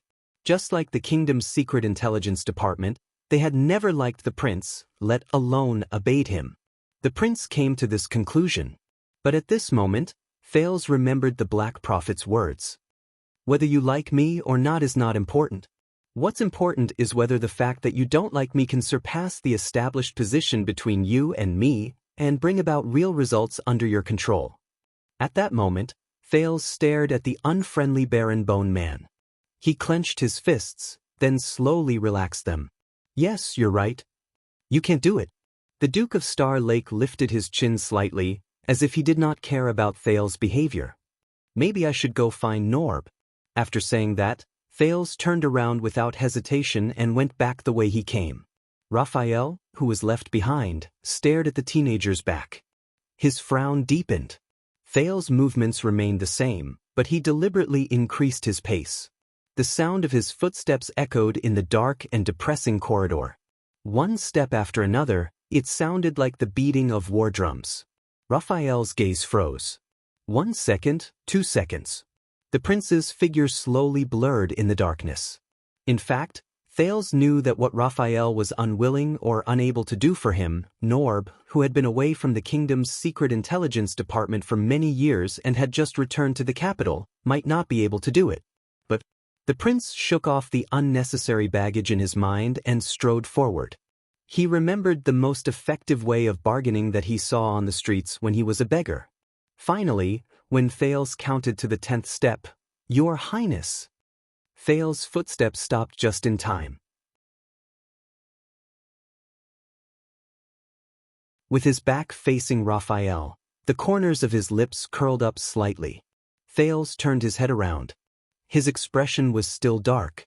Raphael released his hand from the iron gate, but did not open it.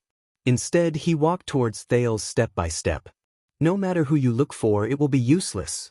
The Baron Bone Man said faintly, even if it is His Majesty. Thales' heart sank. His Majesty. Damn it. Your Highness, you must do this, and you should do this. The truth about the bloody year, about your own birth, can only be unearthed, investigated, and verified by yourself. Remembering Putre's warning, Thales took a deep breath and tried hard not to think about the figure on the throne. Then I will be happy to try and see what my father has to say. Thales turned around and was about to leave again. At this moment, Charlton. Raphael's words floated around the walls and successfully stopped Thales in his tracks. Charlton. Charlton? The name he had not heard for a long time rang again.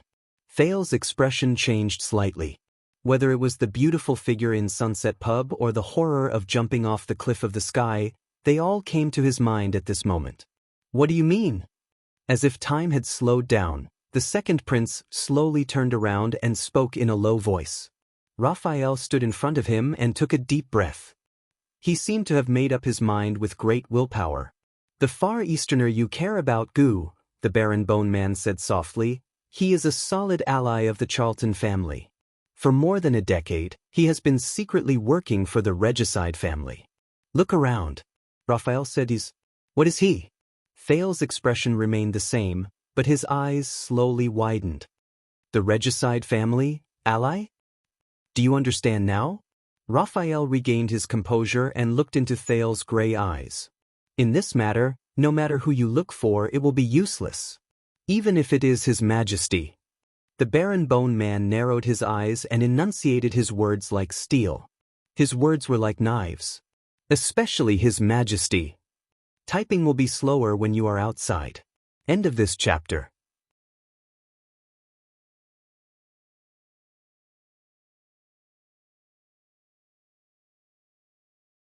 Chapter 593. Gu? Charlton? Thales repeated in disbelief. He looked back and forth between Raphael and Gu's prison cells, trying to find a thread of clarity in his jumbled memories and thoughts. Explain. The prince restrained his emotions and stared at Raphael seriously. Now. Raphael was silent for a while. He tightened his grip unnaturally. Your Highness, even if you are from the royal family, the Secret Intelligence Department has not been clear about your intelligence rank for a long time. Explain. Thales interrupted him rudely. I am explaining, Raphael cut him off coldly. But I have to make it clear, Your Highness, that I can only reveal information that is not higher than Madman's level without breaking the rules. Madman's level? Thales shook his head impatiently. You don't have to explain the rules of the Secret Intelligence Department to me. Just explain. Raphael sneered. I'm not saying it for you to hear. The Baron Bone Man raised his arm slowly. A black crack had appeared on his forearm at some point in time. The muscle lines inside squirmed gently, hiding a strange shadow. Just like 6 years ago. Thales was immediately stunned. The prince retracted his gaze from the man's arm with difficulty and tried to return to the current topic.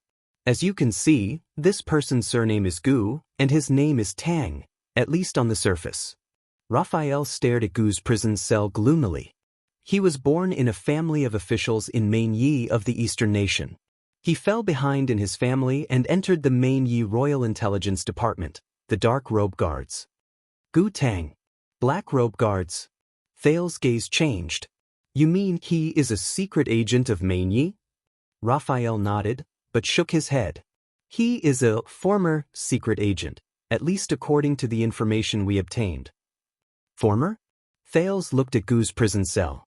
He suddenly realized that he knew nothing about this prisoner who gave him shelter and a meal 6 years ago. Raphael's forearm tightened unnaturally, but his expression did not change. He continued to speak tirelessly. 19 years ago in Qilan City, a member of the Chen royal family launched a coup in an attempt to suppress King Yao Hao, who had just ascended to the throne. During this period, the Dark Guard was split into 2 factions. The commander Lin Do, who was loyal to King Yao, won the battle. He took over as the commander of the Dark Guard and cleaned up the mess, killing all the traitors in the guard. Yao Wanghao. Lieutenant Qing. The unfamiliar and distant term crossed the ocean and entered Thales' mind. He could not help but frown. But Raphael obviously had no intention of stopping to explain for the prince. Gu belonged to the faction that stood on the wrong side. He concealed his identity and fled to the Western Peninsula. He worked as a peddler, craftsman, mercenary, and other jobs. After the bloody year, he took root in Dragon Cloud City.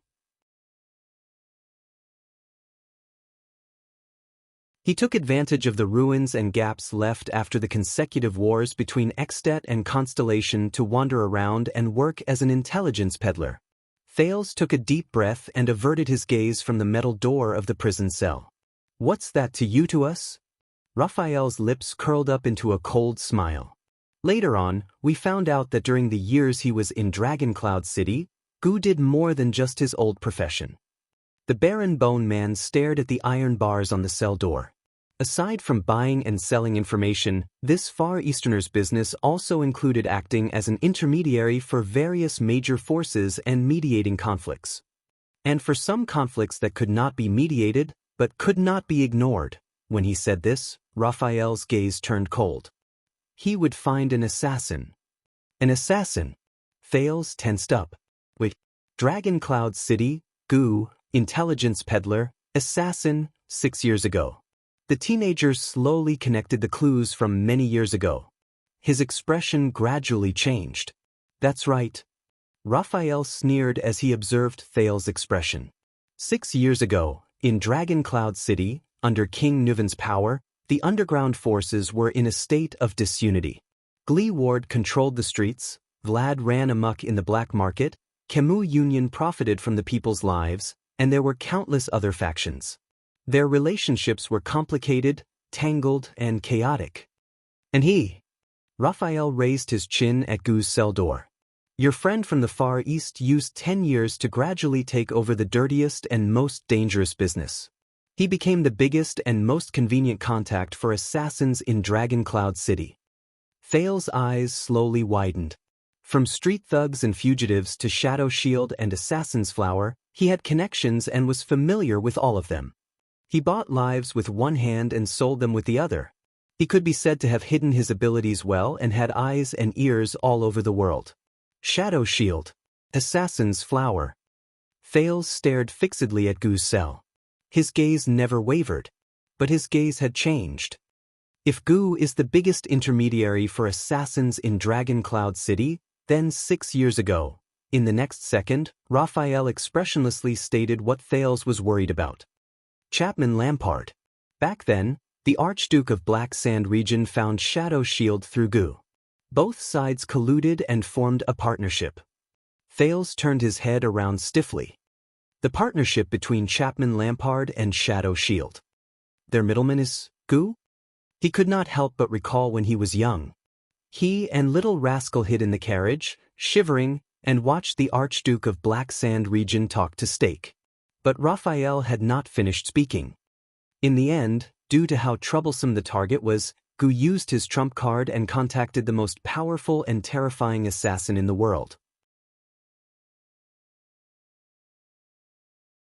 He relied on his sinister and dangerous killing blade to break through the heavy defenses of the White Blade Guards in the chaos brought by the calamities, and took the head of the Born King. At that moment, Thales froze on the spot. Raphael narrowed his eyes slightly. And do you know who that is? The corridor fell into a dead silence. After a long while, Thales exhaled laboriously. Raphael sneered. He did not care about the prince's extremely unpleasant expression. He knows how to contact the regicide family that fled without a trace after the Bloody Year. This alone is enough for us to imprison him until he dies of old age or confess. Thales did not speak. He just clenched his left fist. His fingertips swept past the scars on his palm, which had been cut by the police countless times. But this is not the first time. Raphael continued. At least, in Gu's account book, Flying Locust Blade is not the first business that you're involved with. Thales tried hard to digest the new information and looked up. In the next second, Raphael's gaze turned cold. 6 years ago, Your Highness, when you went to the north as an envoy, you and the kingdom's wrath were surrounded by Lampard's Black Sand region army under Broken Dragon Fortress, and you were bombarded by the Mystic Gun Unit. Who do you think used a variety of communication channels to help Archduke Concre Pofrit of Beacon Illumination City find an assassin who could even instigate the Mystic Gun instructor, so that he could get what he wanted and watch you die in Lampard's army? Mystic Gun. Thales frowned. He felt as if he had returned to the time he was under the fortress 6 years ago, when he faced countless blades. His expression was solemn. Are you saying that it was Gu Zhuzhong who contacted them? Raphael snorted and swung his arms slightly. And you said that he helped you in Dragon Cloud City and saved your life? Thales subconsciously looked at Gu's prison cell. Then think carefully, Your Highness. At that moment, although Raphael's tone was as relaxed as ever, his words were filled with a darkness that no one knew about. Do you think that ground shaker Caslin, who betrayed King Nuven, told you about the channel to contact Gu in the tavern because he found you pleasing to the eye, so that when you escaped from the siege of Dragon Cloud City, you could look for this seemingly mysterious and neutral underground figure? Caslin. $6.50. Thale's gaze was fixed on the cell's hatch, but he clenched his fists tighter and tighter. Do you think that there are so many kind Far Easterners in Dragon Cloud City that when a mysterious noble brat knocks on their door during martial law, they will always entertain him with good wine, good food, and a good bed, just because the kid is obedient, cute, smart, and kind? Far Easterners. Entertain. The prince gritted his teeth and tried hard to recall the scene of him and Little Rascal in Gu's butcher shop that morning. Do you think that things are really so coincidental that when all of Dragon Cloud City is in a mess, a shady intelligence peddler only needs to leave his house for 2 minutes to smoothly bring back the envoy of a country, the Marquis of Good Flow City, Shiles Bamra, who came alone so that he can turn around and give you to Chapman Lampard? Intelligence peddler. Shiles. Raphael's words were as sharp as blades. One after another, they pierced through the defenses in Thale's heart. All these suspicious points, these strange things, these things that seem reasonable but cannot be investigated, have you ever thought about them before you treated him as your savior? At that moment, Thales took a deep breath and suppressed the gradually boiling sin of Hell's River. If all these suspicious points Raphael mentioned are problematic, that means that the things he once thought. Yes, Gu. Raphael spoke coldly, not giving the prince any time to react. He never helped you. On the contrary. He was the one who betrayed you. Thales closed his eyes gently. 6.5. He never helped you.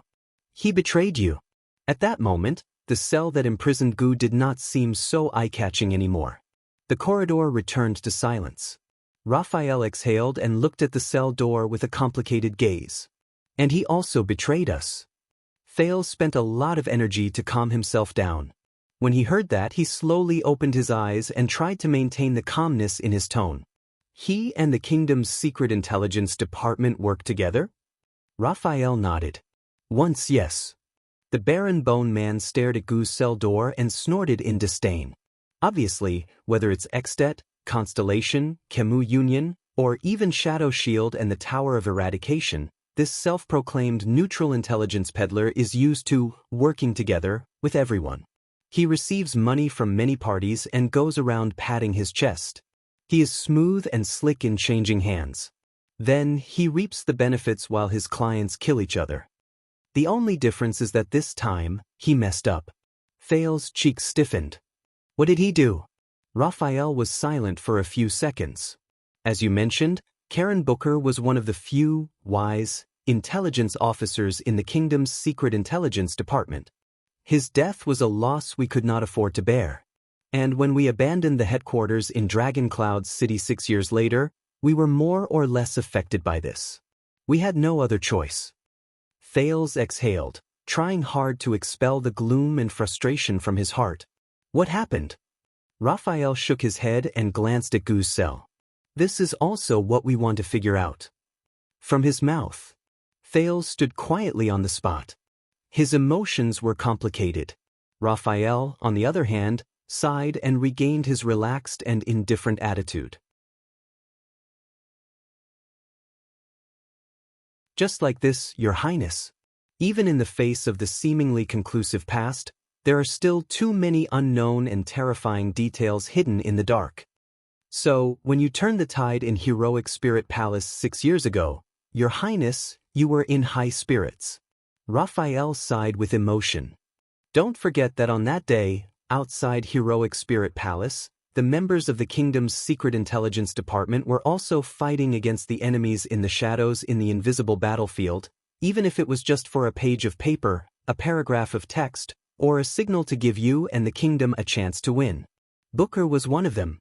Thale's gaze shifted. The prince's ass. This name is funny, isn't it? Raphael turned around and faced the dark corridor that seemed to have no end. His eyes shone with a faint light. However, all of them were survivors of the Dragon's Blood project that changed the world 6 years ago.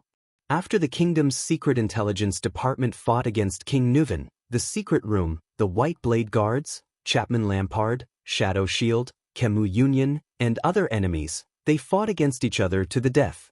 They were the only survivors among the corpses and sacrifices on the ground. Thales raised his head in surprise.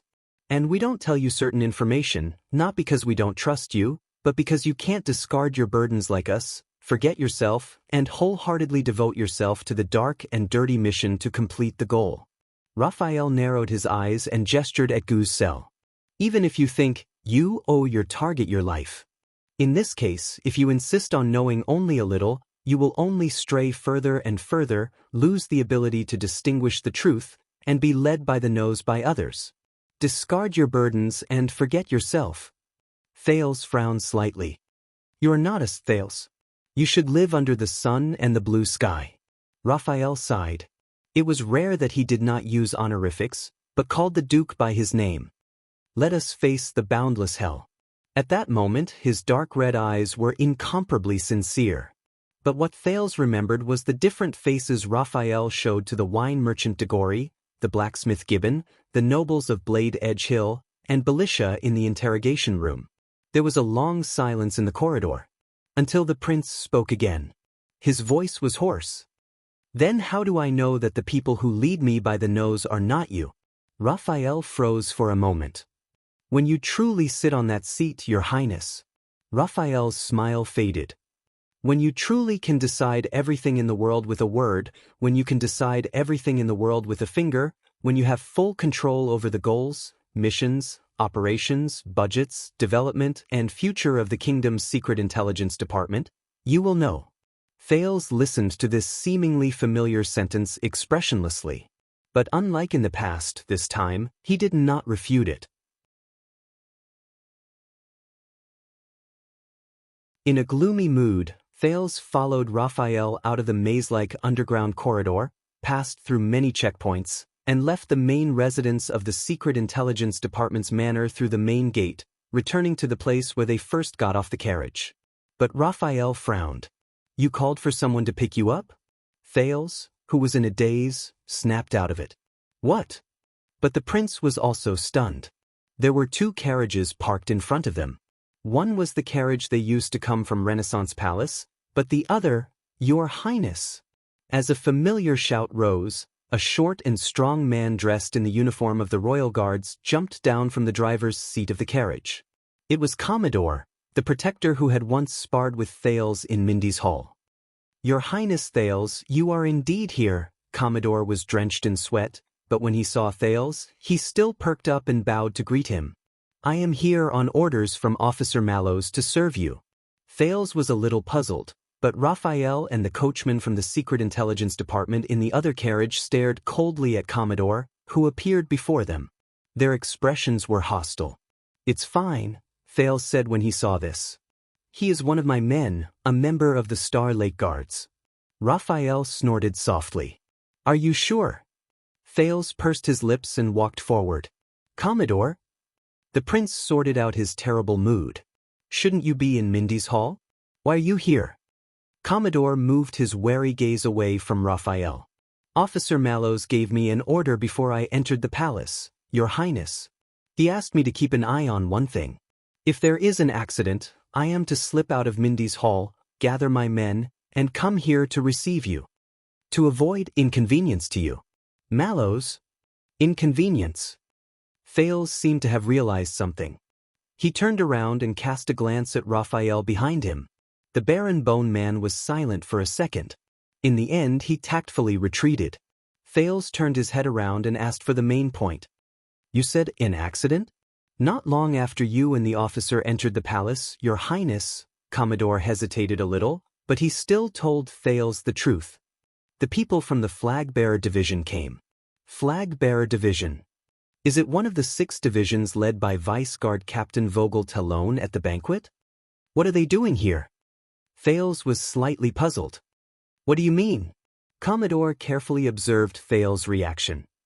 "You know, the person leading the team is the second flag-bearer Gaitan." They did not allow any explanation and immediately sealed off Mindy's Hall.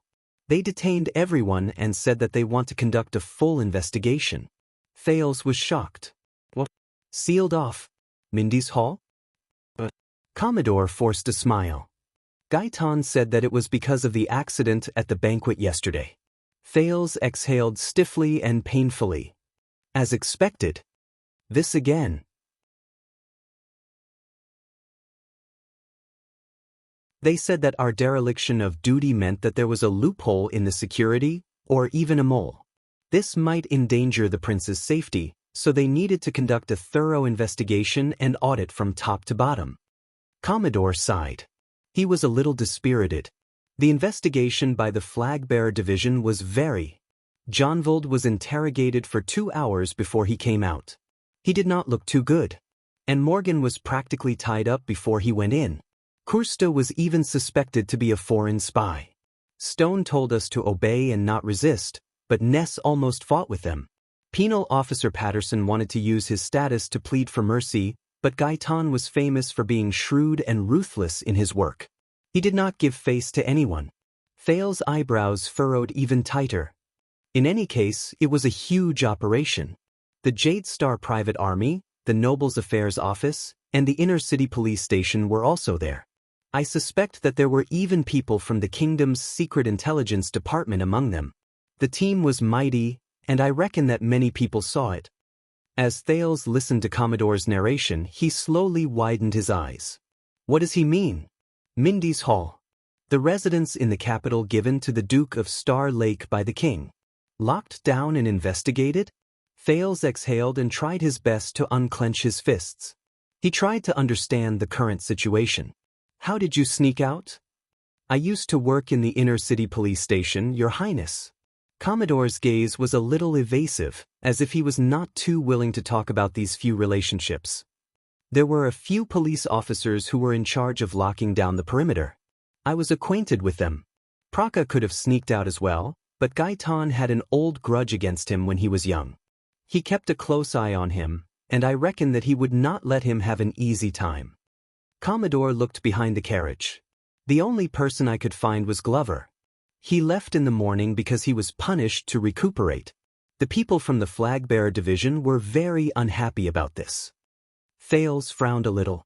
Glover! Right after he finished speaking, a familiar figure appeared from the other side of the carriage. Your Highness! First-class vanguard of the Star Lake Guards, the strong zombie Glover came before Thales in full armor. His expression was stern. We should immediately return to the city. I keep feeling that there is something on the other side of the carriage staring at us from the forest. It harbors ill intentions. When he saw the vanguard he was the most familiar with, Thales was completely at ease. But he immediately frowned and looked at Glover's back. But your injuries, Glover shook his head. He pulled open his collar and revealed the bandages inside. It's fine. My power of eradication can alleviate pain, and Glover swung his arms, and his eyebrows furrowed in a barely noticeable manner.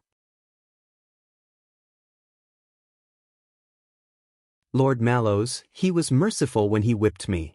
It's as if he knew that this would happen, and he still needed me. Thales was slightly stunned, but he immediately remembered what Mallows said to him in the morning before he explained the temple and imperial style. Has no one from Renaissance Palace come yet? I guarantee you that they will definitely come, sooner or later. Thales suppressed his terrible mood. He understood something and asked, what about Doyle? Was he also whipped by Mallows on purpose so that he could be released from Mindy's Hall to avoid trouble? Glover shook his head. No, I've seen it. Doyle's injuries should be real. He was beaten badly.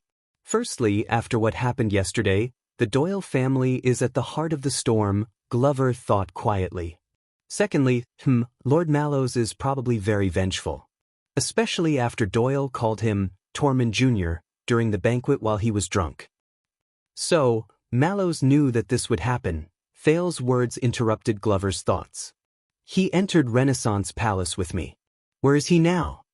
Commodore, who was by the side, answered, Will, an acquaintance of the flag-bearer division, owes me a favor. He just sent me a message to tell me that Lord Mallows is still in Renaissance Palace. He hesitated for a second. He's with Vice Captain Telone. Thales exhaled. I understand now. So, Tormund Mallows is my favorite personal captain. Even if he predicted the current situation, at this moment he could not even protect himself. The flag-bearer division. The prince sighed, Vogel Telone. How courageous. Commodore and Glover looked at each other. Thales turned around and called out to Raphael, who was a distance away.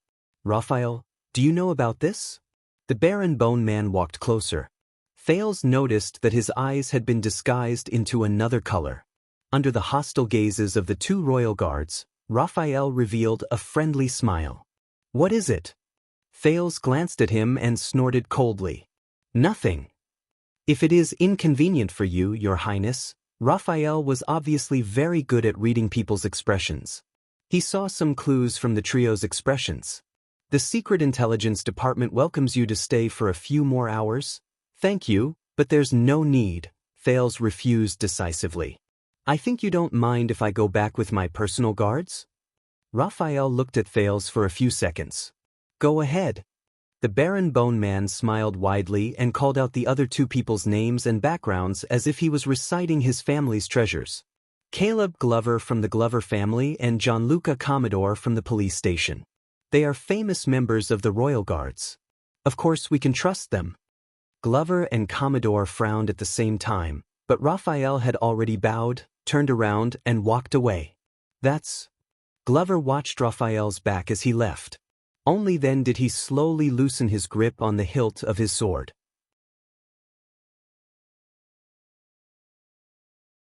The person who cleans up my mess, Thales said gloomily. The prince was about to board the carriage without any explanation. Now, let us return to Mindy's Hall and deal with the flag-bearer division. However, Glover shook his head firmly. No, Your Highness. Thales' expression changed slightly. Commodore took over the conversation, and his smile was a little stiff. What Commander Mallows means is, do not be in a hurry to return to Mindy's Hall. Thales looked puzzled. Commodore said carefully, those people from the flag-bearer division, they have His Majesty's warrant. His Majesty's warrant.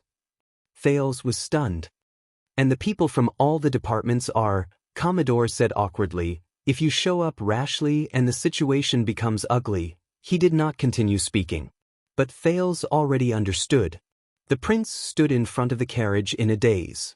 So, Thales said absent-mindedly, I just entered Renaissance Palace and right after that, my nest was raided. Now I have a home but I can't go back? Commodore looked ashamed. I am very sorry, Your Highness. We did not protect you well during the banquet, which led to such an accident. No. Thales forced himself to calm down and tried to sort out the messy things that happened throughout the day. No. No, trust me.